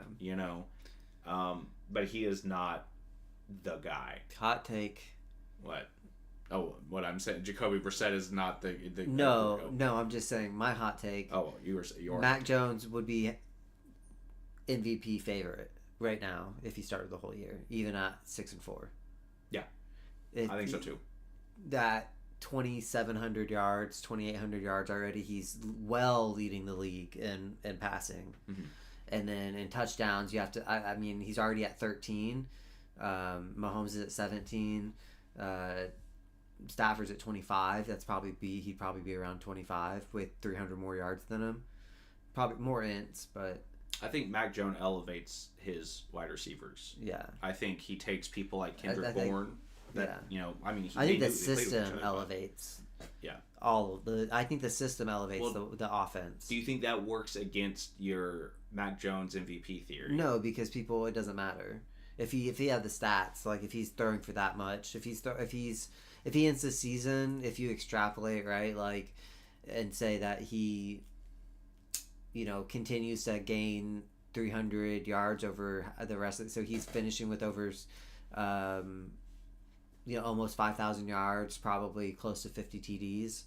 Like, he's getting MVP. It doesn't matter. If he throws for 5,800, 50 or 4,900, 4,800 and gets like 47 touchdowns, that's MVP. Like, that's just the way the league works, or the way the award works. Okay. You don't think so? I mean, I'm not disagreeing. I can see that. That would be a really cool thing to see, to be like Mac Jones, of all people, being like up there with Josh Allen and Lamar Jackson and Mahomes and Baker as far as like MVP talks. Yeah. But I can see that happening. I mean, it's kind of crazy if you look at stats right now. I mean, he honestly kind of... he's doing better than Cam Ward, and he was the number 1 overall pick. He has the same stats as Mayfield. Man. 21-51, 21-92. They 13 touchdowns, 16 touchdowns, 6 ends, 2 ends. So, other than interceptions. Yeah. I do think it's a system, but I just think, they just can't ever have a quarterback stay healthy all year. Yeah. It's California teams, man. Yeah. Florida teams sometimes too, but usually California teams are just, for whatever reason, they get hurt. Yeah. So, what's your score for the San Francisco game? I have 36-26 San Francisco. I'm saying 33 to 22. Okay. I feel like they're going to get out ahead, but I think Arizona, Jacoby Brissett's good for a couple garbage time touchdowns. So, Trey McBride's still going to have a big week, Yeah. So, but I think it's San Francisco's game. Like you said, they're going to want it more. They need it more. I just think they're the better team. Yeah. Now, if you decided that you wanted to get that double quarter pounder earlier, and you wanted to save a little bit of money and just get the single quarter pounder, I could then with fries, you would still spend more on that than you would tickets for the Ravens-Browns game, which is $9. That's nuts. That's wacky. I'm surprised that there's not that there's not people who want to go just to watch Derrick Henry and Lamar Jackson. It's just Derrick Henry and Lamar Jackson. Like, yeah, for $9. Like as a neutral fan, if I'm there, like, I'm going. If I'm as an Eagles fan, yeah. If I'm living in Cleveland, I'd be like, shit. It's $9. It's $9 to watch Lamar Jackson and Derrick Henry beat up on the Browns. Like, hell yeah. Yeah, why not? Why the hell not? I guess spending money on the Browns does feel bad. That's true. How do you feel? And I'd be buying beer and food. So I guess I wouldn't buy beer. I wouldn't. I wouldn't want to be. I wouldn't want to be drunk in Cleveland. Just in case. Yeah, maybe I wouldn't buy food either. But I do hear that they have really. I wouldn't good trust food the there. food in Cleveland. Either. Oh, I heard the stadium there has really good food. Well, yeah, because you're drunk. But no, yeah, I'm taking the Ravens. I think this is such a easy Ravens dub. I could see the argument for a trap game, but I'm just not going to accept that this time. I just don't feel like... I think the Ravens defense is kind of starting to get itself together. The identity of the team is back. Without Lamar Jackson and they had Cooper Rush, they were just blowing games, and then they brought in Tyler Huntley, and he had that one really good game, and it kind of brought everybody back, and then Lamar Jackson's back, and they're getting wins again. I just feel like the Ravens are steamrolling, and the Browns are just going to be the next victim. I don't see the Browns, even if it is a divisional game, and I do think that this is very easily could be an upset type thing. I just don't see Dylan Gabriel leading the Browns to upset the Ravens. I just don't think it being that easily. If it was, it would have to be due to the Ravens' offense imploding, throwing interceptions, Derrick Henry fumbling, and the Browns taking advantage of that.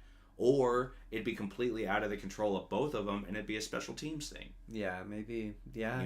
I mean, there's definitely ways for the Browns to win this game. I hope they never do. But I'm confident that it's going to be the Ravens. Yeah. I'm going to say It's Baltimore, and I'm going to give this a 24 10. Get out of my head. Yeah. Damn it, that was my exact score. It just feels it. I'm also going 24-10. I'm going the same thing. We're dude. I don't want to, because that's what I felt in my head. Like before you said it, I was thinking 24-10. If you were feeling, well, I was feeling the 24, but I'm gonna say 24-12 just to give you. I'm gonna change mine up. Wow, but we're both going 24. Wait, if that's a perfect score, you're gonna feel so bad. Hmm? That's the one that I'm gonna call that one, and you're gonna be like, you changed it. Man, watch Cleveland go 31-6 or some shit. Like, just fucking. Yeah, right. Yeah, right. Yeah, right. Chiefs Broncos. Okay, so look, I'm not upset about what happened 2 weeks ago. You know, I'm not mad. I'm not upset. Okay. What happened 2 weeks ago? When they lost the Bills. Oh yeah, I wouldn't be. I'm not upset. We're 5-4. We're 1-3 away. Broncos 5-0 at home. Tickets now $273. Hoo-wee. Generational talent, Derrick Henry, and Heisman-winning Lamar Jackson MVP. $9. Nothing if Brittany Mahomes is there. You know, if Jackson might be in the stadium, or even, dare I say it, Taylor Swift. Ooh. Yeah, $300. Yeah. Tay-Tay, she either comes expensive or she doesn't come at all. That's as low as you can't see Tay-Tay for $273. True. Not without some binoculars if you get lucky and you pick the right side of the field, because you don't know which box she's going to be in. I don't think they have like visiting boxes on one side, and it's like just. They really shouldn't just like post that information either. You know? Yeah, they should. You'll have to just get in there and find out. You know. Yeah, like, oh dang, here's my seat. Tay-Tay's underneath me. Let me go right around to the other side with binoculars. Why don't you just not look at the screen at all, and you're just spinning the whole time like, I wonder where she is, and she's like directly behind you the whole time. Well, they're not supposed to be like. She asked them not to put her on the screen. I think she asked them. Not she to had to, yeah. Especially with how weird people are getting. Yeah. I totally get it. But no, I think after a bye week, it's look. I think the Chiefs win. I think the Broncos' offense is still just like sputtering. I know it's a divisional game. I don't think it's going to be a great win. I think it's going to be an ugly win. But I do think the Chiefs are going to win, and I'm going to say this is the lowest scoring game of the Chiefs' offense this year, which I think, if I remember, let me look that I'm not lying about that. Yes, I'm saying 18-11.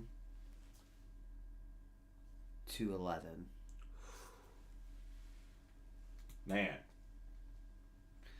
I don't know how we get to 18. I'm trying to think of it in my head, but we get there. Well, I don't think it's going to be a trap game like that, though. You know, because that's what this is. Yeah. That's a trap game for the Broncos.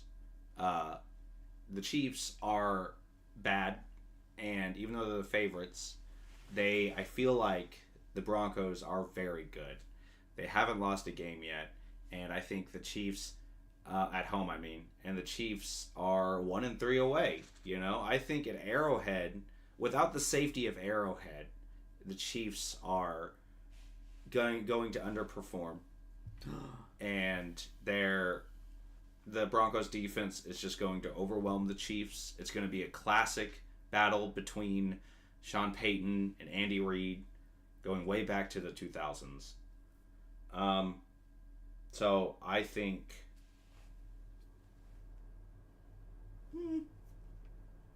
Kansas City wins. But they do pretty good. I think it's going to be one of those things that's like the Broncos, not so much as they choke the game away as much as it is like Mahomes magic, a mile high. No, that's hard though against the Broncos defense. Yeah, that's why I think it's going to be an uglier game. I think it's going to come down to whether or not Bo Pick shows up. Oh, I think Bo Pick might. Yeah, I think we probably get. I'm getting us to 15-18, so I gotta get to 18. So I'm saying open the game, score 2-point conversion just because it's the Broncos and Andy Reid likes to do shit like that. Mm-hmm. And then get the second one to go up to 15, and then a field goal. Hey, how could I improve? Who do I start this week? Caleb Williams, Nix, Lamb, Amon-Ra, Rice, Devontae Adams, Josh Jacobs, Cook, Dowdle, Genty, Kelsey, Brandon Aubrey, and Lions D. I'm 4-6 in an 8-man league. Oh. Yeah, 8-man league that's rough. You're just getting all. I mean, because I'm looking at, I'm like, that's not a bad team, but then I saw 8-man league. Yeah. I probably would look to improve on. I mean, your wide receivers are good. I like Amon-Ra and I like Rice. I just, in an 8-man league, do you not just automatically lose if you don't have like Jonathan Taylor and Yeah, like, pretty Puka much. Nakua, like If you don't already have, if you don't have like the huge guys, studs, yeah. like yeah. 8-man's tough because the talent pool is the complete opposite Yeah. of what usually a lot of, because it's just everybody has rock star teams. Yeah. Your quarterback situation is not the best. That's what I was thinking. Yeah. And if you were really desperate to start cranking out some wins here at the end, between those two, I think Caleb Williams might have the easier time to getting a lot of points in fantasy, but I think it's not a bad idea if you wanted to maybe move one of your stud wide receivers and package him maybe with a lower tier running back that you have and see if you can't get a quarterback out of the deal. Yeah. This week, oh man, if I'm starting Rashee Rice is hard this week. He's gonna have is it Surtain? Yeah. On him. So that's going to be hard. I would probably still start him, but I'm also just a Chiefs fan, so take that with a grain of salt. But if I'm not starting Rice, if I'm just starting two out of there, for wide receivers, I'm probably starting Amon-Ra and Adams, and then running backs Cook and Dowdle, and then I'm probably flexing in. I don't know how's CeeDee Lamb been doing. He's good. He's been doing so. I probably have CeeDee Lamb in there then. Yeah. He got hurt and he wasn't doing a lot. George Pickens was doing a bunch, but CeeDee Lamb's been back and I think he's been pretty consistent. I don't know how he did this last week. I saw George Pickens is the leading receiver on the team. Well, CeeDee Lamb was hurt for a bit, but yeah. So I'd probably flex in CeeDee Lamb would be. I'd probably be sticking with. I don't know. I feel honestly, I'm not upset with Lions D, but if it's an 8-man league, I'm sure there's probably. You could probably find a better matchup. Yeah, you could find if the Texans, there's no way the Texans are available. Yeah, if the Texans are available, but they shouldn't be. But if they are, if the Texans are available, I'd probably grab them. Obviously, I think even the Falcons, they have a ton of sacks, so it's possible that they have a good defensive game. Yeah, it's against the Panthers. Yeah. But I mean, I'm not uncomfortable starting the Lions against the Eagles, to be honest. Eagles' offense isn't very good. They're kind of hit or miss, and Lions have the opportunity to if they run away with the game and kind of turn Saquon Barkley off, and then all they have to worry about is Devontae Smith and AJ Brown. I don't know. I think they kind of can stay ahead of them, but I don't think Eagles are putting up 28 points against the Lions, but. Mm-hmm. Yeah, I would be looking at the waiver wires at defenses to see if there's a better matchup, and then for improving anything else on it, I'd say your quarterback situation is probably your weakest point. Yeah, because I'm fine with Dowdle and Cook for the rest of the season if Cook stays healthy. Kelsey at tight end. Kelsey tight end's fine. Yeah. If you want to improve, you could there, but you probably end up having to give away. You definitely could trade away a wide receiver. Yeah, that's what I'm thinking. Is your wide receiver room is super stacked, and whenever you have a super stacked position, it's time to start moving things. Yeah, with an 8-man league, I've never played in an 8-man league, so I don't. Yeah. Essentially, like you said, if you don't have a stud out the gate, then you're probably, if you don't have JSN, Jonathan Taylor, Devon A-Chain, and Mika Egbuka, if you don't have any of those guys right now, and you're in an 8-man, you're probably not winning the thing. So, but that happens. Just got to keep hoping for bad weeks from players, and that's all you can do. Lions Eagles. Lions. Did you give your Chiefs Broncos score? Yes, I think it's going to be 27-20 Kansas City. Okay. Lions Eagles. I talked up a lot about Denver, but I wound up doing I know you switched at the end. A rug pull, as the crypto kitties say. But this week, Detroit, Philadelphia, we're not good. We're not a good team. We're just not good. I don't know how else to put it. We're very stale. We are getting away with wins we don't deserve. I think it's going to be a Lions game. I think that they are going to be I think they're going to play. I think they're going to go out there and be like, this is a statement win. If the Lions don't win this game, there will be question marks all over whether or not they can pull it off. Because this is not only a game that, against a really good playoff opponent, this is, if they lose this, they drop in their division. Yeah. So they have to win this game. The Eagles... Yeah, because the the Bears have a Vikings. Yeah, I mean, they should... I think Bears... They'll know going in whether or not they really need to win this game. The Bears and the Packers are both playing conference games. One's a divisional game. And, who's the other one in that division? Packers are getting a win. Yeah, Packers are getting a win. Yeah. Bears are getting a win. Well, Bears is, Bears... I think Bears could get a win. It's going to be close. Yeah. Vikings at home. Mm-hmm. But, yeah. The Lions... If they lose this game and the other teams, if the Bears and the Packers win, then the Lions drop hard. Yeah. And they are going to need this way more than the Eagles, who have barely been squeaking by. I'm going to say it's going to be 36 to 20, because Dan Campbell likes to run up the score. And we're going to get a garbage time touchdown to Devontae Smith. I'm going to say 30-27 Lions. I'm also that's close. Also giving it to the Lions. Although I want to take the Eagles just because you didn't, which is so sad for you. They're just not good. We have a lot of wins that we really shouldn't have. Yeah, in my opinion. And the last game this week, the last prediction is Dallas and Las Vegas. Yeah. Now, this looks like a pretty easy Cowboys. Yeah. Right? This looks like, but I have a feeling that this might be one of those trap games. I just don't think the Raiders have it in them, honestly.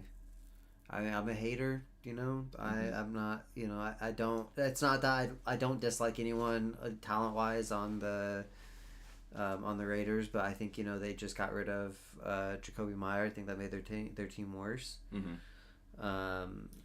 The Cowboys are 1-4 away, and the Raiders are 1-3 at home. These are two teams who really don't want to win this game. Yeah. No, yeah, I think the Cowboys are talented. They should be winning this game. They're just the better team. 9 times out of 10, they're winning this game, I think. Mm-hmm. Yeah, I'm taking the Cowboys. Okay.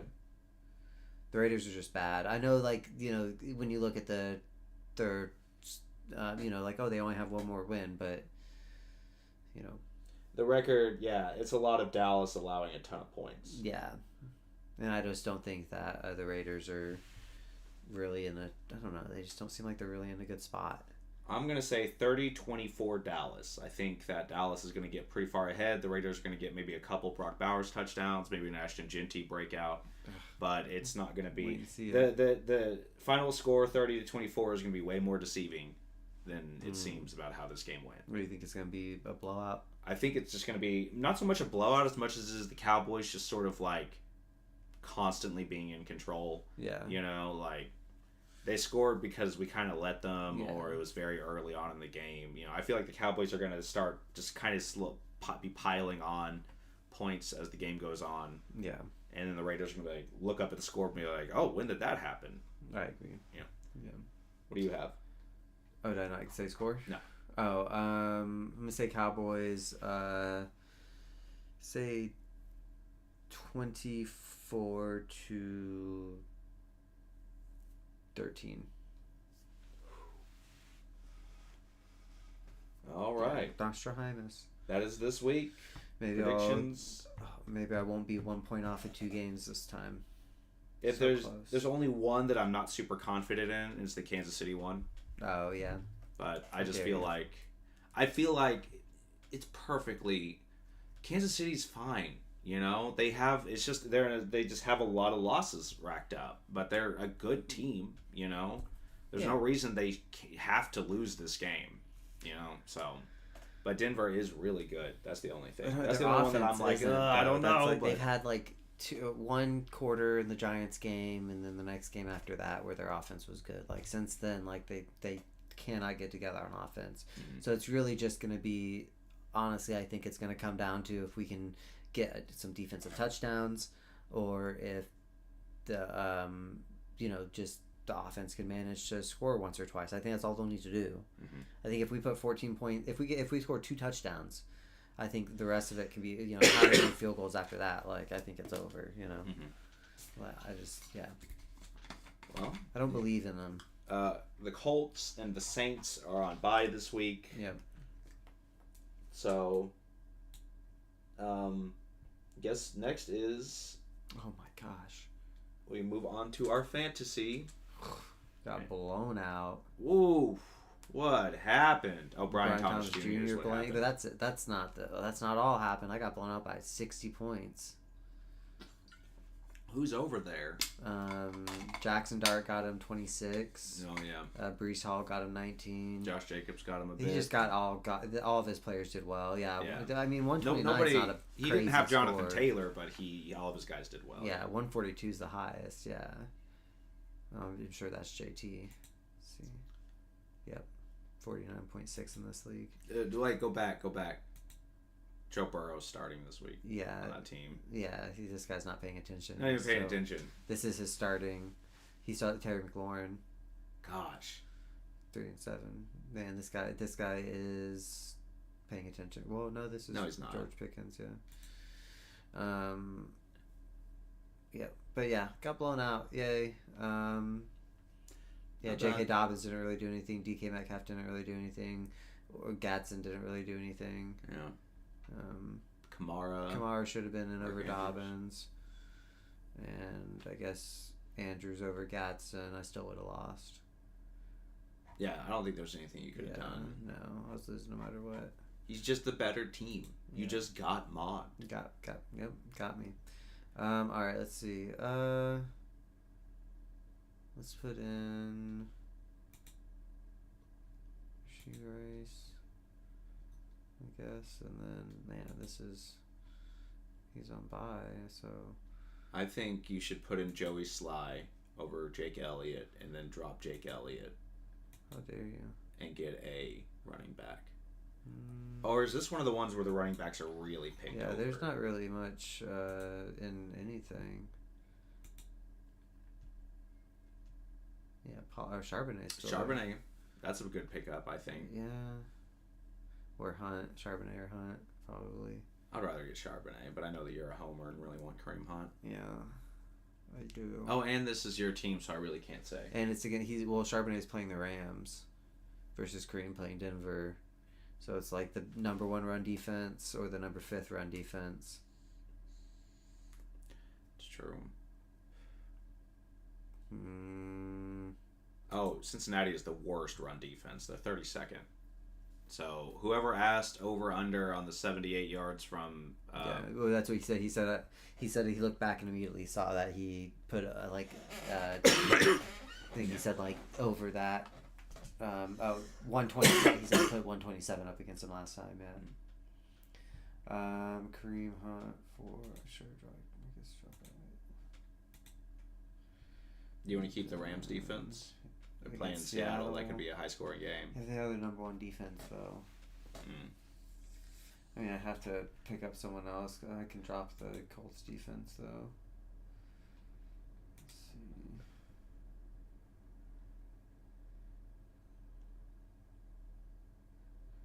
Dang, people really betting against Carolina.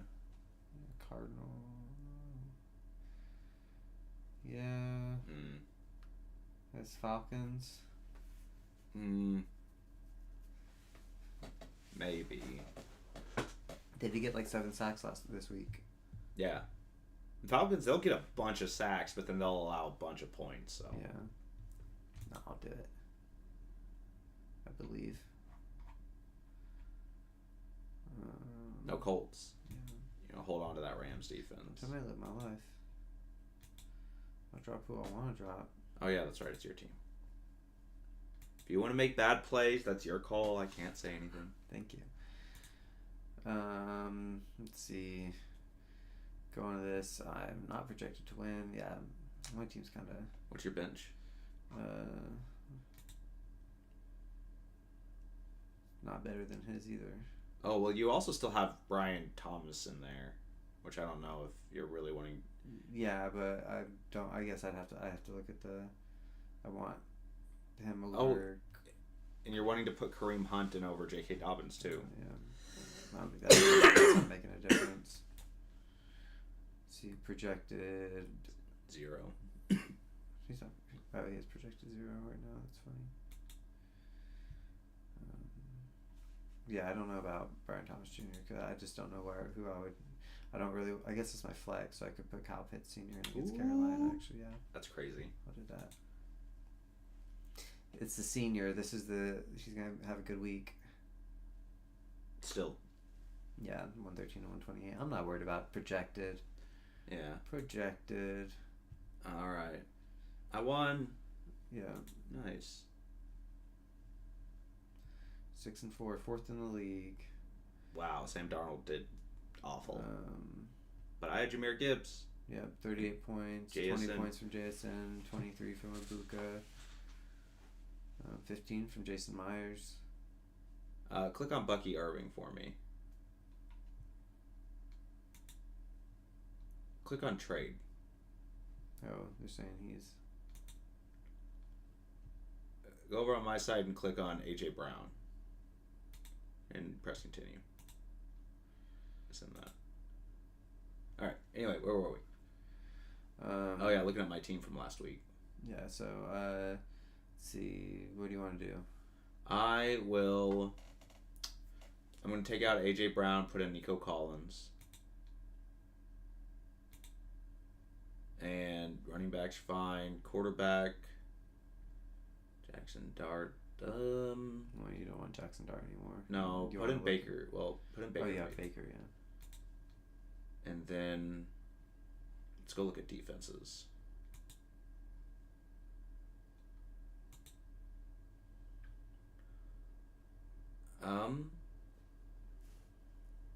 Yeah, let's run the Chargers. Well, run the Bears defense. And drop the Chargers defense. You want to just drop Jackson Dart?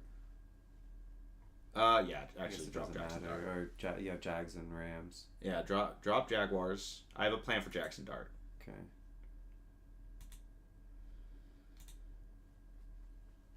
Alright, now go back to add player. And pick up RJ Harvey. Yes. And then drop Jackson Dart. Joe Burrow's in this league.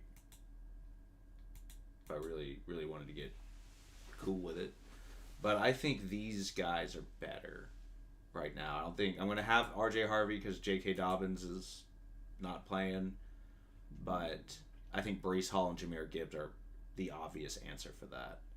And I'll keep Hunter Henry. Even though he has down games, I'll keep him in over Kyle Pitts. So I think this seems good. What do you think? Yeah. Okay. You are projected to win, though he's not playing. Jaden Daniels, Terry McLaurin, Kyrie Fairbairn, questionable. It's just questionable. What's his bench look like? Well, actually, hard to say. Yeah, hard to say, I guess. If he just decided to sign in this week, I might have an issue. But I think I got it. Go Bows Bros. Sorry, rank and file. Yeah, it should be an easy one for you. Oh, we tried last. Oh, yeah. 8-2 first. We're in first place. Let's go. Quilo. I think this was a free one too because they were. Yeah, Omarion Hampton, Calvin Ridley. Yeah. Let's go take those. Let's Terry go. Terry McLaurin. We take those W's. Yeah, we still put up 116. Still not the highest scoring in the league. Jordan Addison only got 6.5 points. Yeah. But he still has big games from time to time. I think Pierce put up 18. It's pretty good. Yeah. Yeah, it makes sense. You know, we have Let's see. Brees Hall. Do we want to? Nothing. I want to. Let's put in Devontae Smith over Alec Pierce. Oh yeah, bye weeks. Yeah. Duh. We got bye weeks. Yeah. I don't think. Is Stafford against Seattle over Lamar against the Browns? Yeah, I think so. That's gonna be. They're gonna be shooting out. But I think other than that, let's put him down on IR. Still won't let us. Okay. Let's go look. I'm gonna drop him. Yes. Kamani Vidal. Sure. Drop Travis Hunter. Sorry, bud.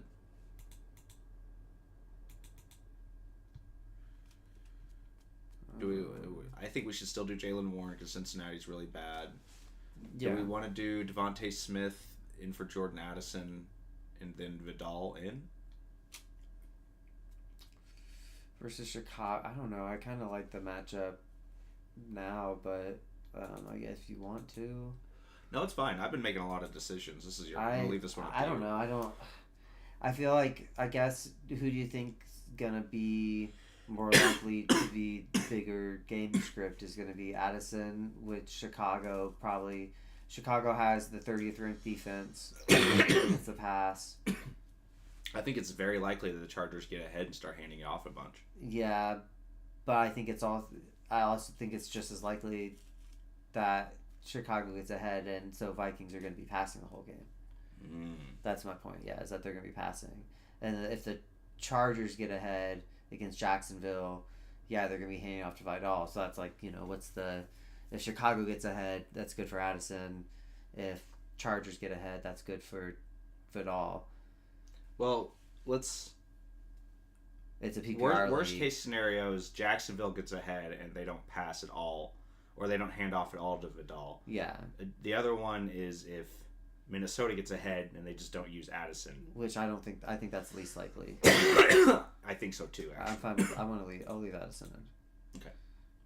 All right. I might be wrong, but that's okay. Who's Brashard Smith? Who's KC? Yeah, he's They have, but their starting running backs are Kareem Hunt and Isaiah Pacheco. Yep. He's RB3. Okay. But yeah, I'm fine with this. What's our prediction? 0-0. Let's go. 122 to 144. Oh gosh. He's got CMC, Rico Dowdle, Abuka. He's keeping up with it. Rasheed Rice as in his flex, yeah. What's his bench look like? Yeah, he's keeping up with it. Oh, well, this is a nightmare. But we will be all right. He's fighting for. He's second in the league, so. Yeah, he only scored 101 last week. So, with we beat him. Wait. Oh, this was week 2. We beat him week 2.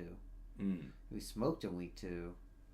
Amon-Ra put up 39. Oh, yeah, Malik Neighbors had 37. We still had Malik Neighbors back then. R.I.P. It can happen again, though. Tyler Warren's going to put up 30, so I'm not worried about it. Yeah. It should be all right, but it's a rematch. He's going to want to win this one. Oh, wait, shit, that's right. They're on Colts are on bye. Oh, no. He got us when the Colts are on bye. Oh, yeah. But we're fine. We have... are you still wanting to commit to Jordan Addison? And yeah, I think so. Stafford against kind of one of the best defenses in the league instead of Lamar Jackson against Cleveland. I'm putting... Yeah, Cleveland has one of the best defenses in the league, too. I got you. Do they not? No, they do. They 100% do. I don't know. I guess 15th versus 7th. I personally am fine with it. I'd leave if it. You want Lamar Jackson, we can put Lamar Jackson back in. No, I'm fine. All right. You sure? Yep. You don't sound fine. No. Right. We tried. We crushed it. I'm sure it was against somebody who wasn't playing. Yeah, but we still put up 154, so these are all scoring the same. 154 is the highest scoring this week. Oh, this guy is playing. Yeah. He just had a really rough go of things. Yeah. with Hunter Henry and Romeo Dobbs. Terrell Jennings is a starting running back. Yeah, he's behind Travion Henderson. Yeah, I know. I'm just saying that's his RB1. Like, because why you're not starting? I guess that's a weird. James Cook. That is weird. Yeah. Yeah. Maybe he knows him. Yeah, we had Mary Gibbs and yeah. I don't even think we probably need to. Let's look at our. We gotta get a new kicker. Yeah. And I think we can put in Rashee Rice over Quentin Johnson. And you want Vidal in? Oh, Vidal over Singletary. And then we have to keep up on those guys. I think they'll be fine. Odunze is. Let's see, did not practice, has reps managed frequently, so yeah. Seems like that's something that's been happening. Most take a back seat. Oh, that's a non-participant due to a back injury. So we have to look at Laporta, but I'd say there's still Kyle Pitts if we need to, but we need a kicker for sure. And I know that you're a Cam Little fan. Who's everybody picking up? Looks like Andy. The kicker for New England. I mean, against the Jets. We could also get Harrison Butker. I'm fine with this. In Mile High. I'm fine with this against the Jets. Yeah. Okay. I don't trust Butker. And we can draw. You just want to drop Badgley. Yeah, we can just drop Badgley. Okay. I don't care. Okay. Dewey's dangerous team is How dangerous paying is attention. It's projected to beat us.